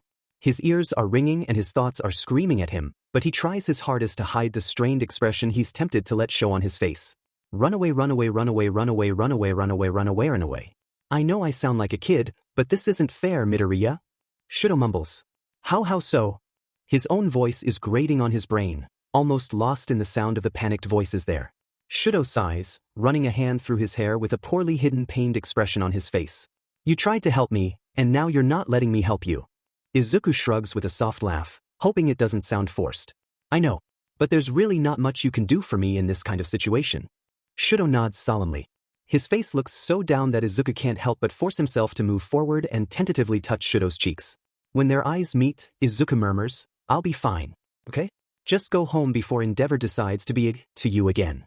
Imnit finiinot finites noto caden godent godenkoplius suppletant leave me please. Shouto nods again, turning to limp in the direction of the door. Before leaving, he pauses and glances back over his shoulder. I'll see you tomorrow? Izuku hesitates before flashing him a broad smile and replying, yeah. Thank godent. As soon as Shouto leaves, Izuku lets his facade crumble, collapsing to his knees and gripping at the sides of his head as his whole body is racked with sobs and shivers. He doesn't want to go back to Shigaraki.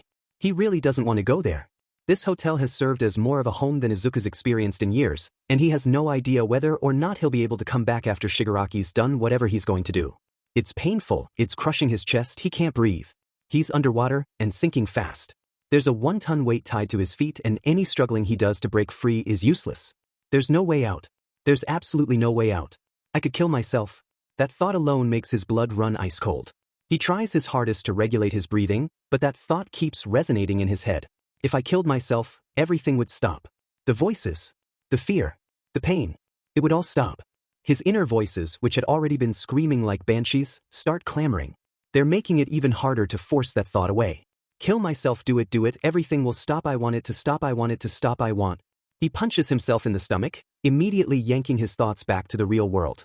Gasping, he focuses on a single point on the floor, a slight chip in the wood from when the pair were creating this rabbit mask. He counts backwards in his head from 100 in an attempt to keep himself from completely losing it. 100, 99, 98, slowly, breathing in time with the numbers, he manages to get himself calm enough to function at a mediocre level. He sits back on his knees, reaching up to wipe the tears from his face with a deep sniffle. Izuku shakily starts to get up as he lets flame ignite in his lungs and spread warmth throughout his body. One leg at a time. Slowly. He's standing. His ears ring as if a gun were fired off next to him and the sound of his own thoughts nearly drowns out his ability to function, but he's here. He's not collapsed on the floor, so drawn into himself that he forgets everything around him. He's standing up and he's aware of everything that's happened and what's going to happen and the hellish situation he's in and has been in for 8 years. He's also aware of the fact that he told Shouto they'd see each other tomorrow.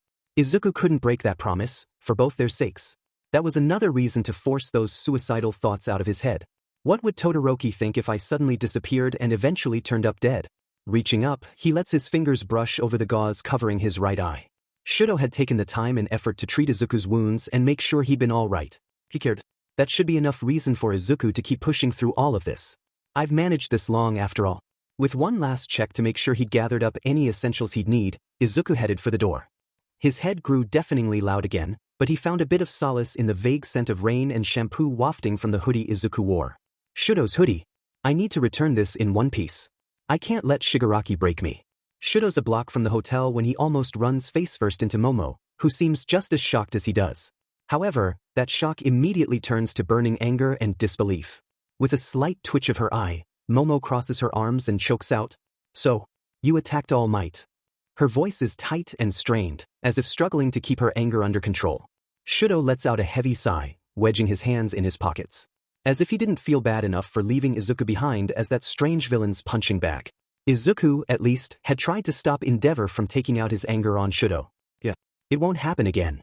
I'm not sorry for doing something that stupid," he says in a weary tone, wanting nothing more than to curl up in a ball and sleep for a decade. Maybe then, Izuku would be saved and rehabilitated. He wouldn't need to worry about losing limbs and having his body mutilated whenever he showed kindness. Of course, that was just a fantasy. Reality was never as good as one hoped.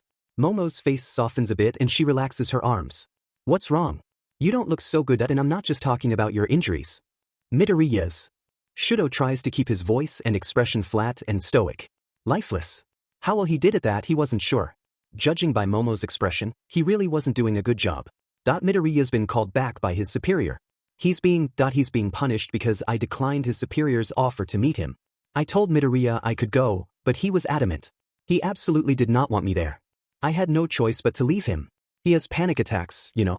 He hears voices when he's stressed, and from what I've seen, it's very hard to deal with. He's going to be struggling with all that, the voices, his panic attacks, whatever that villain does to him, and I listened to him and left. I left him, Yaoyorozu. Momo's face clouds over with shock and pity, but that's quickly replaced with resolve. Clearing her throat, she murmurs, "Well, you should get home before Endeavor gets angry. I'll try to follow Midoriya and find where he goes so we can help him if he's injured badly. I'll text you with updates, all right? Just head home and try to get some rest." Shouto holds her gaze for a few seconds longer, considering whether or not to argue. However, reason wins out and he lets out a defeated sigh. Midoriya said not to do anything rash, anyways. "Alright, I'll go home. Just never mind.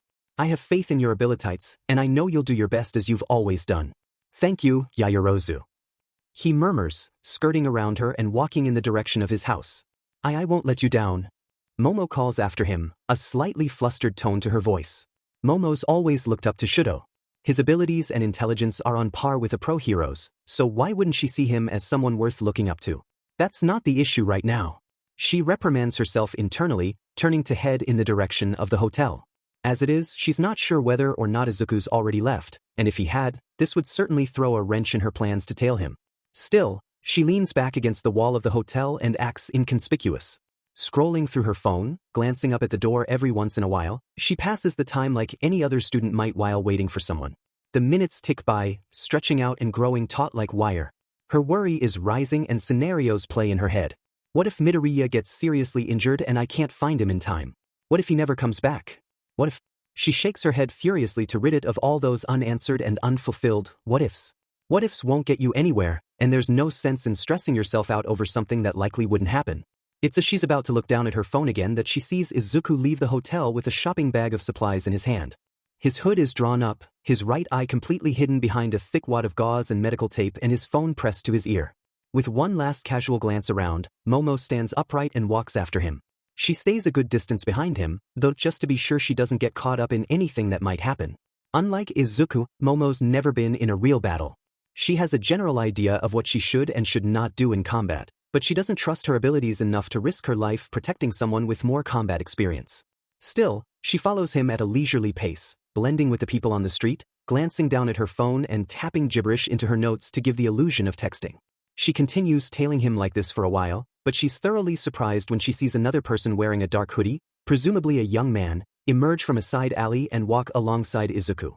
One with an untrained I would assume they were two friends, relatives perhaps, the way the man slings an arm over Izuku's shoulder. However, she'd seen the way Shouto tensed up when Endeavor laid a hand on his shoulder, or came within a 5-foot radius of him. Izuku did the same thing, his shoulders growing stiff as he slowly lowers his phone and drops it in his pocket. Momo can just hear the vague buzz of the man's voice, an ice-cold, hissing type of voice that sends a chill up her spine. She glances down at her phone, keeping the pair at the edge of her vision as she keeps following them. She slows when the two of them veer down a narrow alley to the right. With a deep breath, she turns her phone off and shifts it so she can just see the reflection of the crowd around her against the screen. Nobody's watching her, so she carefully turns after them and makes herself scarce between a pair of dumpsters. In much the way a spy would act in a blockbuster action movie, Momo lowers herself to her hands and knees, slowly peering out from her hiding place. Izuku's back is pressed against the wall of the alley and the man has his hand pressed to his throat, index finger hovering just above Izuku's skin. Izuku's face remains flat and emotionless, but Momo can see the way his hands shake and his throat bobs as he swallows repeatedly. He's terrified. With a start, Momo realizes she can make out what they're saying if she strains her ears enough. That you have no idea how badly I want to turn you to dust right here and now. I want to kill you so effendi bad. Then do it. Kurogyari won't hate you for long, and I'm tired of being alive. Well, now that you say that, I feel less like killing you. If dying is what you really want, wouldn't it be more torturous to leave you alive? I suppose that's fair. You never were one to show me kindness, were you? Perhaps you and I would get along better if you started acting like I originally hoped. Instead, you're out there saving people I ordered you to kill and traipsing around with anyone who shows you any bit of kindness. I've seen the way you cling to Kurogyari when he stops me from throwing you in that effing room. Izuku's eyes burn with pure, unadulterated hate and a grin splits his face wide open in an expression that could only be described as nightmarish. A high-pitched, ice-cold laugh breaks free of Izuku's mouth and he brings his left hand up to wrap around the man's wrist. And what FNG way did you originally hope I'd act, dickhead? Did you hope I'd just give in to the years of torment you inflicted on me? Did you hope I'd magically see the world from your point of view? Welcome to the real world, Beach. You torture people and they'll want to kill you and spread your weaselly black guts from Hiroshima to Aomori. The silver-haired man pauses for a moment before letting his fingers slide off of Izuku's throat. Momo expects Izuku to relax, but he doesn't. It's not until the man suddenly makes a grab for the collar of Izuku's sweater that Momo realizes why he didn't relax. Of course. Izuku's been living with this man for however long he's been in their clutches, he's probably made the mistake of relaxing before. Momo doesn't like to think about what must have happened then. As it is, Izuku's arms move up to shield his face. The man's hand connects with his left wrist, and all 5 fingers nearly make contact. However, at the last moment, flame bursts from Izuku's hand, blossoming into a rippling flower of red and orange. The man recoils with a string of curse words as Izuku winces, shaking his hand furiously to rid it of the flames. The silver-haired man's face grows dangerously dark, his shoulders set in a threatening manner. Momo bites her lip, wishing desperately for Izuku to run away as fast as possible, even if it meant she'd have to get involved. Midoriya, run for it. It's Shigaraki, I didn't mean you know I accidentally dash. Would your mother think of it that way if we turned up at her house? Izuku blanches, his face shifting from shock to absolute horror. Momo's eyes widen, and her gaze flits from Izuku to Shigaraki and back again as a nauseous feeling starts to rise up in her stomach. So that was why Izuku couldn't just up and leave the villains. His mother's life was at stake, that she was being used as leverage. Please no. And no, Shigaraki, I'm sorry. I'm really sorry, it was an accident. I won't use my quirk against you again. Don't dash. Will you actually and listen to me when I give you a task? Izuku drops to his knees, eyes desperate. I won't step out of line, I swear. I'll kill who you want me to. I'll come back here if you'll have me. Just please don't hurt my mother. Momo feels a disgusted scowl forming on her face. This villain was as snake-like as his voice, and absolutely despicable. Who the hell would use a kid's mom against him to force him to kill people? Who in their right mind tortures a kid to give him a quirk?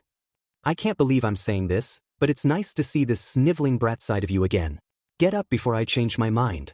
Shigaraki sneers, driving his foot into Izuku's shoulder. Izuku rises to his feet in a hurry, despite the way he winces as he stands up. He's focused solely on Shigaraki, not daring to tear his eyes from the villain. However, he chooses to speak instead. Hey Shigaraki? What now, brat? Could I you can say no if you want, but could I go get the rest of my stuff from the hotel I was at? And say goodbye to some friends I made? I won't visit them again. The villain's sunken red eyes rest icily on Izuku for a moment, then he snorts dismissively and growls, whatever. Make it fast or I can't guarantee your mother's well-being. Izuku nods furiously, spinning around and sprinting back the way he'd came, shooting past Momo's hiding place without noticing her presence. Carefully, she peers back out to see Shigaraki vanishing around the corner, slinking away like a rat. She glares after him, standing up and stepping out of her hiding spot with a soft exhale. This was how should she put it? This was a horrible thing.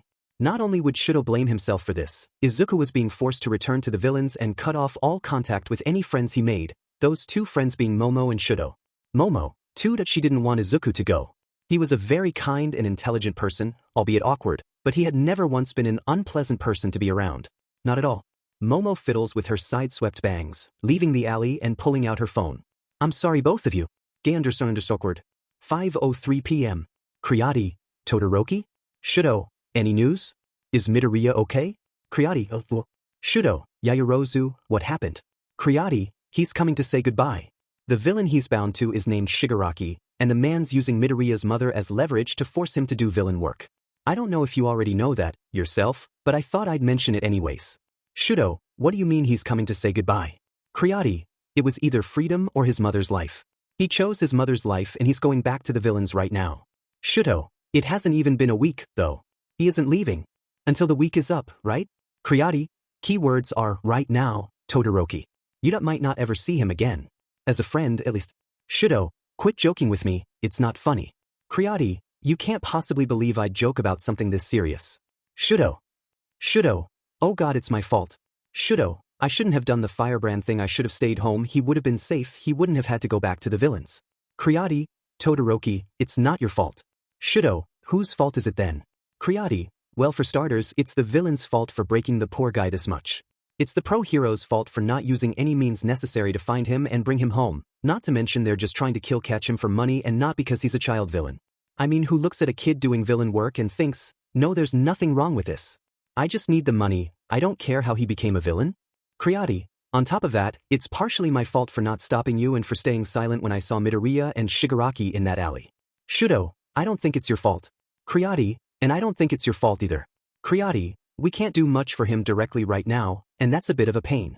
However, what we can do is try our best to get him out of this situation once and for all, starting with getting his mom to safety. Shouto, Yaoyorozu, are you saying what I think you're saying? Creati, I'm saying you and me are going to, pardon my language, F up the people who are doing this to Midoriya and get him out of the villain's grasp. For good. Shouto, I'm in. Creati is offline. Shouto is offline. Shouto's deep in thought when he hears a slight tapping on his bedroom window. With a start, he sits up and glances over to see a familiar rabbit mask peering in the window, illuminated by the warm light of Shouto's bedroom lamp. He forces his stiff body to cooperate, rising to his feet with a wince before making his way over to the window and sliding it open. As soon as he does, Izuku crawls in with the chilly breeze at his back. He stays close to the window, pulling his mask down around his neck with a sigh. I know exactly why you're here, Midoriya. And it's all right. Shouto murmurs, although every cell in his body is screaming at him that it's not all right, that this is so completely wrong, that nobody should be subjected to this kind of torment. Izuku widens his one good eye, opening his mouth to protest. However, he's interrupted by Shouto's whisper, "My father's home so you can't be here very long," but the short version is that Yaoyorozu followed you at my request to make sure you were safe and saw that exchange between you and Shigaraki Dash. Don't ever say his name. That's not a name that deserves to be said by anyone I care about. Izuku hisses coldly, his fingernails digging into the windowsill with an audible scraping noise. Shouto considers arguing, but he instead chooses to continue with his original train of thought. Up between you and your superior, and we don't want you to worry about us. Don't come see us if it puts you in danger. Please don't risk your life or your mother's life for a couple idiots like us. We have something planned, but all we can say is that we promise we aren't going to abandon you. Okay? We haven't left you. Just. Shouto takes a deep breath, taking a step closer to Izuku. Bear it a little longer. We aren't going to do anything rash, but we'll try our best to help you. You just need to bear it a tiny bit longer. Izuku's face is clouded over with confusion and shock, his lips slightly parted in an expression that stabs Shouto straight through the heart. After a moment, Izuku lowers his gaze, his fingers rubbing against the wood of the windowsill. His brows furrow thoughtfully before relaxing. A slow sigh escapes him before he pushes himself up, standing without leaning against anything. He nods, swallowing once. Alright. Thank you, Shouto. He looks like he wants to say something else, but he just shakes himself a bit and turns to leave, swinging a leg up and out the window. Shouto purses his lips before murmuring, "Is there something else you wanted to ask?" Izuku stiffens, then laughs sadly. "No. It's stupid. Don't worry about it. There's no such thing as a stupid question, in my opinion. What is it?" Izuku swallows, remaining in pensive silence for a moment before looking away and mumbling, I just thought I wanted to know what a guy forgot what getting a hug felt like. I was going to, ask you for that, a hug. It's stupid. Ignore me. Oh God, it was dumb to even think dash.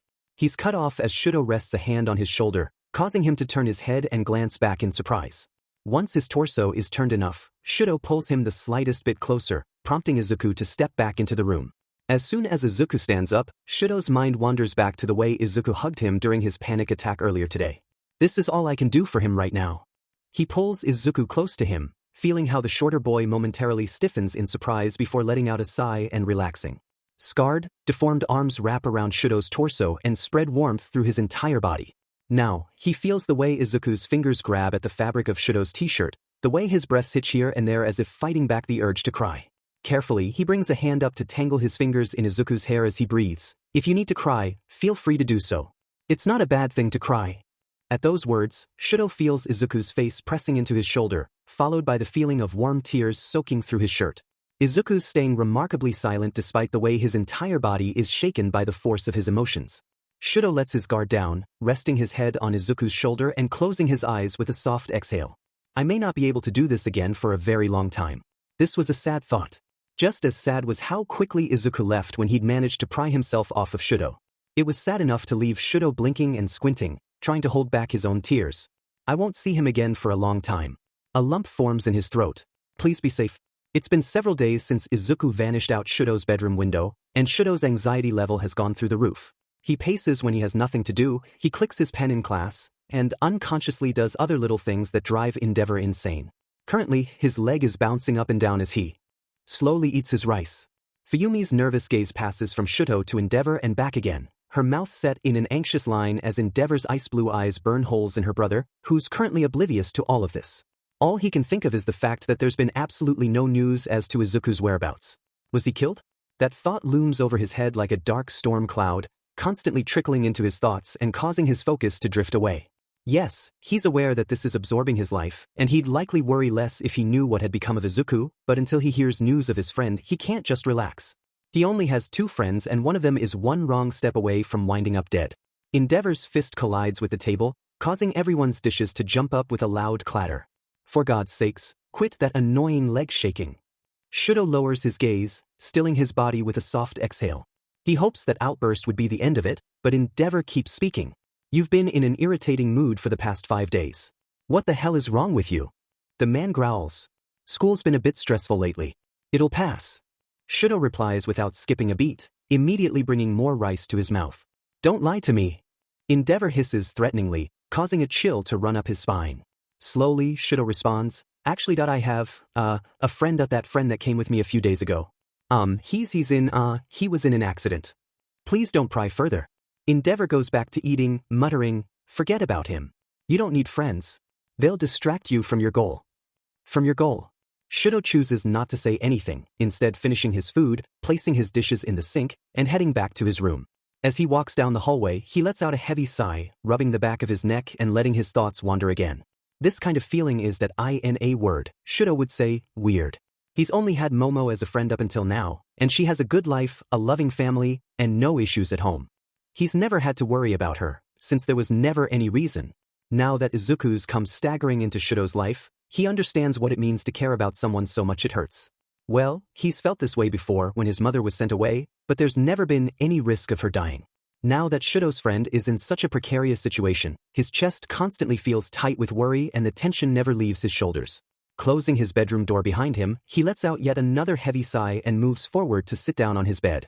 He brings his phone up out of his pocket and sends yet another text to Izuku's number. Shouto, it's been a few days. I hope you're doing okay. He waits for a few minutes, but like every other message he's sent, one per day, it's not even read. Sinking into disappointed resignation, Shouto lies down on his back, opening his internet browser and looking up the latest news articles. He's already refreshed the page dozens of times today, but there's no issue with checking again. Come on, he whispers to himself as he refreshes the page with bated breath. His eyes go wide at the first headline that pops up, Notorious Villain, Rabbit, Strikes Once More, Convenience Store Robbed, 3 Civilians Hospitalized. His fingers tighten around his phone, his body relaxing just a bit. Yes, it's a minor crime and several civilians got hurt, which isn't good by any means, but this means that Izuku is alive. He jumps as his phone vibrates and a notification banner drops down from the top of the screen. Shouto immediately taps on it and hammers out a response. New_DM. 2:12 p.m. Rabbit, hi. Shouto, are you okay? I thought you were. Shouto, Rabbit. I'm never okay, huh? Shouto, Midoriya? Rabbit, I hospitalized 3 kids today. It's younger than me. Shouto, it's not your fault. Rabbit, I didn't have to hurt them. Shigaraki told me to do some kind of crime and a convenience store robbery was the least risky. Those kids just came around the corner and accidentally scared me and I panicked. I burned them. Shouto, it was an accident. I'm sure they noticed you weren't doing okay. Rabbit, if that's true, you'd think the pro heroes I fight would notice I'm definitely not okay. Shouto, that's... Rabbit, don't get me wrong, I still love heroes, but that I don't know, I think being a hero is about helping those in need and a lot of heroes just want the glory and money from fighting villains. Rabbit, ignore me. Shouto, I agree with you, actually. Rabbit, anyways, I had to delete your contact info because Shigaraki? Rabbit, he checks my phone now and if he finds out I messaged one of the people I was supposed to kill, it's not gonna be good for either of us. Shouto, I have an idea. Shouto has changed his name to Firebrand. Firebrand, is this better? Rabbit, wow, that's a really smart idea. Firebrand, using my first name for everything isn't exactly the best idea, but I'm not a creative person. So I suppose this works. Rabbit? Yeah. Firebrand, sorry I can't visit you. Rabbit, it's okay. Rabbit, how are things at home? Firebrand, tense as usual, but it's going all right. Rabbit, oh good. I'm glad. Firebrand, if you need anyone to talk to, just feel free to message me. Rabbit, thanks. Rabbit, I need to go. Rabbit, thanks for checking up on me. Firebrand, no problem at all. I just want to know you're okay. Rabbit, thank you. But, Rabbit, that really means a lot to me. Rabbit, I'm sorry. I gotta delete this chat so Shigaraki doesn't see the name change. If you want to talk, you'll need to message me first. Firebrand, alright. Be careful. Rabbit, got it. Rabbit is offline. Shouto feels the past 5 days of constant worry and tension melt away as he sinks into the soft mattress of his bed. For now, at least, he can relax and take comfort in the fact that Izuku isn't dead. He lets his eyes fall shut and a sigh escape him. Thank God. His phone buzzes, which immediately catches his attention. Bringing the phone up to glance at the screen, Shouto sees the name, Criati there. Gay__word. 2:20 p.m. Criati, why would you change your name to something so risky? Firebrand, Midoriya gets his phone checked now, so it's better this way if he chooses to message me. Criati, you're lucky your father doesn't check your phone too, I suppose? Firebrand, please don't say things like that. Criati, I apologize. Criati, but there was something else I wanted to talk to you about. Firebrand, what is it? Criati, well, you know that kid you mentioned? The blonde one who knew Midoriya? The kid who was on the news? Firebrand, yeah, he was in but. Criati, okay, I get it. You don't like him. Criati, but I was walking out to pick up some odds and ends from the store and... Criati, I saw him wandering around like he was searching for someone. Criati, Midoriya mentioned that he was a childhood friend, correct? Well, I'm almost positive he's worried about Midoriya and wants to find him. Firebrand, I see where you're going with this, and although I see the benefits, I'm not liking this. Creati, if you're not busy, I think it'd be a good idea to go where I saw him last and try to recruit his help. Creati, he seems like he's a difficult person to work with, but he has the same goal as us. That should be reason enough to ask him for his help. Firebrand, I apologize for sounding like a whiny kid, but why can't you go find him? You said you were in his general area. Creati, I have plans with my family. It should only take an hour, so I'll meet you and him after I'm done, but he should only be about a 10-minute walk from your place. Meet at my place.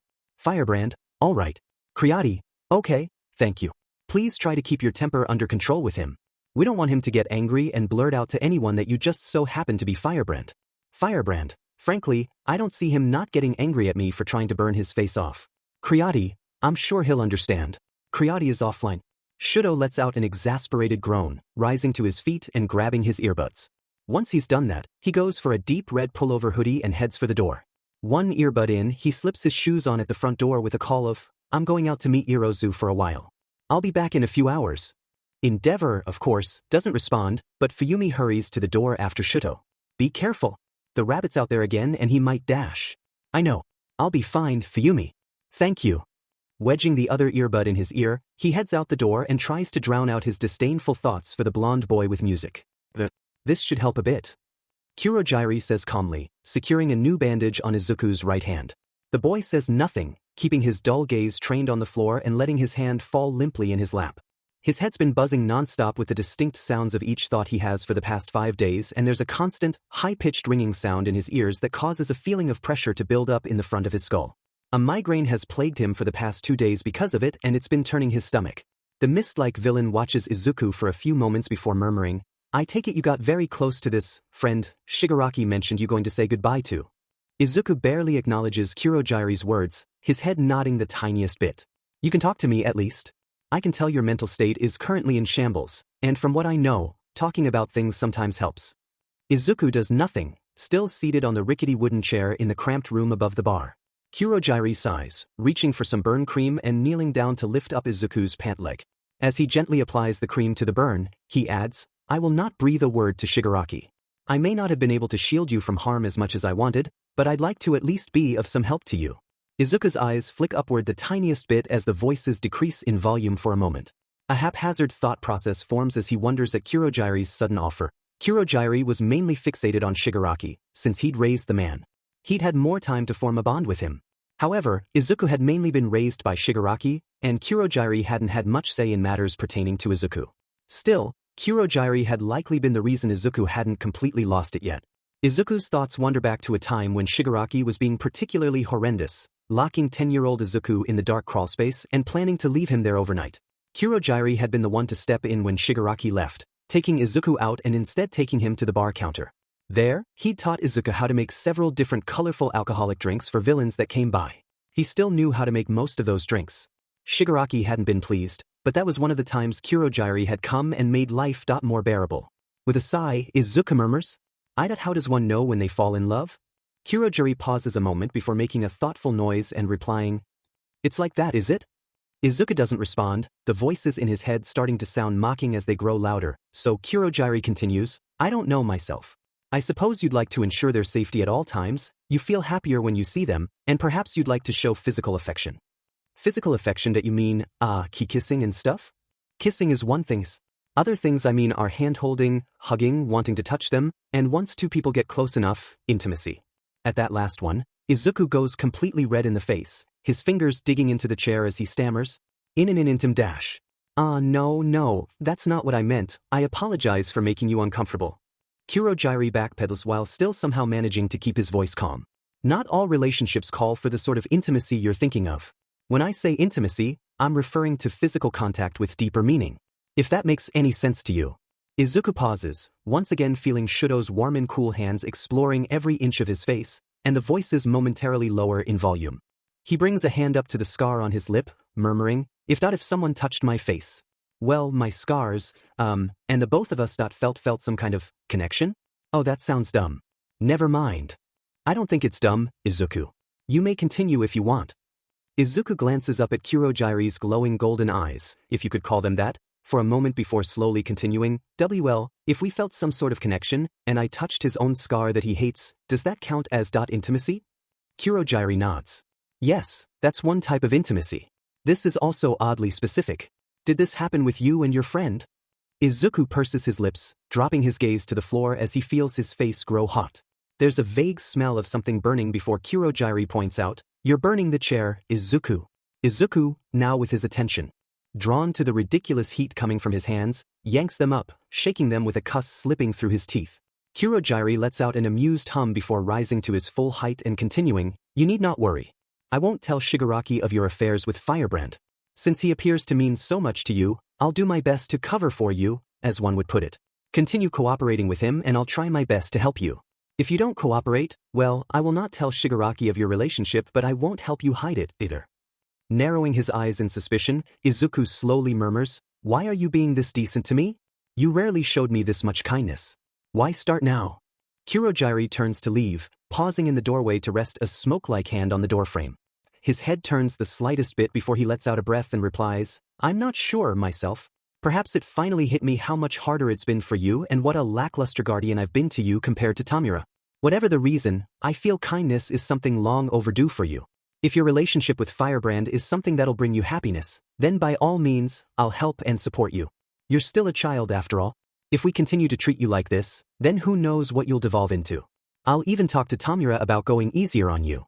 A harsh, high-pitched laugh slips from Izuku's throat, his head filled with a cacophony of loud, jeering voices.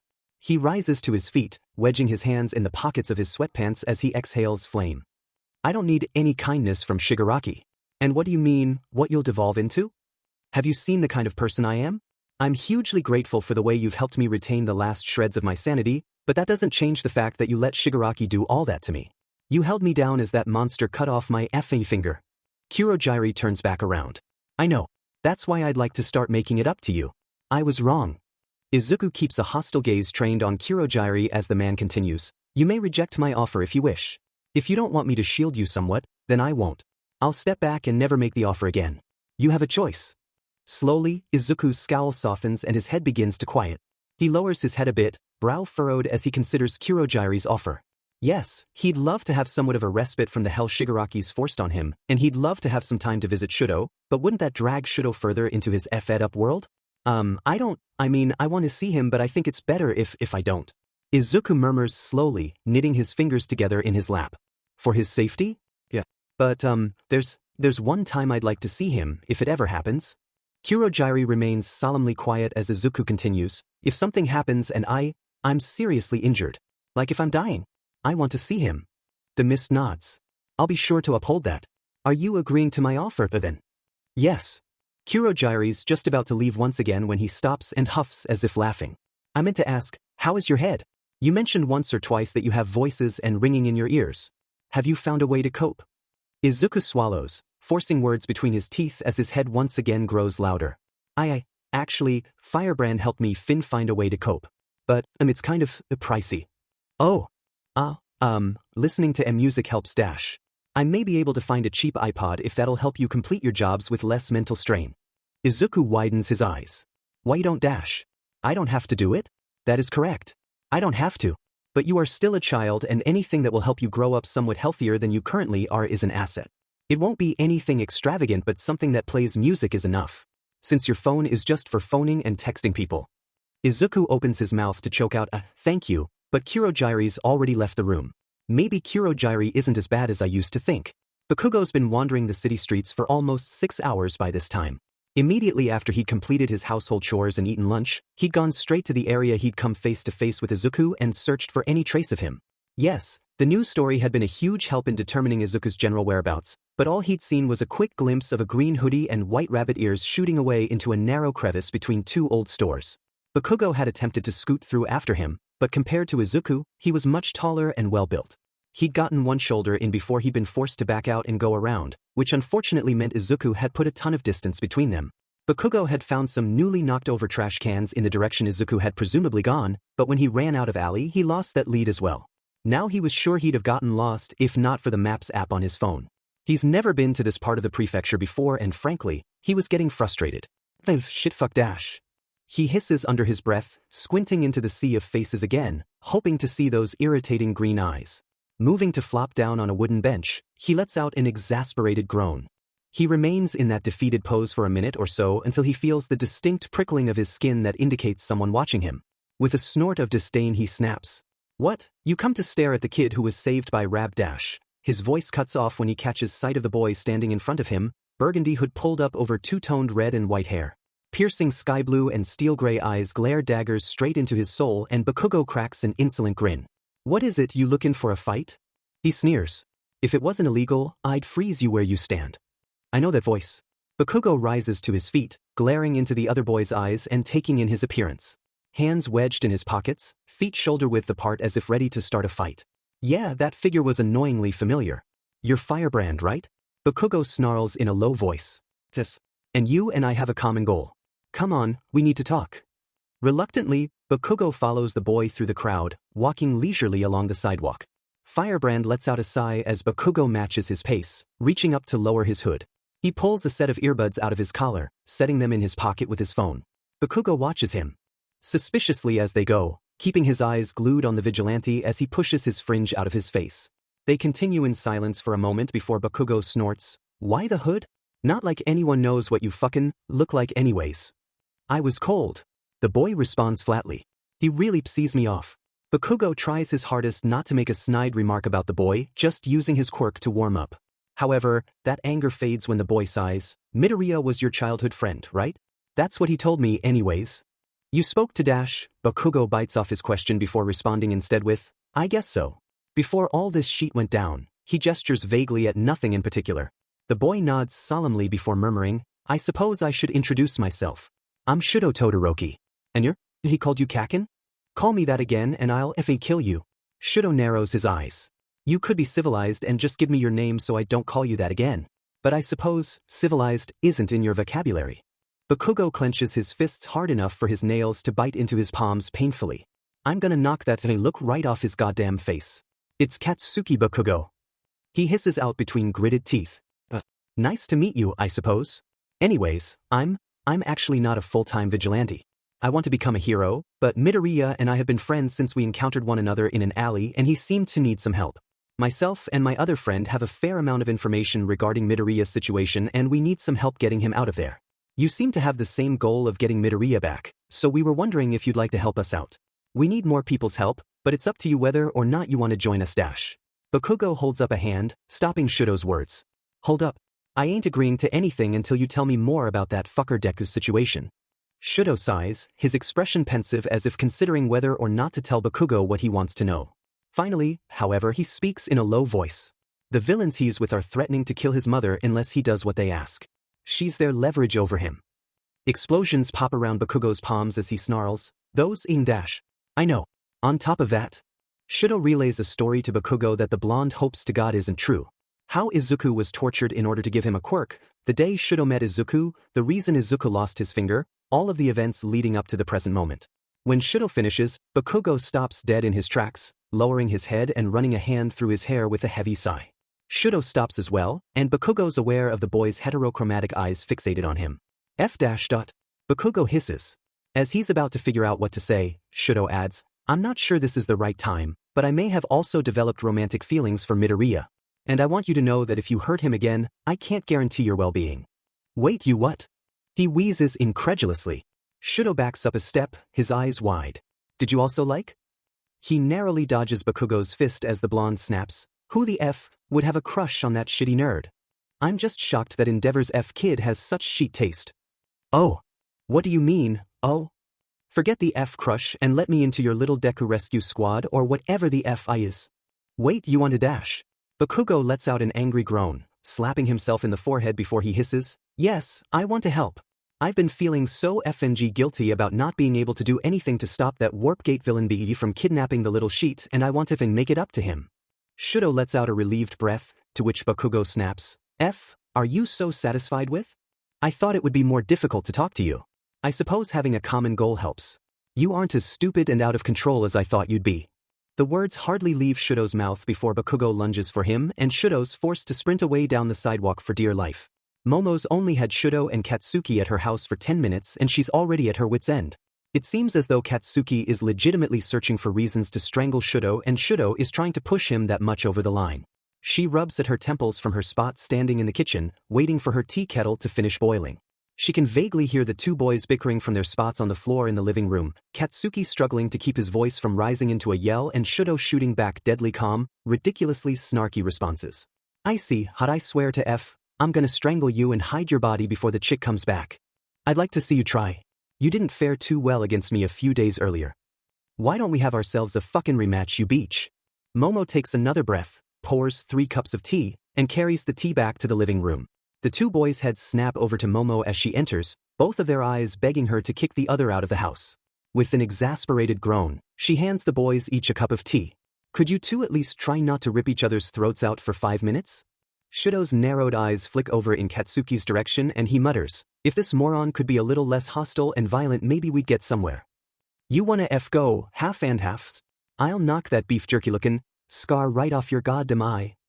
Momo sees the way Shouto's hand instinctively moves as if to touch his scar while a thin layer of frost blankets the carpet under his right side. His eyes burn with anger and he snaps, at least I've never once injured Midoriya with my own 2 hands. Like a villain. Katsuki's eyes glitter with hurt and anger and he opens his mouth but Momo steps in. All right, that's enough. Both boys glance at her in surprise and she points at Katsuki. You, don't make fun of something you don't know the story behind. Cool your temper. Her finger shoots over in Shouto's direction. And you, stop starting things. And don't call people out on things they may regret. She takes an aggressive swig of her tea, ignoring the burning inside her mouth and throat before snapping, calm down and let's focus on the real problem at hand here. Midoriya needs our help and what on earth do you think he'd say if he saw you guys wasting time bickering when we could be forming ideas about how to save him? Katsuki and Shouto exchange a shocked glance. Before looking back at Momo, did she just chug scalding tea? Katsuki whispers, his eyes flicking over in Shouto's direction. Yeah, that's hardcore as F-. I actually agree with you there. Can we stop talking about my tea drinking habits? Momo groans. Katsuki, seemingly pacified for the moment, glances down at the teacup in his hands, furrowing his brow. So, any ideas yet? I mean you guys have been at this for longer than me so you probably have some ideas, right? Shouto runs a hand through his hair with a sigh, murmuring, well, so far we've decided that getting Midoriya's mother to a safe place is our top priority. Once she's safe, Midoriya's free to do as he wants. But we don't know where she lives. At his words, a grin forms on Katsuki's face. Well sheet, problem solved. I know where she lives. My old lady goes there a lot to hang out with her and sheet. Shouto and Momo heave a sigh of relief, thankful that a large part of their problem's been solved. So what now? Katsuki asks. Well, now that that's done, we were planning on setting up a watch of sorts. Like, one of us watches the house at night from someplace nearby to make sure no villains turn up. Just until, any pro-heroes take us seriously and transfer Mrs. Midoriya somewhere safe. Momo explains. Yeah, that'd probably be a problem without outing ourselves as Deku's FING protection squad or some sheet. So yeah, you guys formed a DMN good plan given how limited you guys are. He reaches into his pocket, revealing an iPhone wrapped in a rather dented and well-worn life-proof case. What's your guys' contact info? I'll drop a pin on Deku's old house. That and we can message each other in case serious FNG sheet hits the goddamn fan. Shouto brings out his own phone as does Momo.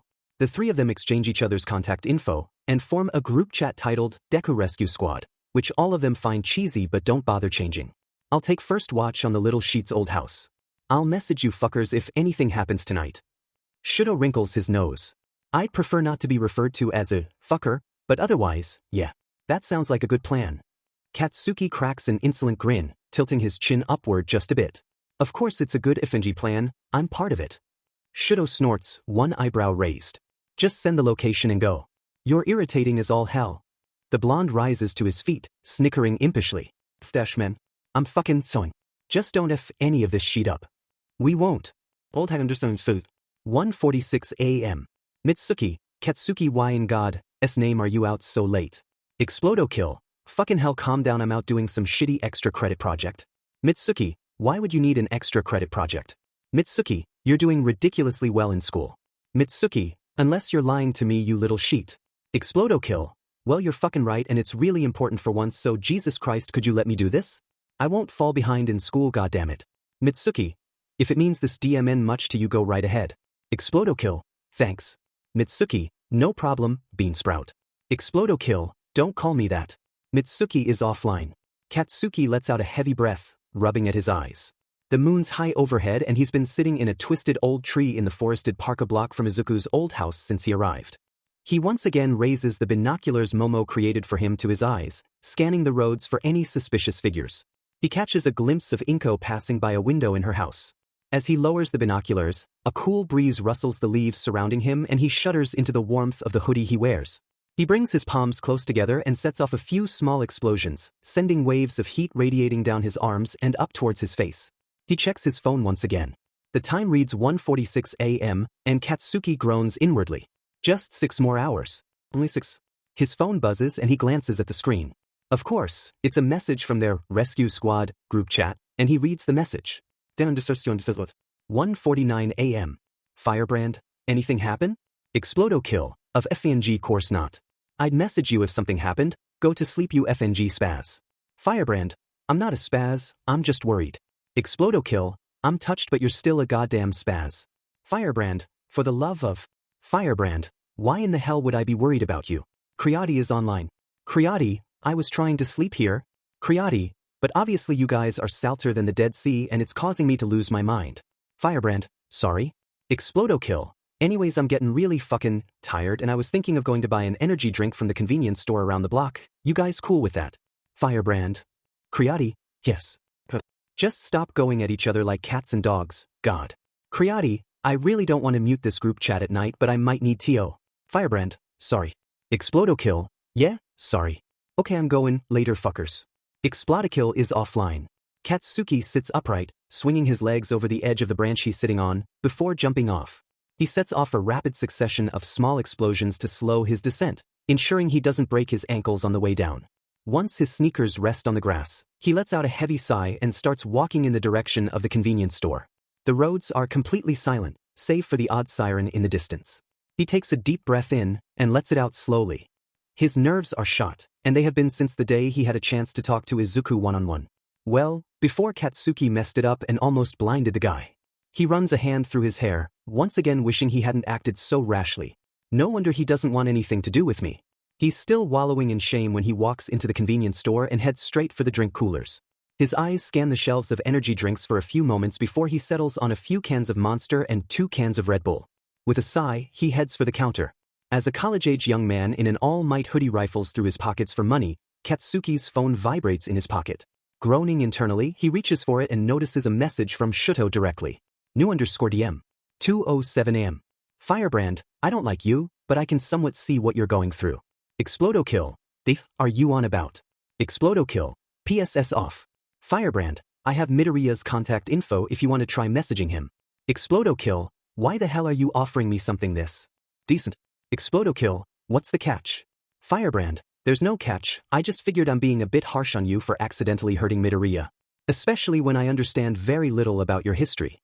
Firebrand, Midoriya was very reluctant to talk about it. It's Katsuki's turn in line and the young man in the all-might hoodie moves towards the door. The blonde drops his phone back in his pocket, paying for his energy drinks before heading back out into the chilly night. As he's walking, he pulls his phone back out. Explodo kill. Don't get your panties in a goddamn twist over it. You were pretty DMN justified for treating me the way you did. If you knew what I did to that FNG nerd when we were kids, you'd probably go right ahead and kill me yourself. Firebrand, you regret it though, right? Katsuki stops dead in his tracks, his grip tightening on the handle of the plastic bag he holds. His brows lower over his crimson eyes, thoughts starting to roil in his head. This is something he greatly dislikes, and hasn't had this happen since he'd first entered middle school. It's my fault nobody got there in time. I could have at least slowed the villain down with my quirk long enough for his mom to get there. Firebrand, I take your silence as confirmation. Firebrand, here's his contact info. Just be honest and gentle. He's not as steadfast as you may remember him, so be careful. Shouto sends Katsuki a jumble of contact info, which he stares at for a few moments. It would be so easy just to ignore the message and move on, but was it the right thing to do? With yet another sigh, he sighed a lot these days, Katsuki creates a new message thread and punches in Izuku's contact information. New_DM. 2:15 am. Explodo kill. Hey, Rabbit, who the hell is this? Rabbit, how did you get my contact info? Explodo kill. Don't freak the F out, but Explodo kill. Your icy hot boyfriend sent it to me. Explodo kill. Without my consent, no less. Explodo kill. And Explodo kill. It's that blonde fucker you probably don't want to talk to. Rabbit. WTF. Rabbit. Kaken? Rabbit, I don't believe you. Explodo kill. Fine, let me take a pic to prove it. Explodo kill. Image 9Z09-73.jpg. Rabbit. Rabbit. Oh, Rabbit. No, I can't be talking to you. Explodo kill. Hey hi, wait a sec. Explodo kill, please? Rabbit. Rabbit. I'm not a person you should be talking with. Rabbit. It's better for you if you delete my info right now. Explodo kill. Okay, listen here, you little sheet. Explodo kill. I'm gonna end decide what's good for me. Explodo kill. You don't get to goddamn decide that. Explodo kill. And secondly, you ain't the problem. Explodo kill. Look, I know I can't change the past no matter how much I might want to. Explodo kill. But can I at least FNG apologize? Rabbit. Rabbit. For what? Explodo kill. For exploding your face. And for being a huge goddamn deech to you when we were kids. And for not being able to do anything to stop that gas villain BSTRD from taking you away. Rabbit. Apologies aren't necessary. Explodo kill. Well, I fucking want to apologize because I feel super FING bad about everything I did, and maybe it'll get rid of some of this guilt and shit. Katsuki watches the screen with bated breath, hoping desperately that Izuku would respond. His fingers grip his phone tight enough that they spark with pain, and his teeth grit against one another. It feels as though something huge rides on this decision Izuku's currently making. Rabbit? Rabbit, what are you doing right now? Explodo kill. Couldn't sleep, so I went to get some sheet from the convenience store close to your mom's place. Rabbit? If it's not too much bother, could you meet me at the creek? The one you fell in when we were little. Red eyes growing wide with surprise, Katsuki taps out a response. Explodo kill, you wanna see me? Rabbit, if it isn't too much trouble. Explodo kill, it ain't any trouble. Explodo kill, I'll head there right now. Rabbit, okay. I'll see you in a bit. Katsuki doesn't notice he's broken into a dead run until he puts his phone back in his pocket. His feet scarcely touch the ground and it feels as though something's different. Something's changed, lifting the weight of resignation and guilt off his chest, and for the first time in what seems like forever, Katsuki actually finds himself looking forward to something. Chest heaving with effort, Katsuki reaches the log over the creek and turns to flop down on his back in the frosty grass. As he slowly regains control of his breathing, he opens his eyes and stares at the dark sky, illuminated with stars. It's a waxing moon tonight, and the entire forest he's in is bathed in light. It seems like an eternity, but finally, Katsuki hears a twig snap off to his right. He turns his head to see a strange figure standing next to an oak tree, wearing a rabbit-faced mask. Once Izuku and Katsuki make eye contact, the former steps out of the shadows tentatively, hugging his shoulders nervously. Katsuki sits up, and neither of them say anything for a few moments. When they do speak, however, they do so at the same time. Deku dash. Kakena dash. They stop, Katsuki blinking in surprise, before Izuku shakes his head and moves forward. No, you can go first. Katsuki runs a hand through his hair, letting out a long, slow breath in an attempt to calm his nerves. If he says the wrong thing here, he could scare Izuku away. That's the last thing Katsuki wants right now. Slowly, carefully, he murmurs, before anything else, please don't run off. I really don't fucking want that. I won't. I plan to stay here until you get tired of me. Izuku laughs softly, a quiet, sad laugh that feels so incredibly wrong to Katsuki's ears. Figured. I think I owe you an apology for everything. Kaken, it's okay dash. No, it's not. I've been trying my hardest to stave off this irritating, crushing guilt for 8 goddamned years. I thought you were dead. Your mother made a grave of flowers in your room, but I can't even go look at it. I feel like it's my FNG fault you ended up like this, and it pisses me off. So can you let me apologize? For the first time in my miserable effing life, let me apologize to you, you quirkless effing nerd. Izuku's eyes widen behind the red and blue lenses of his mask before his head lowers a bit. He laces his fingers behind his back, shifting his weight from foot to foot as he murmurs, I forgive you. But I never once blamed you, okay? I know you really hated me when we were kids, and I never understood why. You were a major deech. But now, seems like you've changed a lot and you actually regret it. So yeah, I forgive you. For the eye thing too. It's healing nicely and the scar looks pretty dim and cool. Katsuki raises an eyebrow with a lopsided grin, finally feeling his nerves and anxiety fading away. Sheet, the FNG nerd finally cusses. I've seen it all now. Izuku pauses for a moment before sitting down in the grass beside Katsuki with a quiet, tentative laugh. You're right. The two of them watch the sky for a moment before Katsuki glances back at Izuku and asks, so why the hell were you so freaked when I took your mask off? What's your deal with wearing masks all the damn time? Izuku instinctively brings his hands up to his face as if to hold the mask in place, his narrow shoulders growing rigid. I'm not really comfortable with my face. He responds very slowly, as if unsure of his own words. It can't be that bad. Jesus, your FNG boyfriend walks around with that huge scar on his face. Your face can't possibly be much worse. Katsuki snorts incredulously. For a moment, Izuku pauses, and Katsuki can see the silent conflict in his eyes. His fingers slowly reach up, curling around the edges of his mask. Izuku stays like that for so long that Katsuki opens his mouth to say, "Never mind." But just as the tiniest sound escapes him, Izuku takes a deep, shaky breath and slips the straps of his mask up over his head. Without looking at Katsuki, Izuku murmurs, please don't freak out. I know it'll look odd." Katsuki nods solemnly, shifting his body ever so slightly in Izuku's direction. As the curly-haired boy removes his mask and holds it tightly in his lap like a lifeline, Katsuki tilts his head a bit to get a better look. As soon as Izuku looks in Katsuki's direction, the blonde finds himself stiffening, teeth gritting as his chest grows tight with shock. Holy shit. He breathes, and Izuku turns his face away. I know, it's gross. My face is more scar tissue than skin at this point. It looks effing badass as hell. So how much butt have you kicked? Izuku glances back, eyes wide with surprise. Excuse me? Katsuki grins, slamming his fist into his palm as a small explosion sends smoke hissing from between his fingers.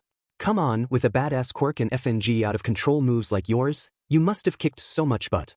A vague, sad smile flits onto his face as he replies, I've never come out of a fight unharmed, since, assassination is what I mainly do, but I can do a bit of, parkour.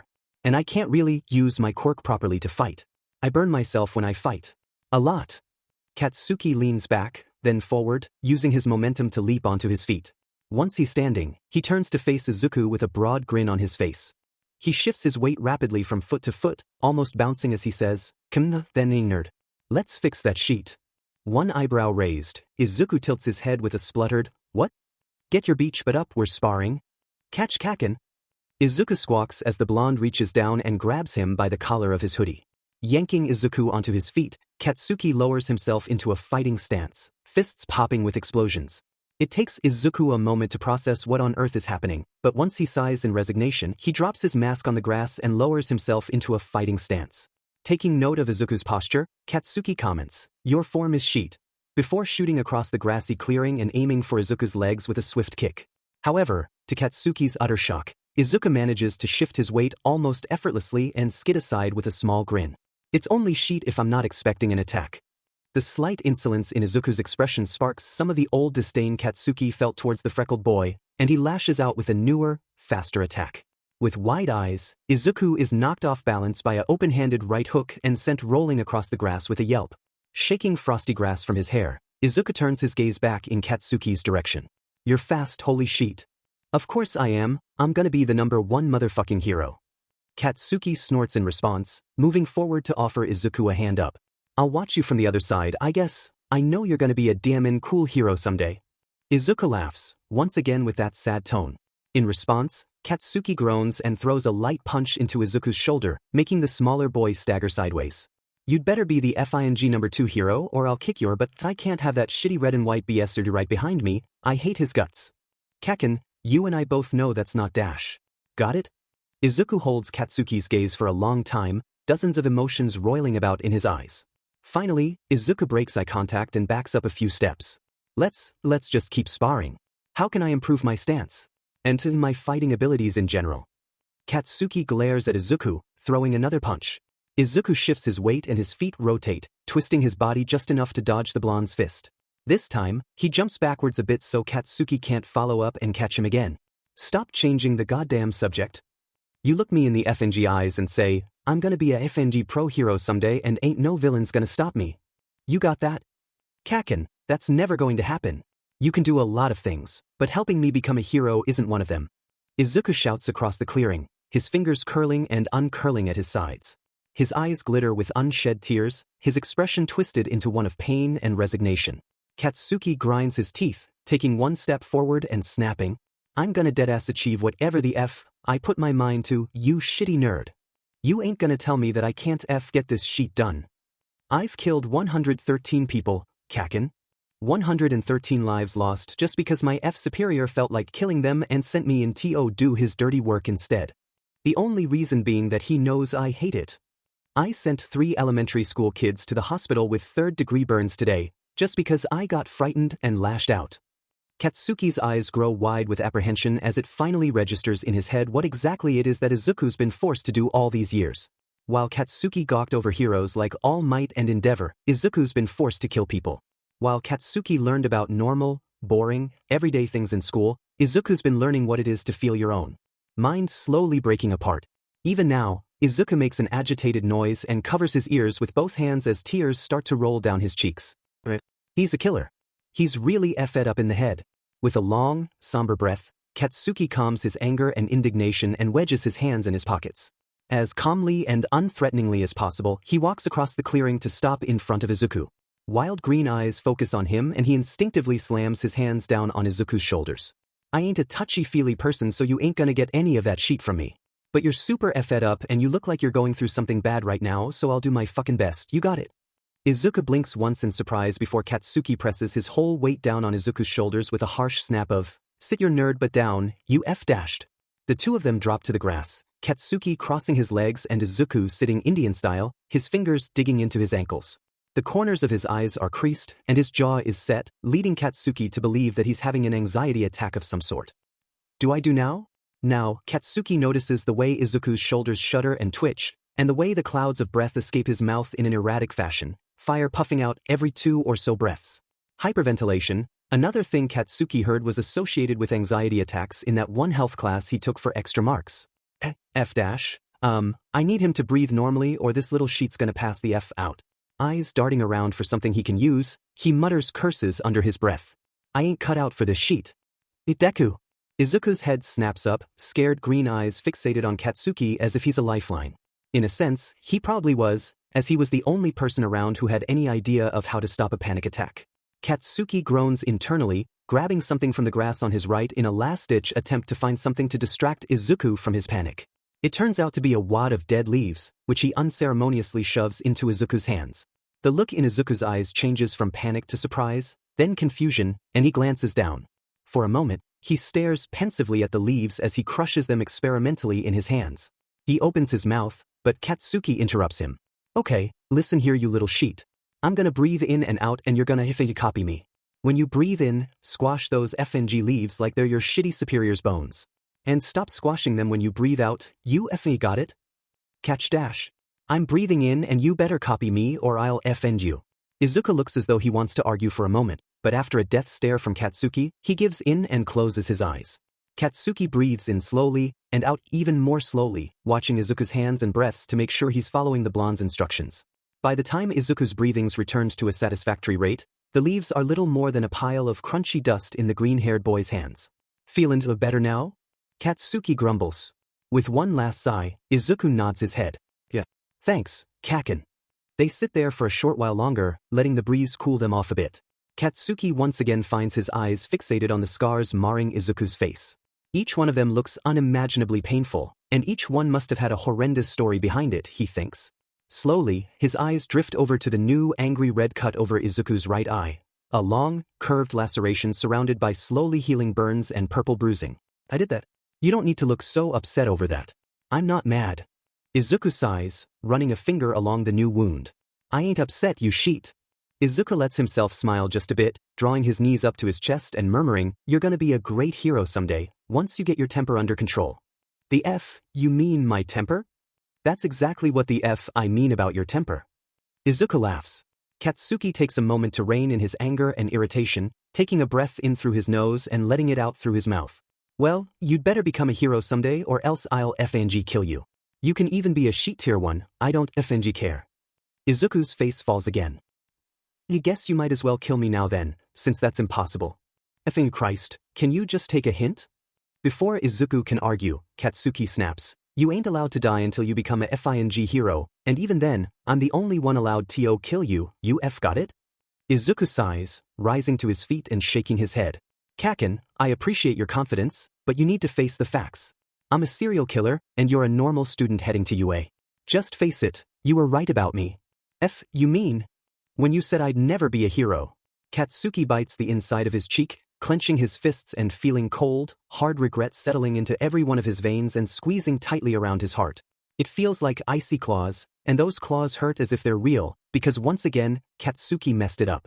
Still, he grits his teeth and stomps up to Izuku, grabbing the collar of his green hoodie once again. I can't believe I'm admitting this to the likes of a shitty nerd like you, but I was fucking wrong. I'm disagreeable and angry and stubborn, and that's how the F I am. But towards you, I acted more like a villain than a hero, and I'm fucking sorry it took 8 years of you being gone for me to finally get that through my demon hard head. So you look me in the goddamned eyes right now and say, I'm gonna be a FING pro hero someday and ain't no villain's gonna stop me. Cack and dash. Do it or I'll kick your butt from here into next week. There's a brief spark of defiance in Izuku's eyes before he seems to catch the honesty and fire in Katsuki's. Then he closes his eyes, takes a deep breath, and mumbles, I'm gonna be a FING pro hero someday and ain't no villain's gonna stop me. Louder, shitty nerd. I am gonna be a FNG pro hero someday and ain't no villain's gonna stop me. Izuku says, a bit louder this time. Yell like I'm fucking yelling at you right now, a little sheet. I'm gonna be AF pro hero someday and ain't no villain's gonna stop me. Izuku finally shouts, and Katsuki lets go of his hoodie with a laugh. You'd better FNG believe in that too. You're gonna go to Yuuei and Sheet and we're gonna become pro heroes. You won't be as good as me, but you're gonna be a dead-ass strong hero. Izuku's eyes glitter with tears once again, and finally, a smile spreads across his face, broad enough for dimples to once again form on his face. I'll try. Katsuki smirks, then once again lowers himself into a fighting stance. Come on then, Deku. Let me show you how a real hero fights. Sniffling, Izuku mirrors his stance with a smile. Ready? Awkward. 2:44 a.m. Kriati, so you sent Bakugo Midoriya's contact information? Kriati, what? Firebrand. It felt like the right thing to do. Kriati, that was really mature of you, in all honesty. Firebrand, thanks. Kriati, but, Kriati, did you ever count on it going too well? Firebrand, what do you mean? Kriati, I mean, did you count on them maybe rekindling their childhood friendship and, I don't know, maybe having it blossom into something more? Firebrand, yes, I accounted for that. Firebrand, and yes, I certainly have romantic feelings for Midoriya. Firebrand, but if he ended up choosing Bakugo over myself, I would step back. It isn't my place to influence Midoriya's decisions. Firebrand, but I don't think it'll go that far. Midoriya isn't Bakugo's type. Bakugo needs someone just as hard-headed as himself who can balance out his anger. That's not Midoriya. Kriati, you really thought this all out, huh? Firebrand, Bakugo also needed to speak with Midoriya. For some closure, perhaps. Kriati, you made a good call. Firebrand, I hope so. Kriati, you did. Kriati, well, I'm going to sleep now. You should too. Firebrand, yeah, good night Yayorozu. Kriati, night. Firebrand is offline. Kriati is offline. The sun's painting the sky with streaks of pink and orange when Katsuki once again sends Izuku sprawling across the grass. This time, Izuku rolls onto his back, chest heaving and face dripping with sweat. Katsuki, too, drops down on the grass as his breath comes in ragged gasps. You're getting better, yet this nerd. I think I'm dying. I can't feel my legs. The two of them remain like that for a long while, eyes closed, flat on their backs. After their breathing gradually returns to a normal rate, Katsuki coughs and sits up. Izuku tilts his head back to glance at him with an exhausted smile. Am I any less shitty at fighting? Yeah, just a little. You still SCK major butt though. Izuku laughs softly. I figured as much.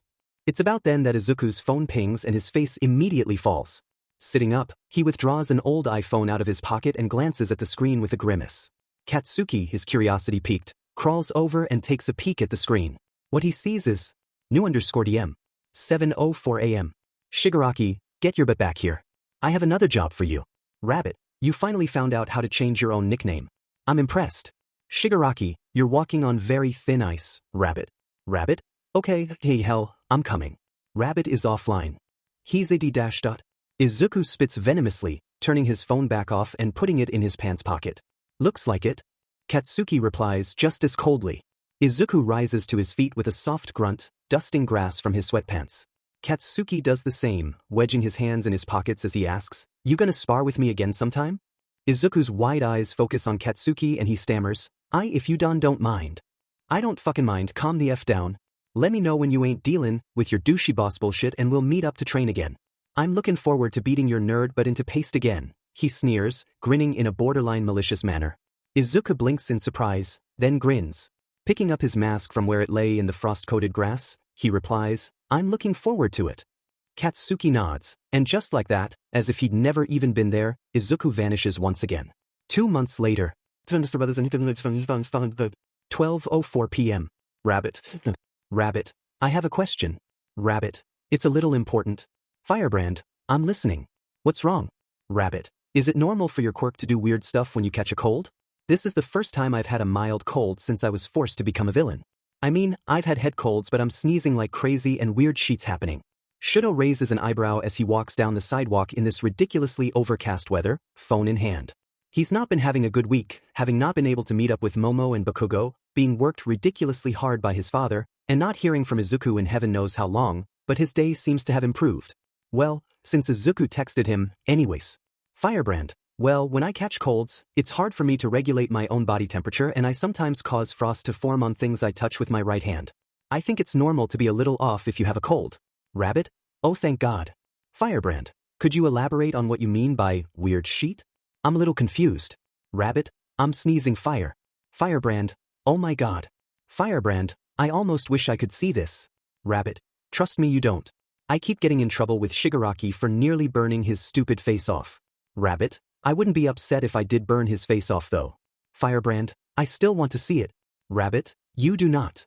Firebrand, Midoriya, the left side of my body ignites on command. I'm sure being sneezed on by you wouldn't be horrible. I don't set myself on fire like you do. Rabbit, but you'd catch my cold. Firebrand, fair point. Firebrand, still, what are you up to today? Firebrand, my father's out for the day. Rabbit, I don't think it's a good idea to hang out, Todoroki.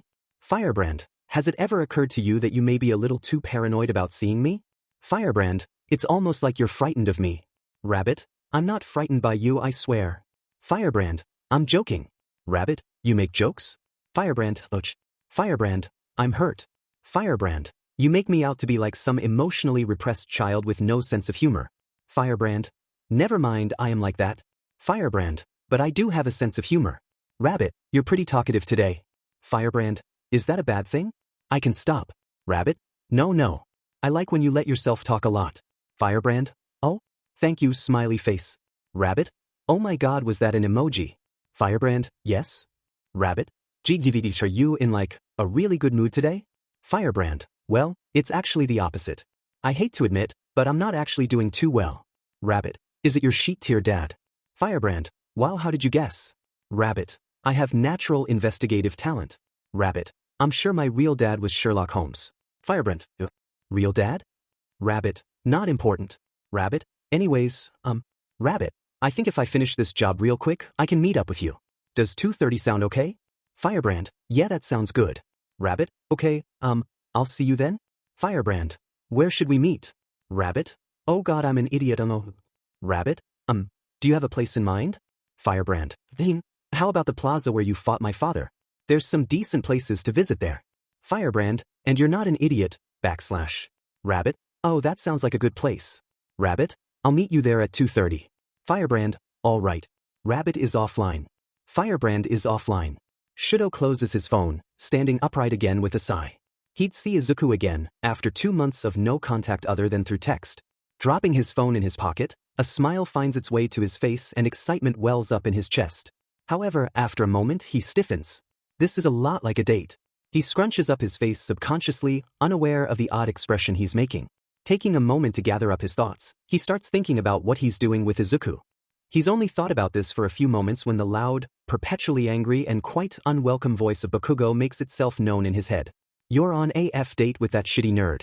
Now, Shouto finds himself in a panic and on instinct, starts messaging Momo. Gay__. 12:15 p.m. Firebrand, Yairozu. Kriati, what? Kriati, you seem panicked. Firebrand, I think I just asked Midoriya out on a date. Kriati, how do you not know whether or not you asked him out? Kriati, did you ask him out or not? Firebrand, I did. Kriati, good for you then. Kriati, you're officially gay. Firebrand, I already knew that. Kriati, well now it's official. Firebrand, Yaoyorozu. Kriati, what? What do you want me to say? Kriati, right now, I have no idea what you want, Todoroki. Firebrand, I don't know either, actually. Firebrand, I panicked. Kriati, what? It's pretty obvious he likes you too. Firebrand. Creati, don't lie to me, you've noticed. Firebrand. Well, yes, but. Firebrand, he's amazing and Firebrand. Creati, Todoroki. Creati, pardon my language. Creati, but what the F? Creati, he's a sweet little bean and you're the reason every boy in our class is gay. Creati, you're both fantastic people and perfect for one another, God. Firebrand, WHT. Creati, okay, you know what? I'm done with you, Aaron. Creati, go on your date. Creati, I hope to God you at least know how to kiss half decently. Firebrand, WHT. Firebrand, and there won't be any of that. Creati, you know you want to, Todoroki. Firebrand, well, yes, but. Creati, hump, there it is. Firebrand. Creati, language is US. Creati, okay, I'm gone. Have fun.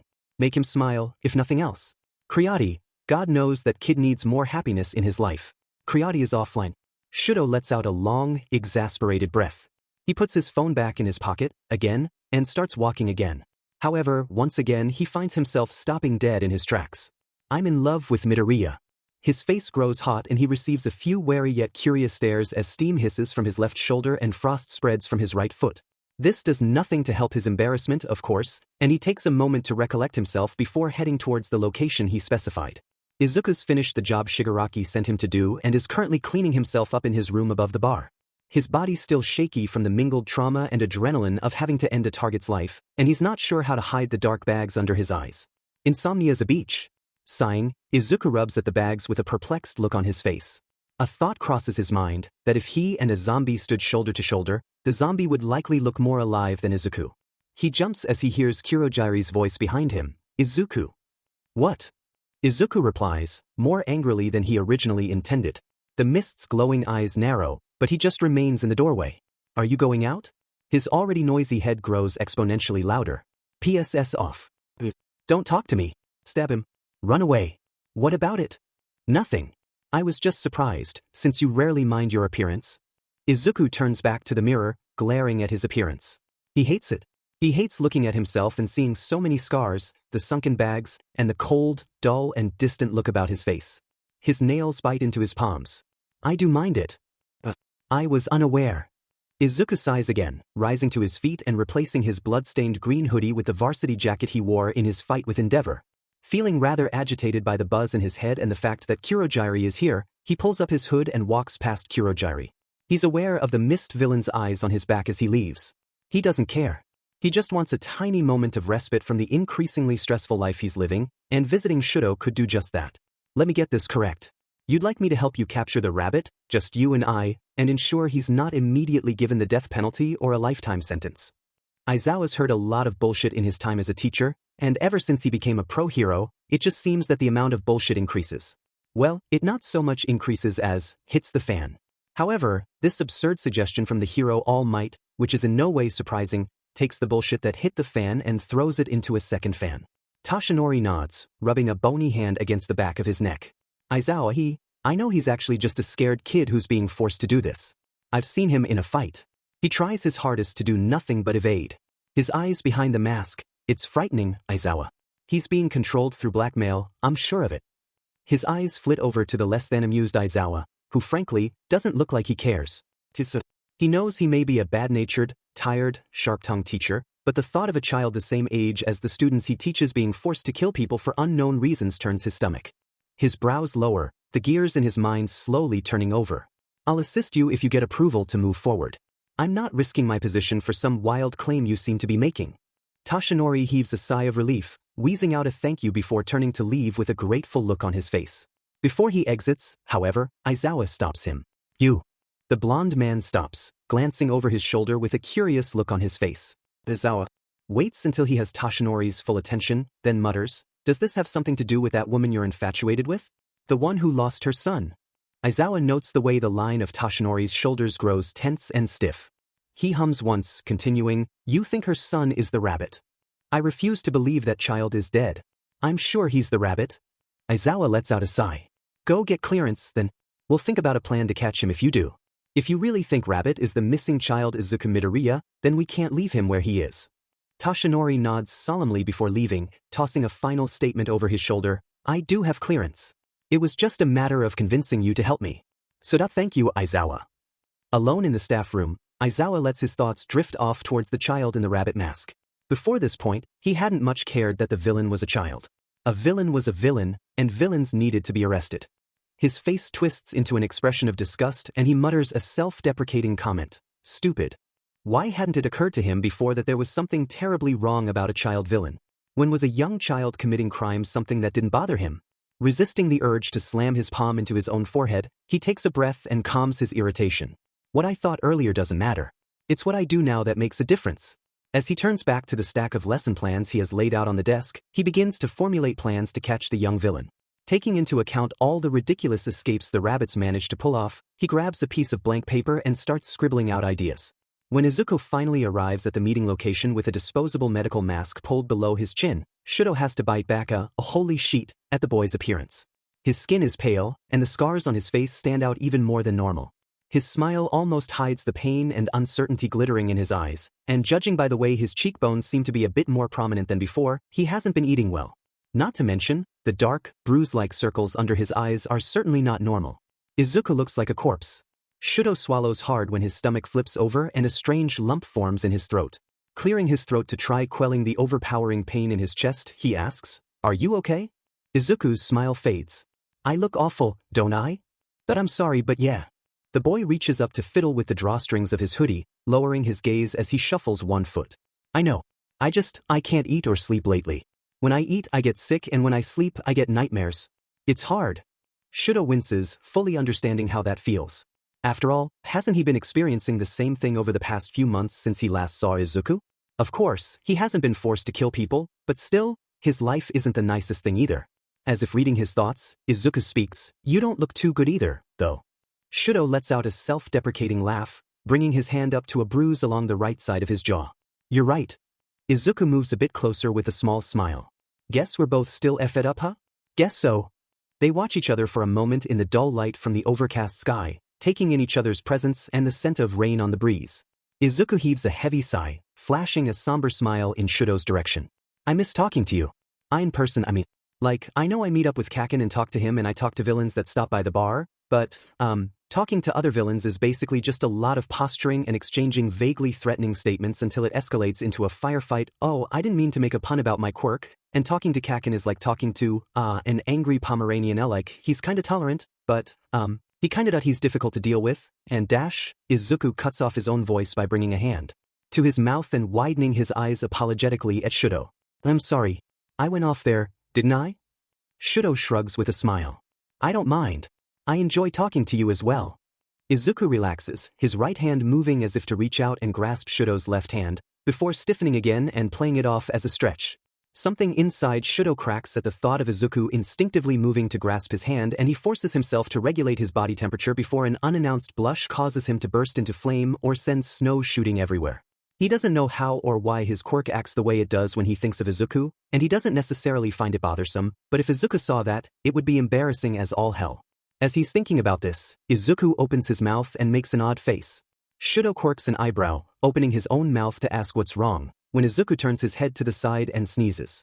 To Shouto's shock and amusement, a 3-foot jet of flame shoots from Izuku's mouth. Passers-by turn and look at Izuku in surprise, and the curly-haired boy lowers his head in embarrassment.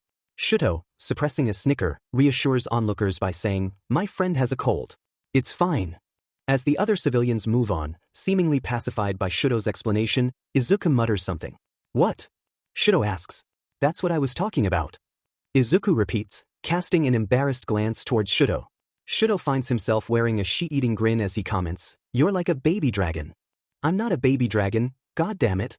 Izuku hisses under his breath, although as he shoves Shouto, a smile creeps across his face. After a short time spent laughing quietly, the two boys begin walking across the plaza in a direction Shouto chose.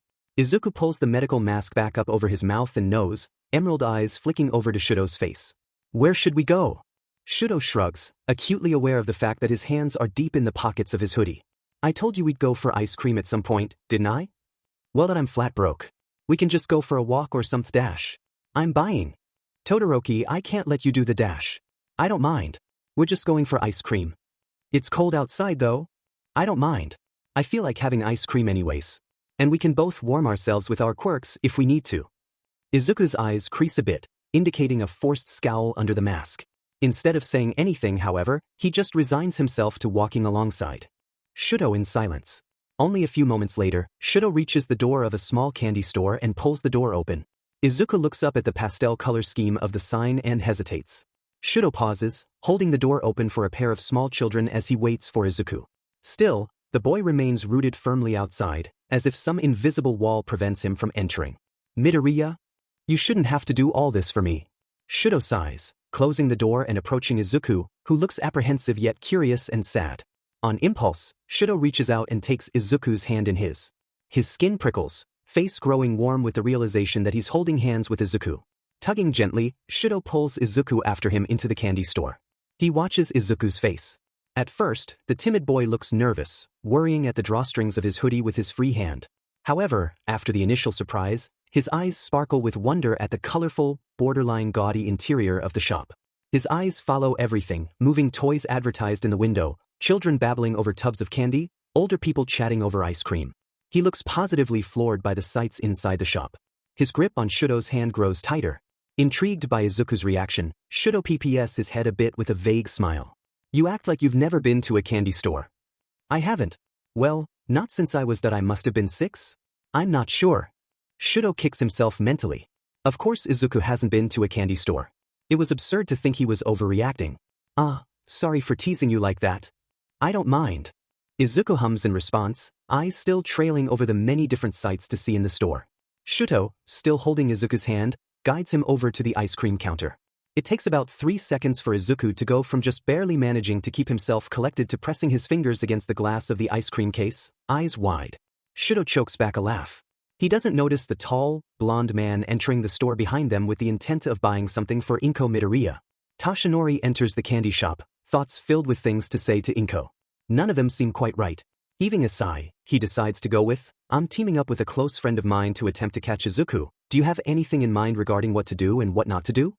Even so, it still sounds far too wordy.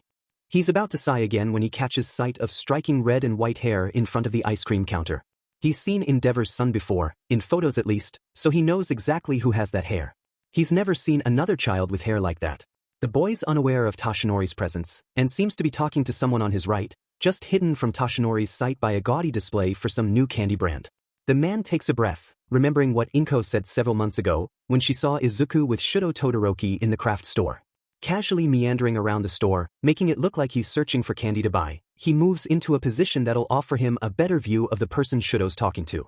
His heart seems to freeze in his chest when he catches sight of Izuku Midoriya next to Shouto, reaching over the counter as a cashier hands him a vanilla ice cream cone. Shouto pauses, saying something to Izuku that makes the boy laugh behind the white medical mask on his face. He blinks once in surprise, noticing how both boys, despite being so young, look incredibly battered and worn out. Even so, the two of them share a smile. Izuku looks down at the ice cream in his hand before tentatively offering it to Shouto, who seems to decline at first, but submits and takes a bite out of the ice cream. Izuku shudders, and says something in alarm. Toshinori just barely catches, You bite into ice cream? What's wrong with you? That doesn't bother me. Shouto replies. Toshinori almost laughs at their exchange, before remembering he's supposed to keep his distance and watch from afar. Shouto says something to Izuku, who nods, before the youngest Todoroki walks off somewhere else. Toshinori takes a breath, knowing he only has a brief moment to move in and talk with the boy. Holding a box of assorted chocolates in his hands, he moves ahead towards the counter, stopping next to Izuku, who flinches in shock and looks up at Toshinori with wide, surprised eyes. Sorry, young man. I must have startled you. Toshinori begins with a smile. Izuku stares for a moment before lowering his face and replying, No, it's all right. He's tense, the line of his shoulders drawn in as he attempts to make himself smaller. Toshinori gives him a sympathetic look, before sighing, I look quite odd, don't I? Izuku's head bolts upright and he stammers, I mean yes, but, damn it, I don't look odd too. I'm just. He trails off, but Toshinori can hear the silent continuation. I'm uncomfortable around adults. I understand, my boy. It's fine. Izuku's shoulders relax as a sigh escapes the boy. Now, Izuku seems somewhat more comfortable around Toshinori. His eyes fall on the box of chocolates and Toshinori catches the quickest glimpse of a mischievous glimmer in his gaze moments before Izuku says, You taking those to your girlfriend? I'm taking them to your mother, who I admire very much. She's just a friend of mine, who lost her son almost 10 years ago. Her husband hasn't come back to her either. Toshinori replies somberly. Izuku stiffens once again, lowering his gaze. He must have some idea of the person I'm talking about. Why wouldn't he come back? Izuku whispers under his breath, a cold edge to his tone. Midoriya? Toshinori accidentally lets the name slip out, and immediately, Izuku's head snaps up to stare at Toshinori with fear and apprehension. Thinking quickly, Toshinori adds, "That's your name, right? I heard your friend call you that before he left." Nice save, he thinks to himself. Izuku relaxes a bit, but still fixates wary green eyes on the man's face. It's almost unnerving, the intensity of this child's eyes. It takes a few moments, but Izuku finally lowers his head and pulls his mask down to lick at the ice cream in his hand. Every few seconds, his eyes dart over in Toshinori's direction, like a stray dog doing something it's not supposed to. "That's my name, I guess." Toshinori pays for the box of chocolates, then settles back into trying to speak with Izuku. "Where are your parents?" "Don't have any," comes the too quick answer. Toshinori blinks at Izuku in surprise, opening his mouth to call Izuku out on his lie, before he recalls how easy it'll be to scare the boy off. He changes what he wants to say, instead going with, "I'm sorry, my boy." Izuku's quiet for a moment before he raises his head and stares at Toshinori with a confused expression. "You're not gonna ask me anything like, what happened to them? Where are you staying? Or some shit like that?" Toshinori stifles a laugh, replying with, "Do you want me to ask you those questions? And not really. Then I won't." Izuku's eyes glitter with something other than hostility or fear, instead becoming something more like wonder. "You're a weird adult. And you're a strange child." Izuku laughs then, a soft laugh little more than a breath, and Toshinori smiles at the sound of it.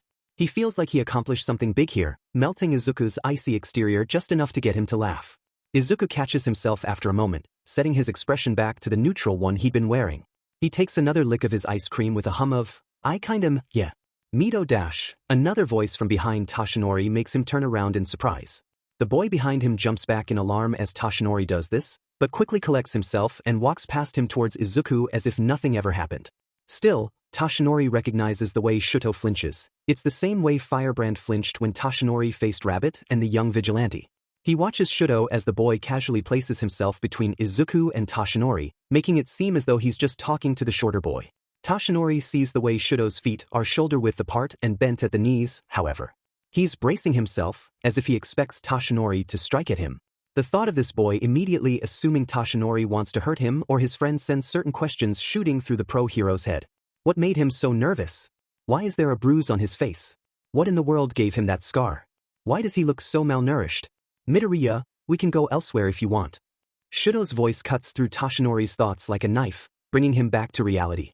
Izuku sends a glance between Shouto and Toshinori before meeting Shouto's gaze with a small smile. "Okay." As the two turn to leave, Shouto casts a wary glance over his shoulder at Toshinori, two different colored eyes glittering with uncertainty. Toshinori gives him a smile, raising a hand just a bit to wave. For a split second, Shouto's eyes lock onto Toshinori's hand, sparking with fear, before he turns his head away quickly, bringing a hand up to rub at the bruise along his jaw. Toshinori lowers his eyebrows, grip tightening around the handle of the bag he holds. With his free hand, he rubs at his chin pensively. There's only one explanation for Shouto's behavior, and Toshinori doesn't want to believe it. Does Enji Todoroki? Toshinori sighs, heading for the door as light rain starts to patter against the sidewalk. To his right, about 20 meters away, Izuku and Shouto walk shoulder to shoulder, Shouto saying something as he pulls his own hood up. Toshinori sighs heavily, reaching for his cell phone. Dialing in a familiar number, he watches the two boys head away down the sidewalk and brings the phone to his ear. On the other end of the line, a tired voice mutters, "This had better be good." "Aye." Toshinori trails off, watching as Shouto's hand starts reaching for Izuku's, before he puts it back in his own pocket. "What?" Aizawa grumbles. "I saw Rabbit. And Dut and Firebrand. You'd better not be messing around." "I'm not. I'm watching them walk away right now. They both look malnourished and a bit sick. Firebrand is Enji Todoroki's youngest son." A long pause. Then, "Sheet. Should we tell Endeavor about this and let him deal with it or dash?" "No, I don't think that's a good idea." "Why not?" "I have good reason to believe that Enji abuses his son." The pause is longer than the first one. So long, in fact, that Toshinori almost believes Aizawa has hung up the phone. Just as he's about to say something into the silent line, Aizawa slowly says, "That's a serious accusation. What's giving you this idea?" "He's much scrawnier than the time I first faced him 2 months ago. He flinched then, and he flinched away when I turned around to look at him today. He's also got bruising on his face, and braced himself between Izuku Midoriya and myself as though he thought I was going to hit him. I tried to wave goodbye, and he just stared at my hand like it was a weapon. Aizawa sighs heavily. Maybe I should pay a visit to Endeavor's home under the guise of a visit to meet my future student. Or if nothing else, observe from a distance how he treats his son. You do that? Yes, I care for the well-being of my students. If one of them has a shitty life at home, I feel like I should try to put a stop to it. Aizawa replies with an exasperated edge to his tone. Toshinori lets out a relieved breath. Thank you, Aizawa. Aizawa grunts in reply. Toshinori's just about to say a goodbye and hang up when Aizawa adds, what are you going to do about the Midoriya kid? You were going on about catching the kid, why not do it now? I don't know what'll happen if I do. I could pretend to try catching him, see what he says, and let him go if the situation's too precarious for us to interfere. Toshinori explains slowly, wary of what the outcome of this could be. Never mind, I'll do that now on my own. I'm curious about what the kid's like in a fight. Aizawa interrupts, then lets out an amused huff. Maybe I'll catch him and train him to become a hero myself, if he's as interesting as you make him out to be. Alright, just be careful not to hurt him. Who the hell do you think I am? If anything, I'd be more worried about you hurting him with your ridiculous quirk. Which is why I'm going. He sighs, then continues, where are the boys now? They just left a candy shop near Kamino Ward, in the plaza where Endeavor fought Rabbit a couple months ago. Alright, I was picking up supplies nearby so that isn't too far for me to travel. Don't interfere. I don't know what they'll do if All Might turns up out of nowhere looking for them. Toshinori sighs, then gives Aizawa his word not to interfere. The teacher hangs up, leaving Toshinori to look back in Shouto and Izuku's direction. Unfortunately, they've been swallowed up by the crowd and Toshinori lets out a sigh. Pulling the hood of his raincoat over his head, he starts off. In the direction of the Midoriya household. Honestly, that man wasn't too bad. Izuku murmurs, pulling his medical mask back up over his face as he pops the last bit of ice cream cone in his mouth. Shouto snorts incredulously, scrunching up his face as a fat raindrop hits him in the nose. I thought you were the one who didn't trust anyone. Izuku looks at him with wide eyes. I don't trust him. I was just surprised, you know? It's weird and kinda refreshing to meet an adult that, you know, doesn't want me dead as soon as they look at me. For a moment, Shouto remains quiet, searching for an argument to counter Izuku's statement. However, he thinks again about why he's so adamant about preventing Izuku from interacting with adults. Of course, the first thing that crosses his mind is, it's to protect him, but he blows that thought away with a heavy breath, realizing that Izuku could probably beat Shouto in a one-on-one fight with his experience alone. Shouto shrugs instead, responding, sorry for acting rudely. I understand what you mean in a way. Oh no. You weren't rude.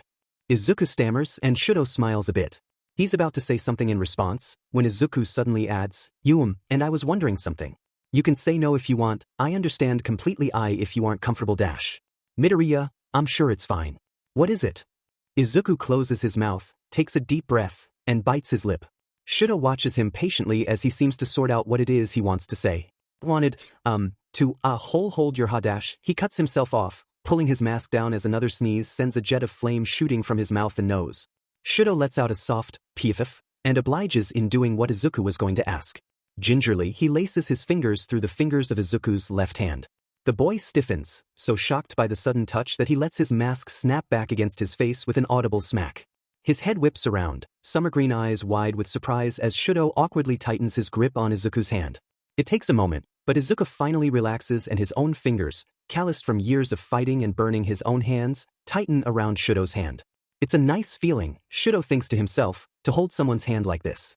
He feels the way Izuku's quirk raises the temperature of their hands, and hears a slight hissing sound from them. Furrowing his brow, Shouto glances down in unison with Izuku. Steam hisses from between their hands, Shouto's hand coated in frost as Izuku's hand glows reddish-orange from his quirk trying to activate. The two meet each other's eyes in surprise for a moment, before Izuku snorts and bursts out laughing. Shouto can't help himself either, chuckling quietly and trying his best to hide it. Oh my god. Izuku wheezes out between laughs as clear as a ringing bell, raindrops beating on his freckles and highlighting his blushing with bursts of color. Izuku's laugh is intoxicating, plain and simple. Shouto can't stop himself from snickering because of it. This day's been one of the best in a long time, and it's because for once, with Izuku he can forget the burning pain of his father's hands, the feeling of frostbite setting in over his right side in an effort to stop himself from using his left, the lack of sleep, the nausea, sickness and insomnia. For once, everything is perfect. A joyous moment in time that Shouto wishes would last forever. Of course, as everything nice in Shouto's life is bound to do, the moment ends. It ends with the sound of a man's voice, heavy with disinterest, right behind them. You two are Rabbit and Firebrand, am I correct? Shouto's body goes as still and unmoving as the ice he creates, breath stuck in his chest as he feels panic rise up in his throat. My face is going to be seen. They're going to tell Endeavor. However, just as he's about to have a full-on panic attack, Izuku reaches into the pocket of his jacket and withdraws the rabbit mask, folded up neatly. He practically slams it into Shouto's face, hissing, "Put this on." Still in a stupor, Shouto obliges as Izuku pulls his medical mask up over his face and turns to face the newcomer. The red and blue lenses are somewhat disorienting and the band is a little tight, but Shouto's aware of the scent of mint gum lingering in the mask. Beneath that, the scent of smoke and a vague scent of vanilla remains ingrained in the mask's material. Onlookers hurry out of range, pointing and shouting, which also snaps Shouto out of his shock. This isn't the time to be gawking over what he smells like. He shakes his head, whipping around to face the attacker. Izuku's dancing around the man, whose long, black hair floats up as though by some anti-gravitational force. The man keeps turning in order to keep Izuku in his sight, and Izuku, for some unusual reason, isn't using his quirk. Izuku lets out an agitated hiss through his teeth, reaching into the back pocket of his pants for a weapon.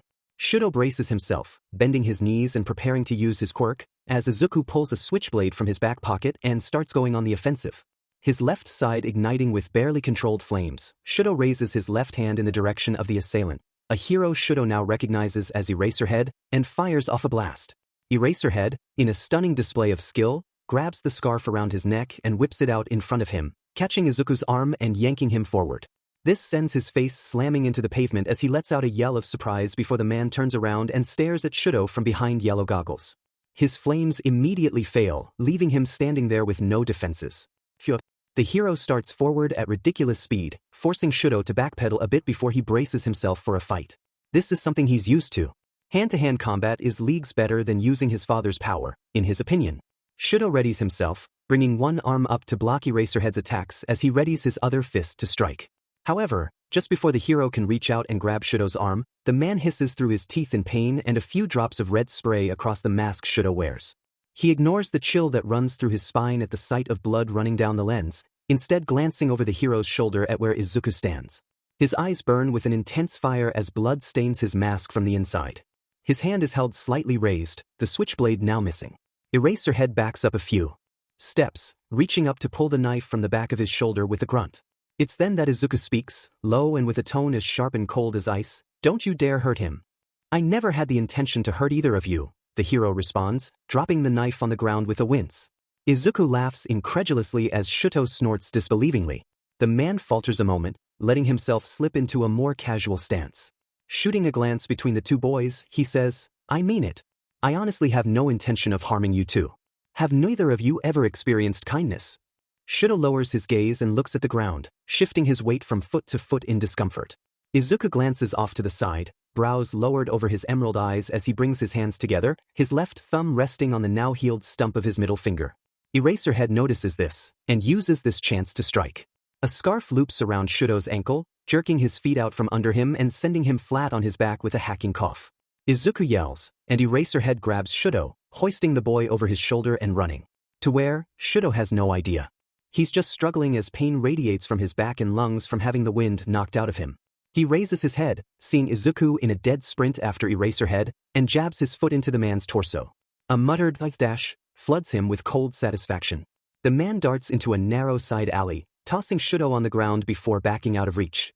A coughing fit overtakes Shouto and he rolls onto his stomach, raising himself onto his hands and knees shakily to catch his breath again.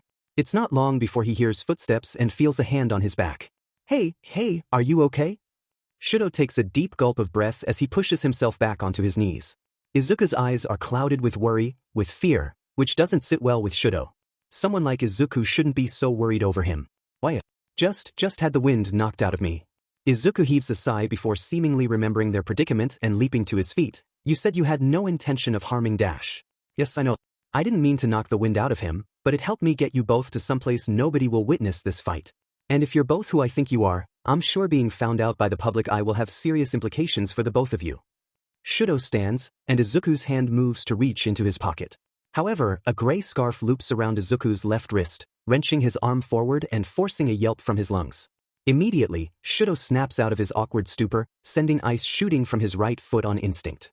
He only realizes he's used his right once it's too late, and the hero's head whips around to look at Shouto with inhuman speed, stopping Shouto's quirk before it reaches him.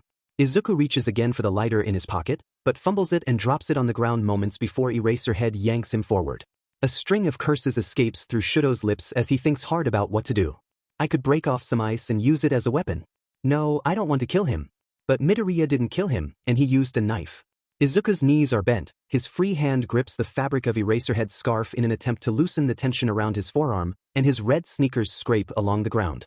He's using all his strength to prevent being caught, and Shouto's standing there doing nothing. How would Midoriya fight? He'd fight dirty. Bakugo says he fights dirty.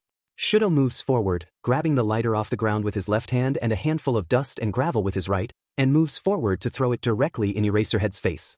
The man hisses through his teeth, stumbling backwards a few steps as he rubs at his face. Now that the man's distracted, Shouto glances at Izuku, who's shaken off the scarf. You can use any fire, right? Izuku glances at him. Yeah? Use me then. Izuku's eyes light up in surprise and he nods. Shouto, raising his left arm, ignites it from fingertips to shoulder. The fabric of his hoodie hisses in protest as he burns away the entire left sleeve, but the hoodie is the least of his worries at the moment. Eraserhead's recovered by now, and a crooked grin quirks the left corner of his mouth upright. Bringing a hand up to rub at his stubble, Eraserhead huffs, "You two make a good pair. You'd make good heroes if I'm being honest." Izuku falters a moment, and the hand he'd begun pulling flames closer to himself with lowers. Shouto steals a glance in Izuku's direction, and sees how wide the boy's eyes have gotten. They shimmer, filling with unshed tears, his hands shaking. Bringing a hand up to his chest, he chokes out, No, I can't. I'm not." He's panicking, Shouto can tell. His breaths have gotten erratic, and he's hugging himself tightly, fingers digging into his arms. Arabbit? Get a grip. Shouto stutters, trying once again, and failing, to use his quirk against Eraserhead. This isn't looking good. Just as Shouto thinks this, there's an eerie, distorted sound from behind him that makes him stop and furrow his brow in confusion. He begins to turn, but suddenly, Izuku begins to scream. He's not yelling, he's outright screaming. Shouto turns to look at his friend just as the floor seems to fall out from under him and he chokes back a yelp, arms windmilling as he tries to make sense of what's going on. Shouto finally processes what Izuku's screaming. No, leave him here, don't take him too, please, don't dash. Is he referring to me? Shouto catches a glimpse of Eraserhead before he's swallowed momentarily by purplish-black nothingness. Once the moment is over, he once again feels his back connect with the ground, a wooden floor, and arches his back with a groan, hands rubbing at his spine. Haven't heard you scream like that for a long time, Rabbit. I'd almost forgotten how pathetic you are. A voice like a snake's, heart-stoppingly familiar. This time, though, there's no safe buffer of a phone line between himself and the voice. Shoving himself to his hands and knees despite the pain lancing up and down his spine, he spins around to find the source of the voice.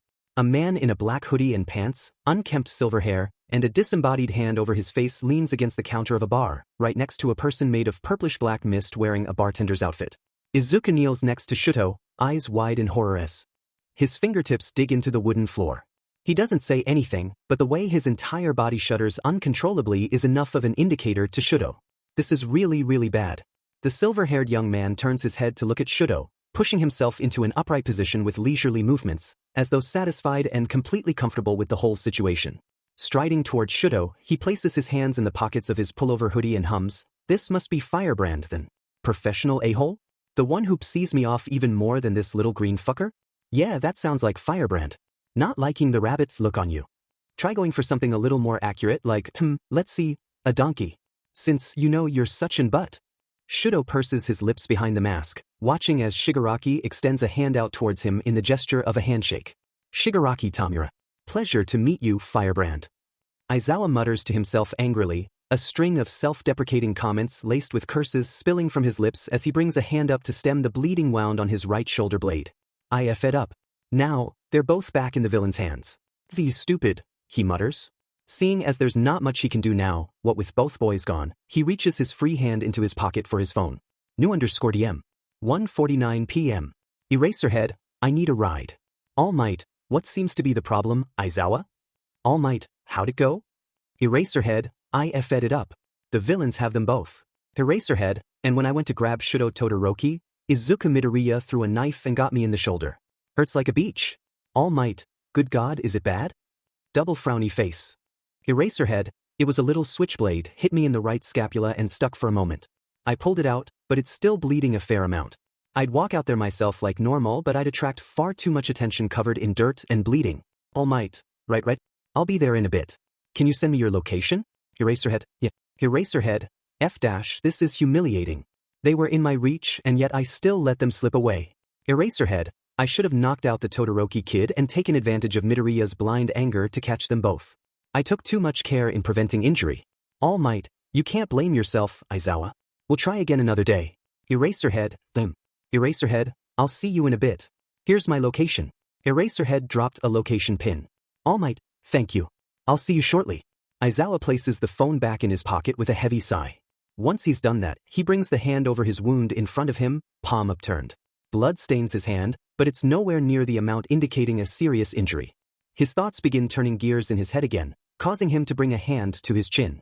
Rubbing pensively at the stubble on his face, he finds himself thinking, if Midoriya wanted to kill me, he would have. All Might was right. The boy doesn't want to kill people if he doesn't need to. Don't.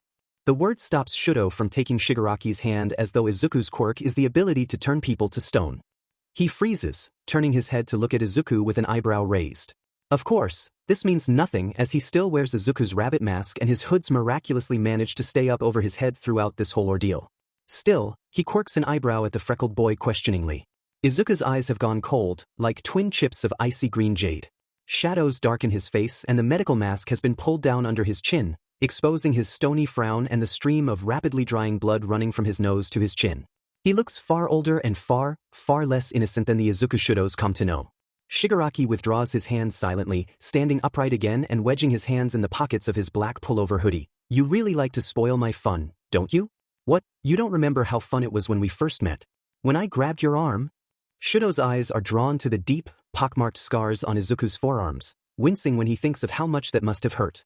The freckled boy pushes himself to his feet, rubbing at one of the blotchy brown scars on his right forearm. He keeps his eyes fixated on Shigaraki, the tension between the two stretched tight enough to cut with a knife. Pieces off. The curse is spit with fire and venom, and Izuku's voice has gone low, steady, and quiet. This, Shouto realizes, is also how Endeavor speaks when he's about to do something horrible to him. The thought sends a chill down Shouto's spine, but he represses the years-old fear. This is Izuku after all. He wouldn't hurt a fly unless he was forced to do it with no other options. Shigaraki moves quickly, almost too quickly for Shouto to catch. He's rushing towards Izuku, the corner of his broad, maniacal grin peering out from either side of his mask. Izuku braces himself, clenching his fists at the ready and wincing in pain as he forces flames to ignite around his hands. He's about to throw a fist when Shigaraki snaps, "Aren't you forgetting about your mother?" At this, Izuku falters, letting the flames die and lowering his hands. His eyes are wide now, sparking with fear and regret. Instead of defending, he stiffens and braces himself with his eyes shut. For a moment, Shouto sees himself in the way Izuku resigns. It hurts to see someone else in the same situation. Izuku takes a hit to his left ear, which sends him staggering sideways. White teeth flash from between his lips as he grimaces from the pain, and Shigaraki sneers. "You care too much, rabbit. Things would be easier for you if you stopped caring."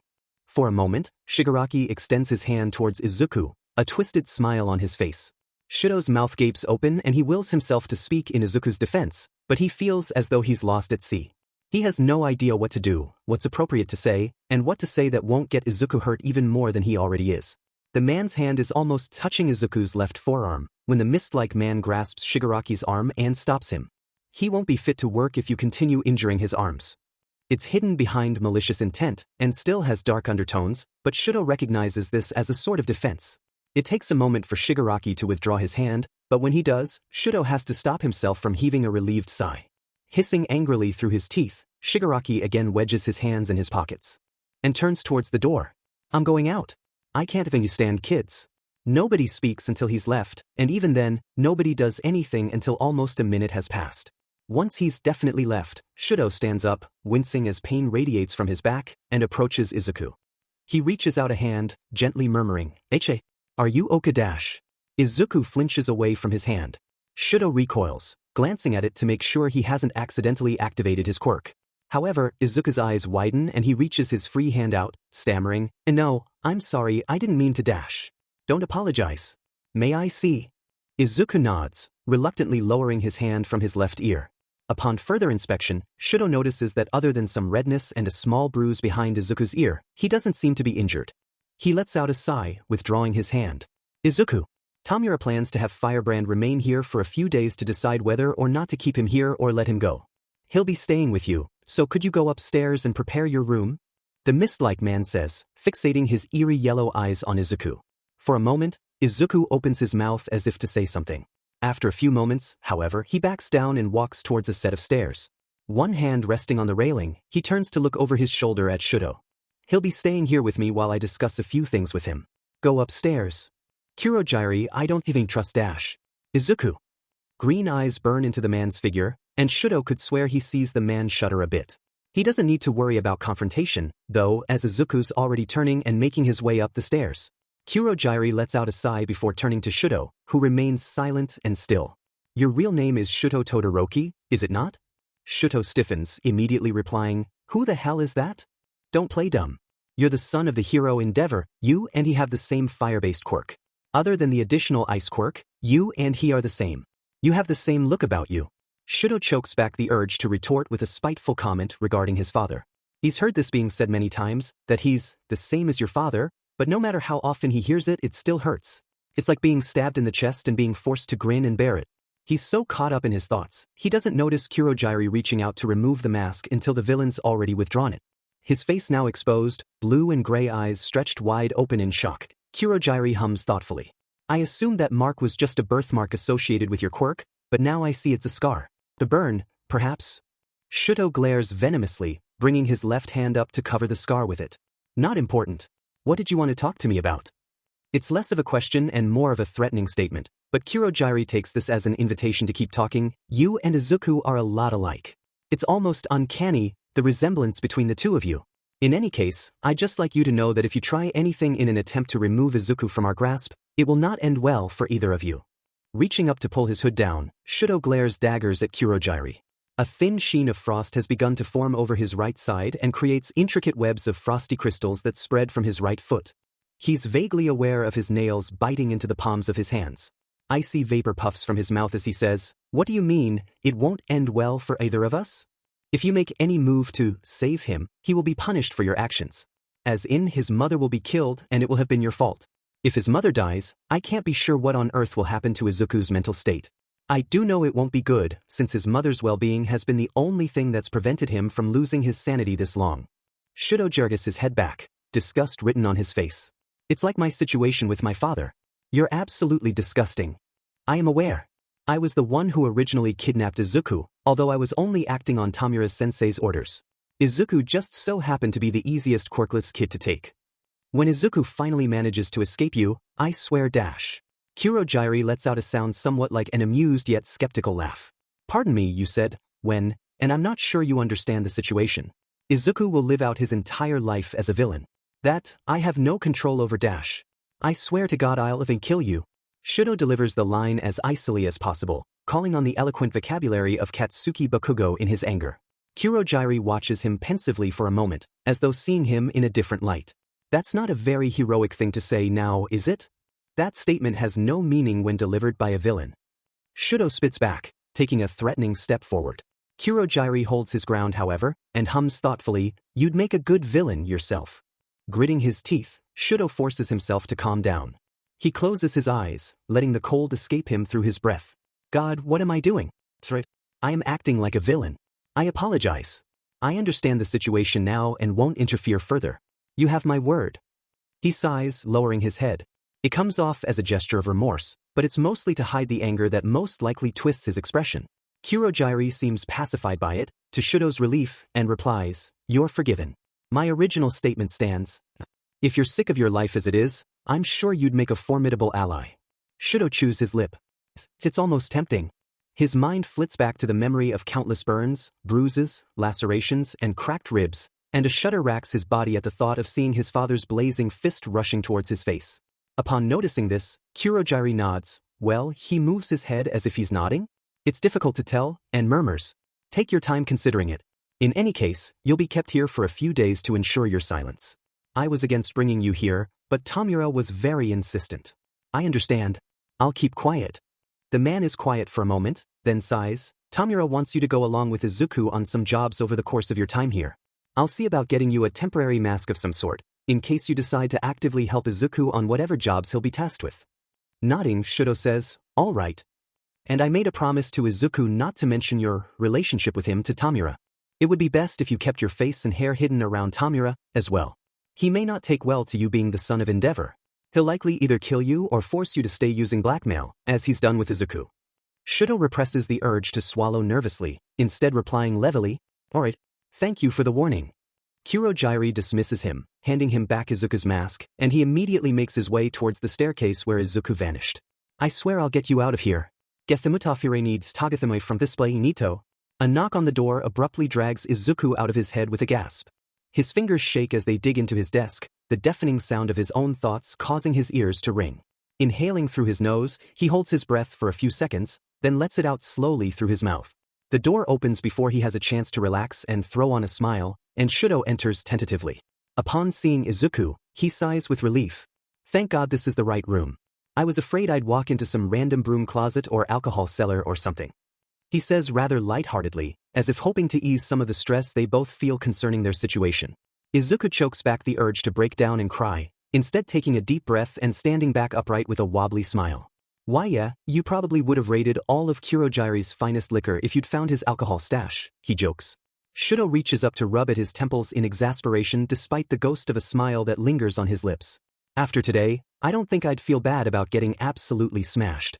I did that once when I was 12 and let me tell you, being drunk is great and all when it's happening, but the hangover is effing awful. Shouto blinks in surprise, eyes sparking with curiosity. You got hammered once? Izuku nods with a sigh, then gives Shouto a self-deprecating smile. You kill a non-target by accident and God, you really want to forget it. So what do?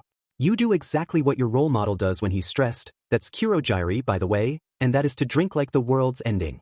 Cringing, Shouto mutters, Kurojairi's your role model? That's hard to believe. Izuku laughs icily, wedging his hands in his pockets and replying, he was my role model when I was a kid. He was the only one who acted as a buffer between me and Shigaraki's torment. But you're still a kid. And, how does Kurojirai drink? He doesn't seem to have a mouth. Izuku frowns, shrugging. I don't know, he just kinda puts it where he'd have a mouth and it just disappears. It literally disappears into the void. Yes, it disappears into the void. They hold each other's gazes for a moment longer, then, to Izuku's surprise, Shouto snorts with laughter. The sound is so ridiculous, it forces laughter out of Izuku and they remain there, laughing like that, until there's a banging on the ceiling from the floor below and Kurojirai shouts, quiet down up there, we have visitors. Sorry. Izuku shouts and Shouto whispers, the void screamed at you and you screamed back. Izuku chokes on his own spit while trying to suppress his laughter and relearn how to breathe at the same time. Shouto's eyes sparkle with an uncharacteristic joy, his smile finally reaching them as soft, breathy laughter escapes him. Izuku watches him for a few seconds, momentarily able to ignore the screaming thoughts in his head. Shouto notices this and immediately stops laughing to clear his throat. A blush tints his cheeks pink and he stammers, sorry. I went a little overboard there. You looked really stressed when I came in and yeah, this was the only thing I could think of. Izuku brings his hands up, eyes wide. No, don't apologize. I really needed that right now, in all honesty. Shouto sighs in relief, the tension fading from his shoulders as he responds, that's a relief. Now I'm curious. How exactly did this whole, Midoriya gets drunk out of his mind, story play out? What, you want to get hammered with me or something? Shouto gives him a dry look. Midoriya, my father doesn't see me as a human being and now I have to put up with the angry monkeys that are your superiors. Being able to forget that momentarily would be a dream. Spluttering, Izuku grabs his shoulder and hisses, Todoroki, I don't think you understand what I mean by, hangovers are awful. My entire life is literally awful. Todoroki. We're minors. I'm joking. But if you change your mind, just know dash. We aren't getting hammered. Shouto gives Izuku an amused smile, placing his hand over the one Izuku rests on his shoulder. I know, I'm just joking. I don't have any interest in drinking. But I would like to hear the rest of this story. Izuku brings his hands up to his head, pulling his fringe away from his face and running his fingers through his tangled hair. He flashes Shouto a smile before backing up to sit on the edge of the bed. Alright then, I'll tell you the rest. Shouto moves forward to sit on the edge of the bed with Izuku, and Izuku realizes that, thankfully, he no longer hears his ears ringing. So, Rabbit's in love with that shithead firebrand, huh? That's correct. Rabbit thinks you haven't told me? Yes, that's right. Shigaraki scratches at his neck, hearing the vague rumble of the boys' voices upstairs. A grin stretches across his face. I wonder what'll happen if Firebrand sees Rabbit kill someone just because I ask him to. New_DM. 4:56 p.m. Lord Explosion Murder. Hey, Kriati? Hello? Why message me randomly like this? You never DM me. Lord Explosion Murder. Icy hot, ignoring my texts. It's his goddamn turn to watch over Mrs. Midoriya's place and you wanted me to check in with the beefy before he goes. Kriati, I've been trying to message him too. You have Midoriya's contact info though. Have you tried messaging him? Maybe he and Todoroki met up or something. Lord Explosion Murder. I'll send the little sheet a text.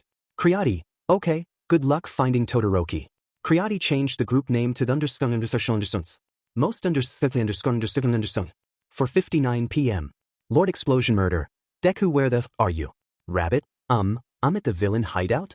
But Lord Explosion Murder, where's your shitty boyfriend? Rabbit, OH. Lord Explosion Murder. WHAT, do you mean OH? Rabbit, Rabbit, we, went for ice cream. Lord Explosion Murder, explain. Rabbit, we got attacked by Eraserhead, okay. Rabbit, and I had it under control but like. Rabbit, the teleportation quirk villain who kidnapped me kinda.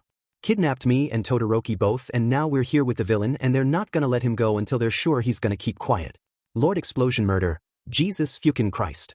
Lord Explosion Murder, are you shitting me? Rabbit, and oh. Rabbit, and I'm getting very very stressed because I don't know if they're going to kill him or not or if they're gonna blackmail him like they're doing to me and I am on the verge of a goddamn panic attack. Lord Explosion Murder, Deku, calm the F down.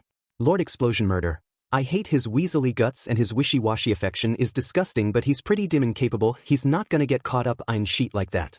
Lord Explosion Murder, take a deep breath and his fucking CHILL. Rabbit, okay. Rabbit, Rabbit, I'll do my best to make sure he gets out of this. Lord Explosion Murder, K, but don't get you are dumb but killed or anything like that. Lord Explosion Murder, or I'll effing kill you. Rabbit, you're telling me you'll kill me if I die. Lord Explosion Murder, dimmin effing straight. Rabbit, ha okay. Rabbit, thanks Kakin. Lord Explosion Murder, your FNG welcome you shitty nerd. Rabbit is offline. Understones. 5:08 p.m. Lord Explosion Murder, K, Icy Hot got kidnapped. Kriati, what? Lord Explosion Murder, the fucker was on a date with Deku and both of them got fucking taken back to the villain's hideout. Kriati, oh my god. Kriati, he's gone? Lord Explosion Murder, calm the F down, Deku's making sure that dumbass doesn't get himself killed. Kriati, oh good god they're gonna end up dead. Lord Explosion Murder, are you FNG serious? Lord Explosion Murder, have some goddamn faith in that broccoli-headed fucktwit. He's held out this long, I'm sure he can keep Icy Hot alive for a few days. Kriati, well, I never expected you to say that, of all people. Lord Explosion Murder, well Deku said it's not my fault he got kidnapped in the first place but that shit still feels like my fault. The least I can do is fucking believe in him until we can save him. Kriati, that's very sweet of you. I feel like a shallow idiot now, oh my god. Lord Explosion Murder, don't fucking worry about it. You panicked. And it's not sweet, goddammit. I just have some kind of respect for the BSTRD now, unfortunately. Kriati, I can watch the Midoriya's house tonight. Lord Explosion Murder, K. Explosion is offline. Izuku's lying flat on his bed, arms outspread at his sides as he watches the ceiling. There's not much to see there that's particularly exciting, but he's lost in his thoughts at the moment so it doesn't necessarily matter to him what he's staring at. He's almost forgotten about Shouto sitting calmly on the edge of the bed next to him until the boy says his name clearly. Midoriya. Turning his head and letting his curls fall into his face, he responds with a simple, Are you sure you're all right? Shouto asks, shifting to face him and bringing his legs up to cross them. Izuku frowns, carefully replying with, Not really.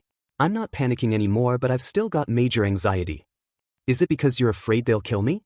Shouto asks bluntly, without any malicious intent. That doesn't change the fact that it feels like a punch to Izuku's gut.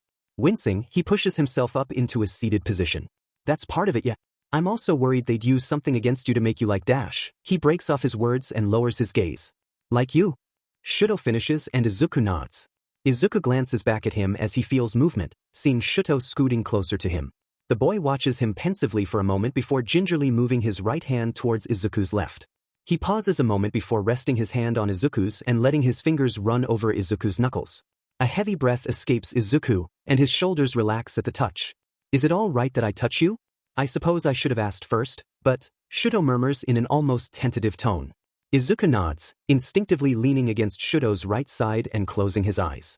The contact is welcome and almost therapeutic, seeing as it's been a long time since Izuku's been able to touch someone like this. The fact that it's Shouto makes it 10 times better. Shouto must feel the same way, because Izuku feels a small, shuddering breath escape him.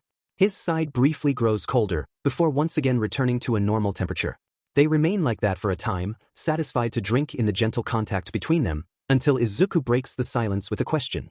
So, don't feel compelled to answer this, but, how things been going on your end? Like, with Endeavor? Shouto's body immediately goes tense and rigid against Izuku, and his temperature drops significantly. In a tight voice, he responds, "Not much better than it's been with you. I'm pretty exhausted since I've been experiencing stress-induced insomnia. Or something like that. It's making me slow." He gestures to the bruise along his jaw. "He caught me here yesterday. Maybe I'll catch a bit of a break here, though. Who knows?" Izuku doesn't laugh at that, instead frowning in lieu of a response. He sighs, leaning further into Shouto's side. The taller boy fidgets a bit, moving so he can again rest his hand on Izuku's. Once again, they remain quiet for a time. This time, it's Shouto who speaks first. "You have no idea how nice it feels to touch people like this." "Oh, I think I have some idea." Izuku sighs in response, momentarily forgetting their predicament. The door opens and Shouto and Izuku immediately sit up, fully alert as they pull away from one another and watch the door. The gaseous form of Kurogiri remains there in the doorway, and he stays quiet for a moment before entering the room and nodding curtly to Shouto. "I see you've settled in." Shouto lowers his gaze, mouth set in a tight line. Kurogiri watches him for a second before looking to Izuku and continuing, "Shigaraki has a job for you. There's some minor villains stirring up trouble nearby and bringing attention to this area. Your task is to dash. Kill them cleanly." "I got it." Izuku interrupts, swinging his legs over the edge of the bed and standing up. He stretches briefly before glancing apprehensively over his shoulder at where Shouto watches him with uncertainty in his eyes. He turns back towards Kurogiri, opening his mouth to ask about Shouto when Kurogiri holds up a vaporous hand and says, "No need to worry, I'll keep an eye on him." And a villain came by with an extra mask on hand he was willing to give up. He reveals the hand he'd been holding behind his back and tosses a small fabric object towards Shouto, but it's Izuku who catches it on instinct. "It's just until we can get a proper mask made for you that covers your entire head, but this should do the job." Izuku turns it over in his hand warily, seeing that it's just a thin black ski mask with black mesh over the eyes and a slightly faded white skull pattern across the face. Narrowing his eyes, he holds up the mask and looks in Kurogiri's direction. This was Skullcrusher's mask. He get a new one? Yes, he got a metal one instead. He was rather proud of it. Kurogiri hums in response, watching as Izuku turns and carefully hands the ski mask to Shouto. After a moment's hesitation, Shouto pulls it over his head to test it out. Izuku almost snickers at the way he sees the shape of Shouto's nose wrinkle in distaste, likely from the smell of sweat, but holds his tongue. Now that he's confident in Shouto's safety, he turns to grab a tiny, battered silver iPod shuffle off his dresser and begins untangling his earbuds with one hand and trying to pull his mask over his head with the other. As he's busily hunting around his room for his familiar green and black short-sleeved hoodie and his usual weapons, he manages to get the mask to a safe position hanging around his neck and sticks the earbuds in his ears. "Alright, just a quick hit and I can come back here. Kurogiri's gonna make sure Todoroki's okay. I trust him." Now fully outfitted in his villain outfit and equipped with his weapons, he gives Shouto a brief nod and slips past Kurogiri. A shaky breath escapes him as he makes his way out of the bar and into the rain. He's going to be fine. It's a little awkward after Izuku leaves, Shouto realizes. He's equal parts curious, awkward and frightened when he's left with nothing but a smelly ski mask between himself and the villain who originally kidnapped Izuku. He'd like to say something, preferably bordering on salty or sarcastic, but words escape him. He just stares at Kurogiri with his mouth sealed firmly shut. "You'll likely get bored here after a few minutes. Izuku has very few belongings for you to fiddle with." The mist villain comments in an eerily casual manner. Shouto still can't say anything, but he manages to shrug somewhat. Well, one of his shoulders came up in a shrug, and he's not entirely sure that counts as a full shrug. Kurogiri gestures over his shoulder, saying, "Come with me. Fraternizing with the man who gave you that mask may be slightly more interesting than sitting here twiddling your thumbs." God, Shouto wants to refuse, to barrage the villain with accusations and insults regarding their treatment of Izuku. Once again, however, his restraint wins out over impulse and he rises from the bed, following Kurogiri from a distance as the villain leads the way down the stairs and into the dimly lit bar. A few more lights have been turned on, casting a more muted golden glint over the polished tables and spotless countertops. Two villains sit on opposite sides of the bar, the closest being a beefy man in a smoky gray muscle shirt with a metal skull mask resting on the table next to him. As he takes a swig from a large, glass mug of beer, the tall, emaciated-looking villain on the other side of the bar slowly fixates glassy, sunken blue eyes on Shouto. He appears to mumble something to himself before going back to facing the wall and scrolling through his phone with one bony finger. Shouto swallows nervously, feeling stress nausea starting to kick in. All he can think about is one of those villains turning on him, coming at him with some unknown yet devastating quirk as he tries, and fails, to put up an adequate barrier of ice or flame in time. A sudden thought intrudes on his dark what-ifs and he blinks once in sudden understanding. This is what Midoriya's been dealing with all this time. Firebrand. Shouto realizes he's stopped breathing and quickly straightens up, forcing himself to take normal breaths. There's no need to be concerned. Skullcrusher is fairly rational, and Hirano in the corner there is more focused on his phone than he is in you. He greatly dislikes starting things with children as well, since he has a child of his own. Kurogyari explains in a low voice before retreating behind the bar to polish some glasses. Standing frozen for a moment, Shouto finds himself dumbstruck. What is he supposed to do? Go up to Hirano and ask if he's upset about Vine going down the drain? Strike up a conversation about murder with Skullcrusher? Stick by Kurogyari like a tick? None of these options were particularly appealing. What the hell would Midoriya do? Kurogyari must notice his indecisiveness, because he quietly says, "You could start by thanking Skullcrusher for the mask. He was attached to that one for 5 years, he probably wants to know it's going to someone who's grateful for it."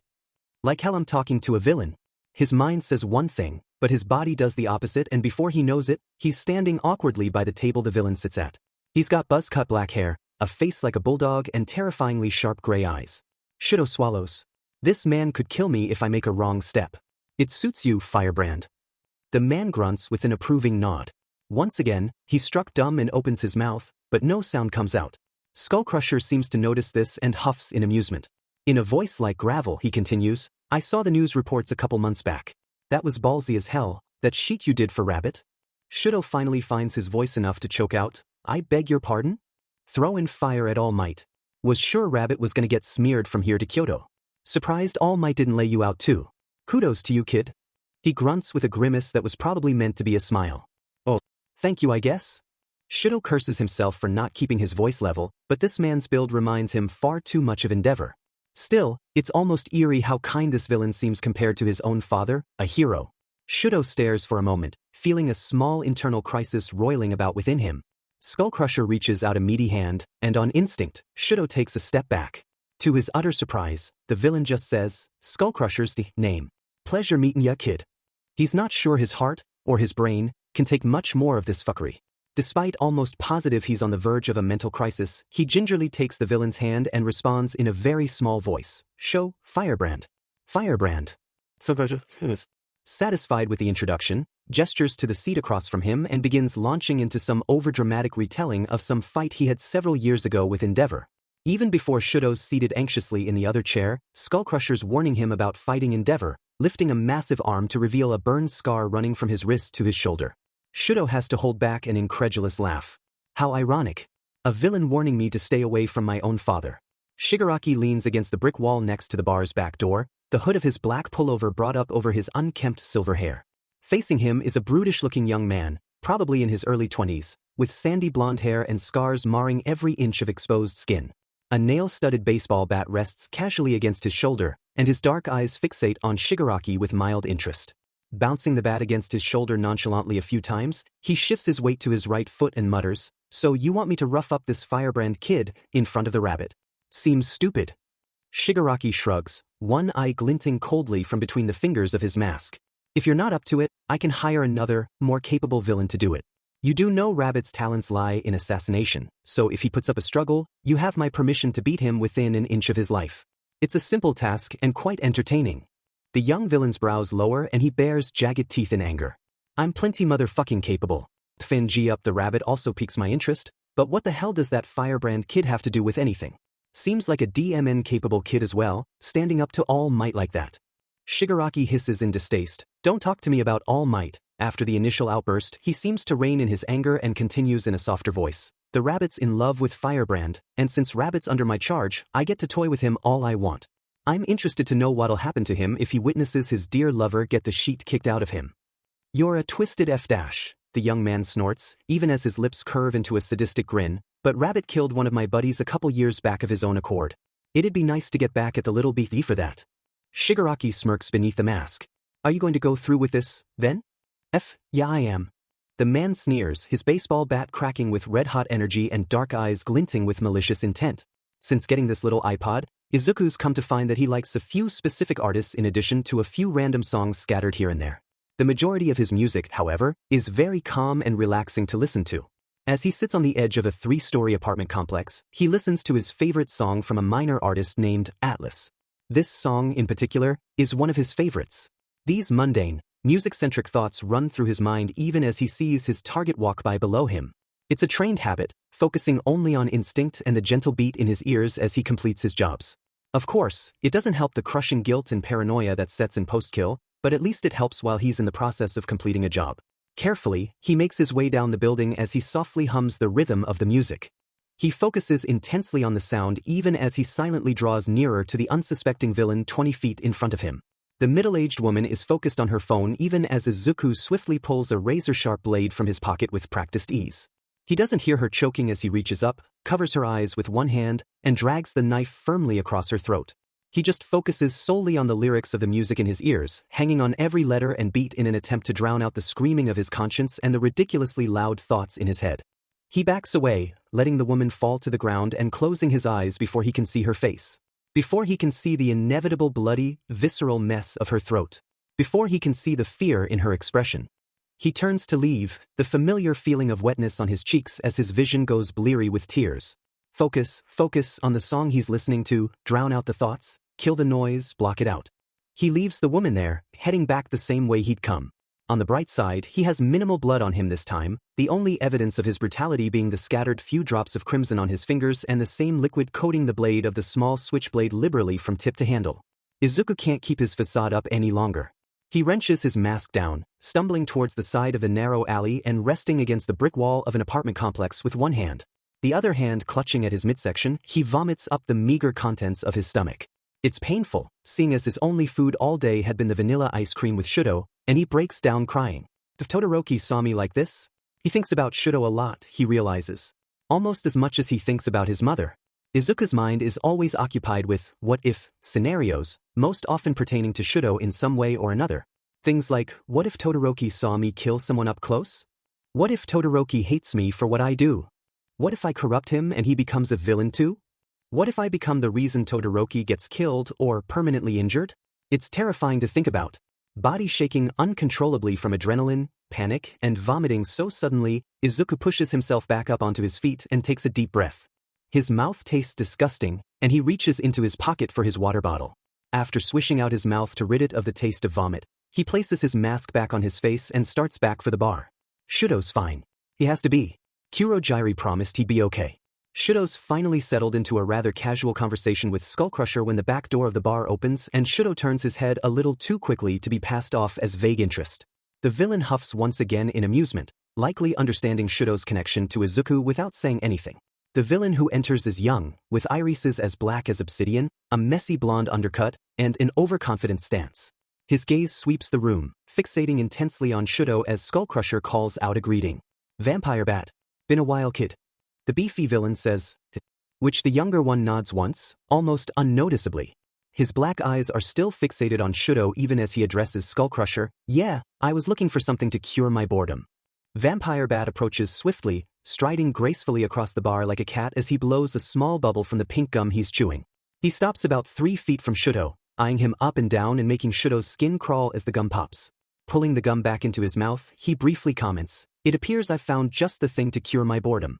Almost too quickly for Shouto to react, Vampire Bat swings the nail-studded bat he carries. Shouto rolls to the side and skitters backwards across the floor. A millisecond slower and Shouto would have lost an ear. Vampire Bat, enough. Skullcrusher grunts, rising to his feet tensely. Hirano casts a disinterested glance over his shoulder at the commotion before going back to scrolling through his phone. The blonde doesn't listen, however, and his baseball bat crackles with red energy as he comes at Shouto again. The younger boy manages to leap to his feet and vault over a table, standing on the far side of it in an attempt to form a blockade. Why isn't Kurojiiri interfering? He risks a glance over his shoulder just quick enough to see that at some point, Shigaraki had entered the bar and now stands next to the misty bartender. He mumbles something to Kurogyari, who nods and just watches as Vampire Bat places his free hand against the table. Somehow, he charges the same red-hot energy in his bat into the table and a forceful shockwave erupts from it. Shuto's knocked backwards against another table from the force of it, barely managing to dodge Vampire Bat again. His quirk appears to be channeling explosive energy into inanimate objects. His left arm erupts into flame as he lowers himself into a fighting stance. Vampire Bat whistles, vaguely impressed. Fancy quirk there, Firebrand. Only the left side though? That's pretty funny. Skullcrusher suddenly grabs Vampire Bat's shoulder, opening his mouth to say something.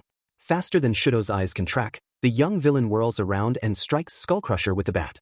There's a crack like a gunshot, and Shuto finds himself frozen in horror as the impact completely vaporizes Skullcrusher's left arm from the elbow down. The villain staggers back, hissing curses as his arm slowly begins to regenerate. Vampire Bat doesn't speak again, he just drops the bat, which for some reason no longer crackles with energy, and reaches for his pocket. Still frozen in utter terror, fearing for his life, Shuto remains rooted to the spot as Vampire Bat lunges for him, jabbing a butterfly knife towards his face. Move, move, move, move. Shuto just barely moves in time. Still, the right side of his face explodes in pain that fills his vision with stars and makes him stagger backwards. Blinking to clear his vision, Shuto dances around the bar, narrowly dodging Vampire Bat's attacks as the familiar feeling of blood dripping down his face and neck registers in his mind. He stabbed me in the face. Is it really bad? Another table bursts with explosive energy, but Shuto manages to stay on his feet. Did he catch any major veins? He lands a flaming hit on Vampire Bat's arm. He's going to kill me. This is nothing like sparring with Endeavor. Yes, the premise is the same, what with the dodging, weaving, constant movement, and trying not to end up dead, but Endeavor has a different quirk and fights, well, like a hero. This villain is pulling out all the stops, kicking chairs and tables in Shuto's direction, throwing things, and making loud noises to throw him off. After a 5-minute firefight, Shuto slips up. A flying chair smashes against him, knocking him down on the floor and leaving him gasping for air. Vampire Bat now stands in front of him, an insolent grin on his face. What's the matter, Firebrand? Where's that violence and resolve you showed when you fought All Might? He chooses not to respond, resisting the instinct screaming at him to use his right side. Flames dance at his fingertips as he starts struggling to his feet. Just when Shuto's about to try evading Vampire Bat again, the back door opens and both boys turn to look. Izuku stands in the doorway, rabbit mask hiding his face as he white-knuckles the doorknob. In a soft voice, Izuku chokes out, What's going on here? Mido, rabbit. Shuto wheezes, now acutely aware of how battered and wounded he must look. Vampire Bat snorts, straightening up and channeling energy through the blade in his hand. Laughing, he sneers, nice little punching bag here. Flinches like a motherfucker, you know. Izuku's shoulders tense up and a near-invisible shudder runs through his body. Still, Vampire Bat continues, I thought the infamous rabbit would pick someone, you know, someone more substantial than this loser here. You picked a little beach as your lover, rabbit? I'm surprised dash. Don't you effing dare talk about him that way. Izuku's voice has become little more than a whisper, but it drips with venom and he takes a threatening step forward.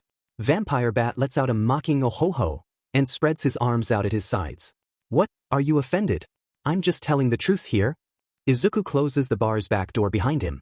Shuto opens his mouth to speak, but Izuku suddenly explodes with orange and yellow, flame dancing around his hands and radiating intense heat. He doesn't so much as flinch, but Shuto can see the way the heat damages his hands, forming painful burns. He holds up a hand in Izuku's direction. Arbit, it's fine. After a second, Izuku takes a breath and the flames die out. He walks over towards Shuto and places himself between Vampire Bat and Shuto, his back to the blonde villain. Shuto can't see his face, but the way his hand hovers shakily over the wound on Shuto's face tells him enough. I can fix you up. Come on. Izuku murmurs, but his voice quavers. Oh God, please don't cry. Vampire Bat moves towards them suddenly, and Shuto flinches. Somehow, in less than a second, Izuku picks up on Shuto's reaction, reaches into his pocket, and swiftly moves a hand forward. Vampire Bat stops abruptly, his dark eyes growing wide with shock. Izuku stiffens, stepping back and lowering his hand, seemingly shocked. That's a knife. Oh God. That's an obscene amount of blood. Vampire Bat staggers backwards, bringing a hand up towards his chest as he drops the knife. It's then that Shuto notices the gaping wound just left of his sternum.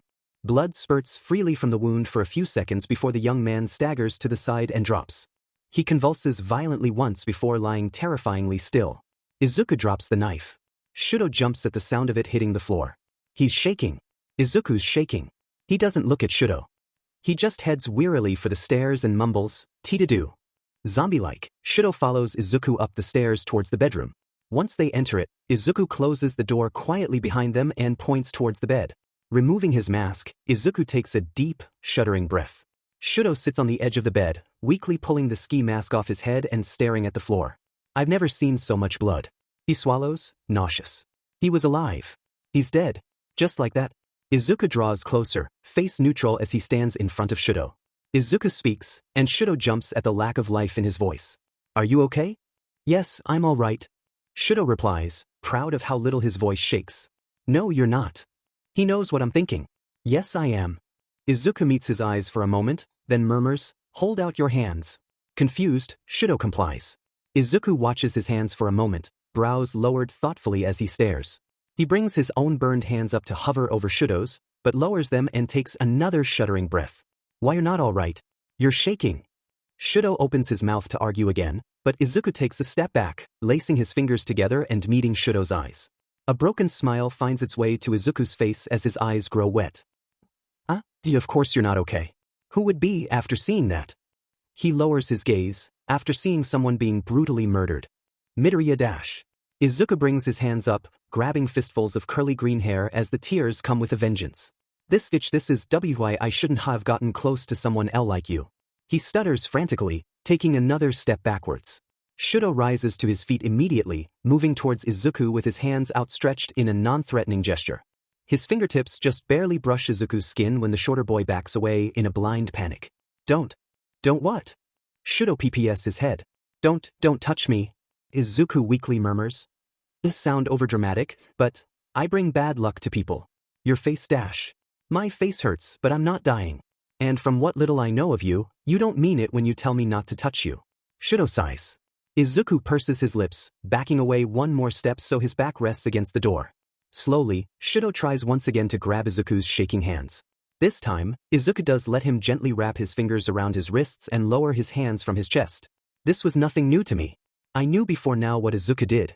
Gingerly, Shouto pulls Izuku close and awkwardly wraps his arms around his slender frame. After a tense moment in which Shouto's unsure of whether or not Izuku's going to back away or panic, he feels shaky arms return the gesture. Izuku presses his face into Shouto's shoulder and sobs, I didn't mean to kill him. I know. I got scared. That's okay. Izuku mumbles more incoherent phrases into Shouto's shoulder, to which he replies with soft mms, and I knows for the 5 or so minutes it takes for Izuku to cry himself out. Even so, after Izuku's finished crying, he stays like that with his face buried in Shouto's shoulder. Shouto himself wants to cry, feels overwhelmed by everything and wants nothing more than to curl up and scream his frustrations and fears into the empty air, but he stays as he is. Izuku needs him to stay like this for a short time longer. He can bury that urge for a good time longer. Shouto's just starting to get tired of standing in the same position when Izuku's arms abruptly slip from where they'd previously been wrapped around Shouto's body. Startled, Shouto glances down and opens his mouth to speak. He closes it when he realizes that Izuku has fallen asleep standing up. With a soft sigh, Shouto carefully shifts Izuku's sleeping body and picks him up, one arm under his shoulders and the other under his knees. He makes his way back over to the bed and lays the boy down carefully. For a moment, he watches Izuku sleeping, salt crusted on his cheeks from crying as his chest rises and falls rhythmically. Upon noticing the blood on Izuku's arms and hands, however, he ventures towards Izuku's dresser, atop which medical supplies and wet wipes are scattered. Concluding that he can treat his own wounds afterwards, Shouto grabs a tube of wet wipes and sits on the bed next to Izuku, gently cleaning the smeared blood from his skin with the antibacterial wipes. It takes some time, but Shouto is satisfied with his work when he's done and sets to work cleaning the knife wound on his own face. It's a deep slice, running from the middle of his right cheek to half an inch above his right jaw, and Shouto realizes that it'd probably need stitches. With a sigh, however, he resigns himself to working at it with the array of numerous medical supplies on hand. I suppose it was only a matter of time before I started looking like Midoriya. A small smile plays at his lips when he realizes how little this notion bothers him. I suppose I'm really in love with him. Izuku's just starting to come back to the waking world when he hears Shouto mumbling something about messy supplies. He opens one eye just enough to make out Shouto's outline as he tidies up Izuku's mess of medical supplies. He still feels nauseous from what he'd done today, but it's faded quite a lot. Especially since Shouto's here to take his mind off it somewhat. The corner of his mouth twitches as he struggles to hide a smile. When Shouto turns towards him, Izuku snaps his eyes shut, feigning sleep. For what reason, he has absolutely no idea. It's not like Shouto would be mad at him for being awake, anyways. So in all honesty, it makes no logical sense. Still, he remains like that even as Shouto sits on the edge of the bed beside him. Izuku's eyes are closed, and he can't see what Shouto's doing, but he can feel the bed shift as Shouto does. The last thing he expects is to feel hot and cold breath on his face and lips on his cheek. Oh my god. Good.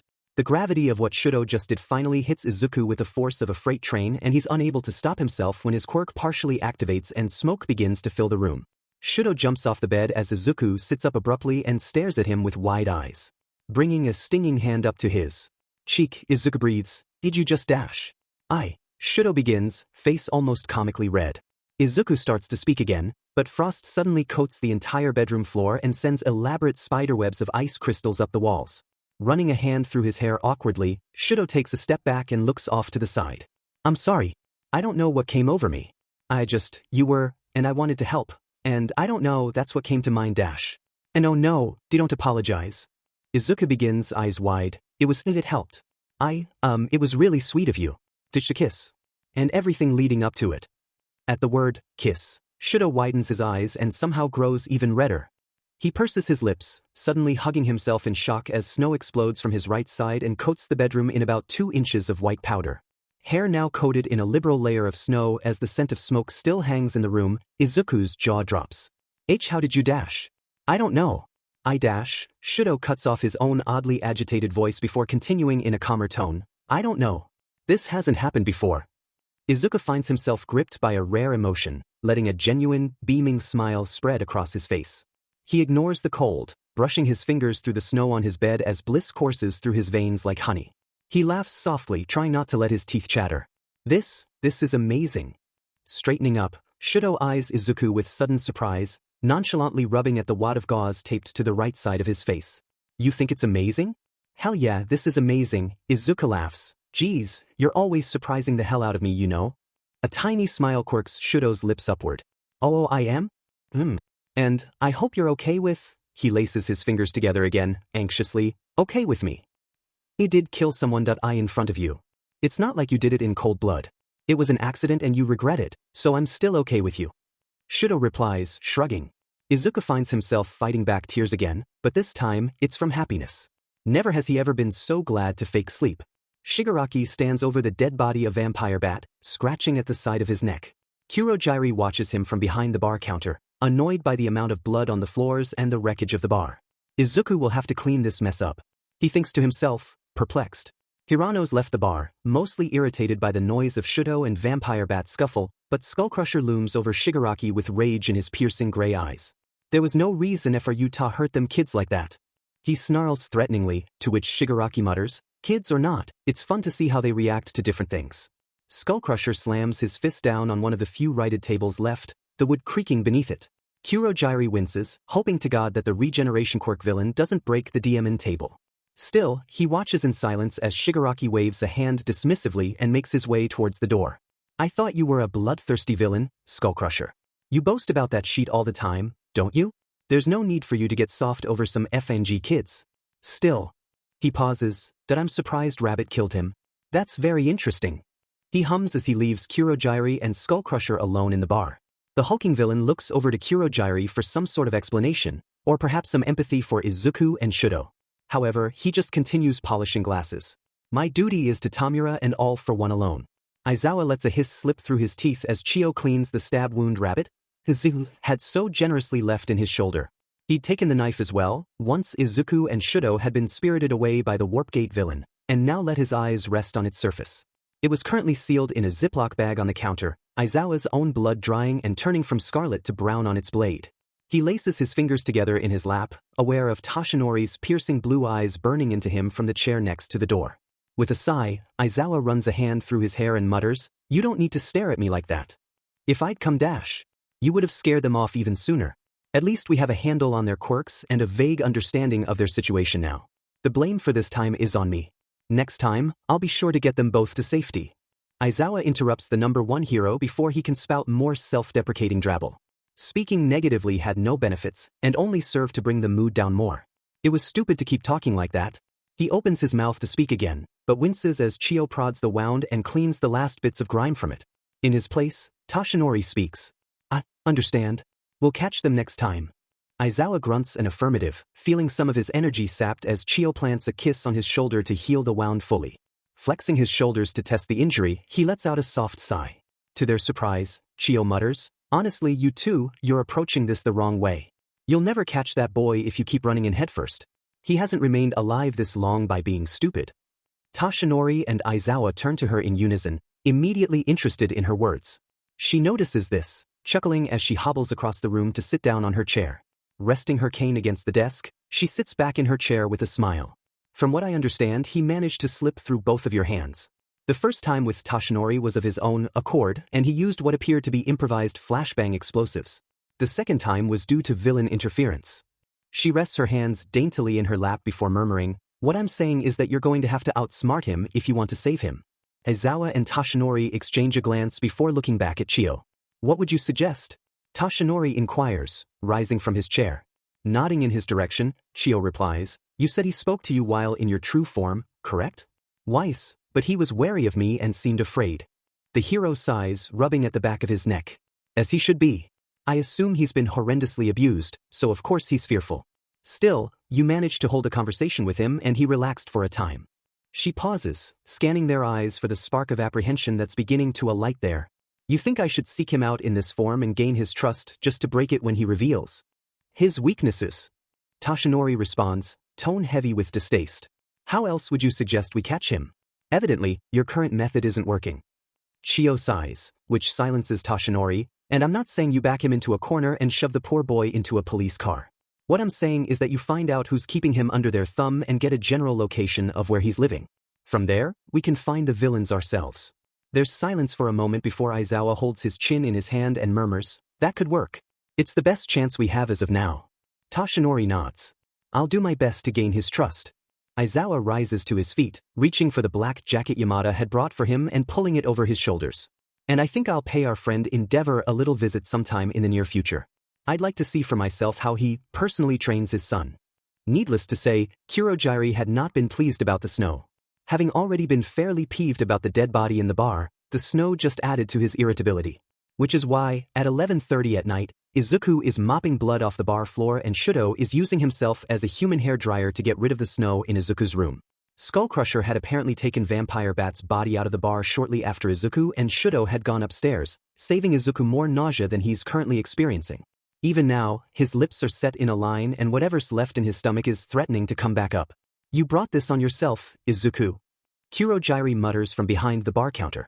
Izuku glares at the floor, rinsing the bloody mop out in his water bucket as he grumbles, "If you'd have defused the situation before it escalated, you wouldn't have ended up with 4 broken tables and I wouldn't have had to kill the guy. So in summary, it's your goddamn fault. There was no need to kill him. You were the one who made that decision." Kurogyari responds. The mop drops abruptly into the bucket, splashing bloody water across the floor. Spinning around to face Kurogyari, he snaps, "Well, it's not like I wanted to kill him. You guys drove the show no mercy instinct into me ever since you kidnapped me. So it's still your FNG fault." The two stare each other down for a solid 10 seconds before an irritated voice comes from behind Izuku. "Are you really going to bring this up again?" A chill runs down Izuku's spine as Shigaraki drapes an arm around his shoulder. The voice comes from his left, rendering Izuku dead silent. "I have half a mind to make you kill your friend there." "Oh god, please no. But that's not any fun." "Not yet anyways." Izuku swallows hard, silently praying Shigaraki won't go through with it at all. As soon as the villain removes his arm from Izuku's shoulders, he goes back to mopping the floor in silence. In a situation like this, it's best to not say anything at all. His head rings and pounds with the sounds of his thoughts screaming to be vocalized. Shuto's flipping through a tattered old manga, sitting on the edge of Izuku's bed when the door opens again. After the initial surprise, however, Shouto relaxes. Thank God it's Midoriya. Still, Izuku looks as pale as a ghost, lips set in a line and eyes seemingly staring directly through Shouto. He enters the room stiffly, shakily putting his hands in his pockets and moving closer. He stops a foot from Shouto, face blank, before he mumbles a slurred, "sorry," and falls forward onto Shuto's left shoulder. Shouto jumps at the sudden contact, eyes going wide as the manga he was holding drops onto the floor and he brings his hands up to catch Izuku. He's dead weight against Shuto's shoulder, as unmoving as a corpse, yet shivers rack his entire body. panic starts to set in, and not knowing what else to do, Shouto scoots backwards on the bed. Once he's pulled himself and Izuku onto the bed, he gingerly wraps his arms around Izuku. They remain like that for a few minutes, completely silent except for the sounds of each other's breaths. Midoriya? Shouto manages to choke out after he's overcome the suffocating awkwardness of the situation. Izuku mumbles into Shouto's shoulder in response. My legs are falling asleep. That immediately makes Izuku shuffle backwards, sitting on his knees in front of Shouto. Bringing his legs up to massage the feeling back into them, Shouto opens his mouth to speak. However, Izuku beats him to the punch with a flurry of chatter. I'm sorry. I didn't mean to dash. Midoriya dash. I'm really sorry dash. Midoriya. It's fine. Shouto sighs, brushing his red and white fringe from his face. What's got you so stressed all of a sudden? You look like you've seen a ghost. A breathy laugh stutters from Izuku's lungs with the tiniest puff of flame as he sits back, crossing his legs and lacing his fingers together anxiously. He takes a breath, you need to go home. Shouto's stomach flips over as he replies, why so sudden? I'll get out of here soon in a dash. I don't want them to make me kill you. Izuku cries, fingernails digging into his hands. This takes Shouto by surprise, his eyes widening. They're going to... He calms his nerves, taking a deep breath through his nose and letting it out through his mouth. Once he's calmed himself down, he reaches forward tentatively to rest his hands on Izuku's knees. Hey! Izuku meets his eyes, looking as though he's on the verge of tears. Shouto lets the corner of his mouth quirk up the tiniest bit, murmuring, I'm going to be all right. I'll do what they want until the chance for me to leave comes up. But for now, I'll stay here with you. That's what I need to do, I think. They hold each other's gazes for a short time longer, before Izuku takes a deep breath and moves his hands forward to rest them gingerly over Shouto's. All right. I can't say I like you doing what they ask, but, it's better than the alternative. Better than them making me kill you. Shouto hears the unspoken ending, nodding solemnly in response. He doesn't bring it up, but instead opens his mouth to suggest they go to sleep. However, he's interrupted by the sound of Izuku's stomach growling. Very loudly. Shouto widens his eyes in surprise as Izuku purses his lips and says nothing. Midoriya dash. That ice cream was all I ate today and I threw it up. The freckled boy replies quickly, an embarrassed blush spreading across his cheeks. Running a hand through his hair with a sigh, Shouto mumbles, you could have mentioned that when we went out. I could have bought you something dash. Once again, he's cut off as Izuku leans over the edge of the bed, not breaking eye contact, and withdraws a package of goldfish crackers from inside the mattress. He proceeds to open the package and offer Shouto some crackers. Dumbfounded for a moment, he stares blankly at the crackers, then reaches forward and takes a couple.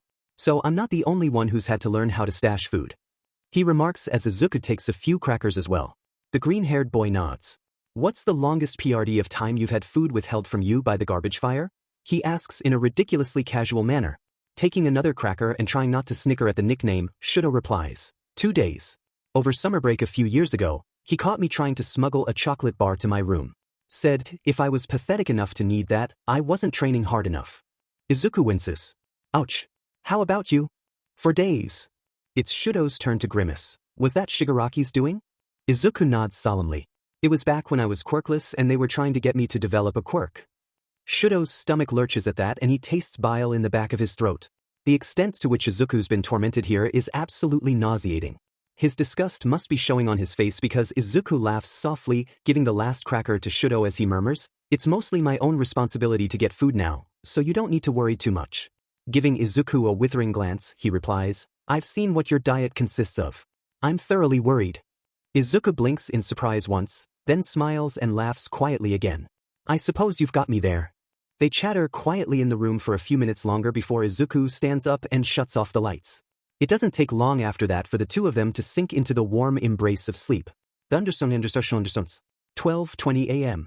Lord Explosion Murder, anything to report? Kriati? No, it's quiet tonight. Like usual. Lord Explosion Murder. K. Kriati, so on a different note. Kriati, you keep saying you hate Midoriya, yet you're still going this far for him. Are you sure you hate him? Lord Explosion Murder, of FING course. Who doesn't? Kriati, well, Todoroki for starters.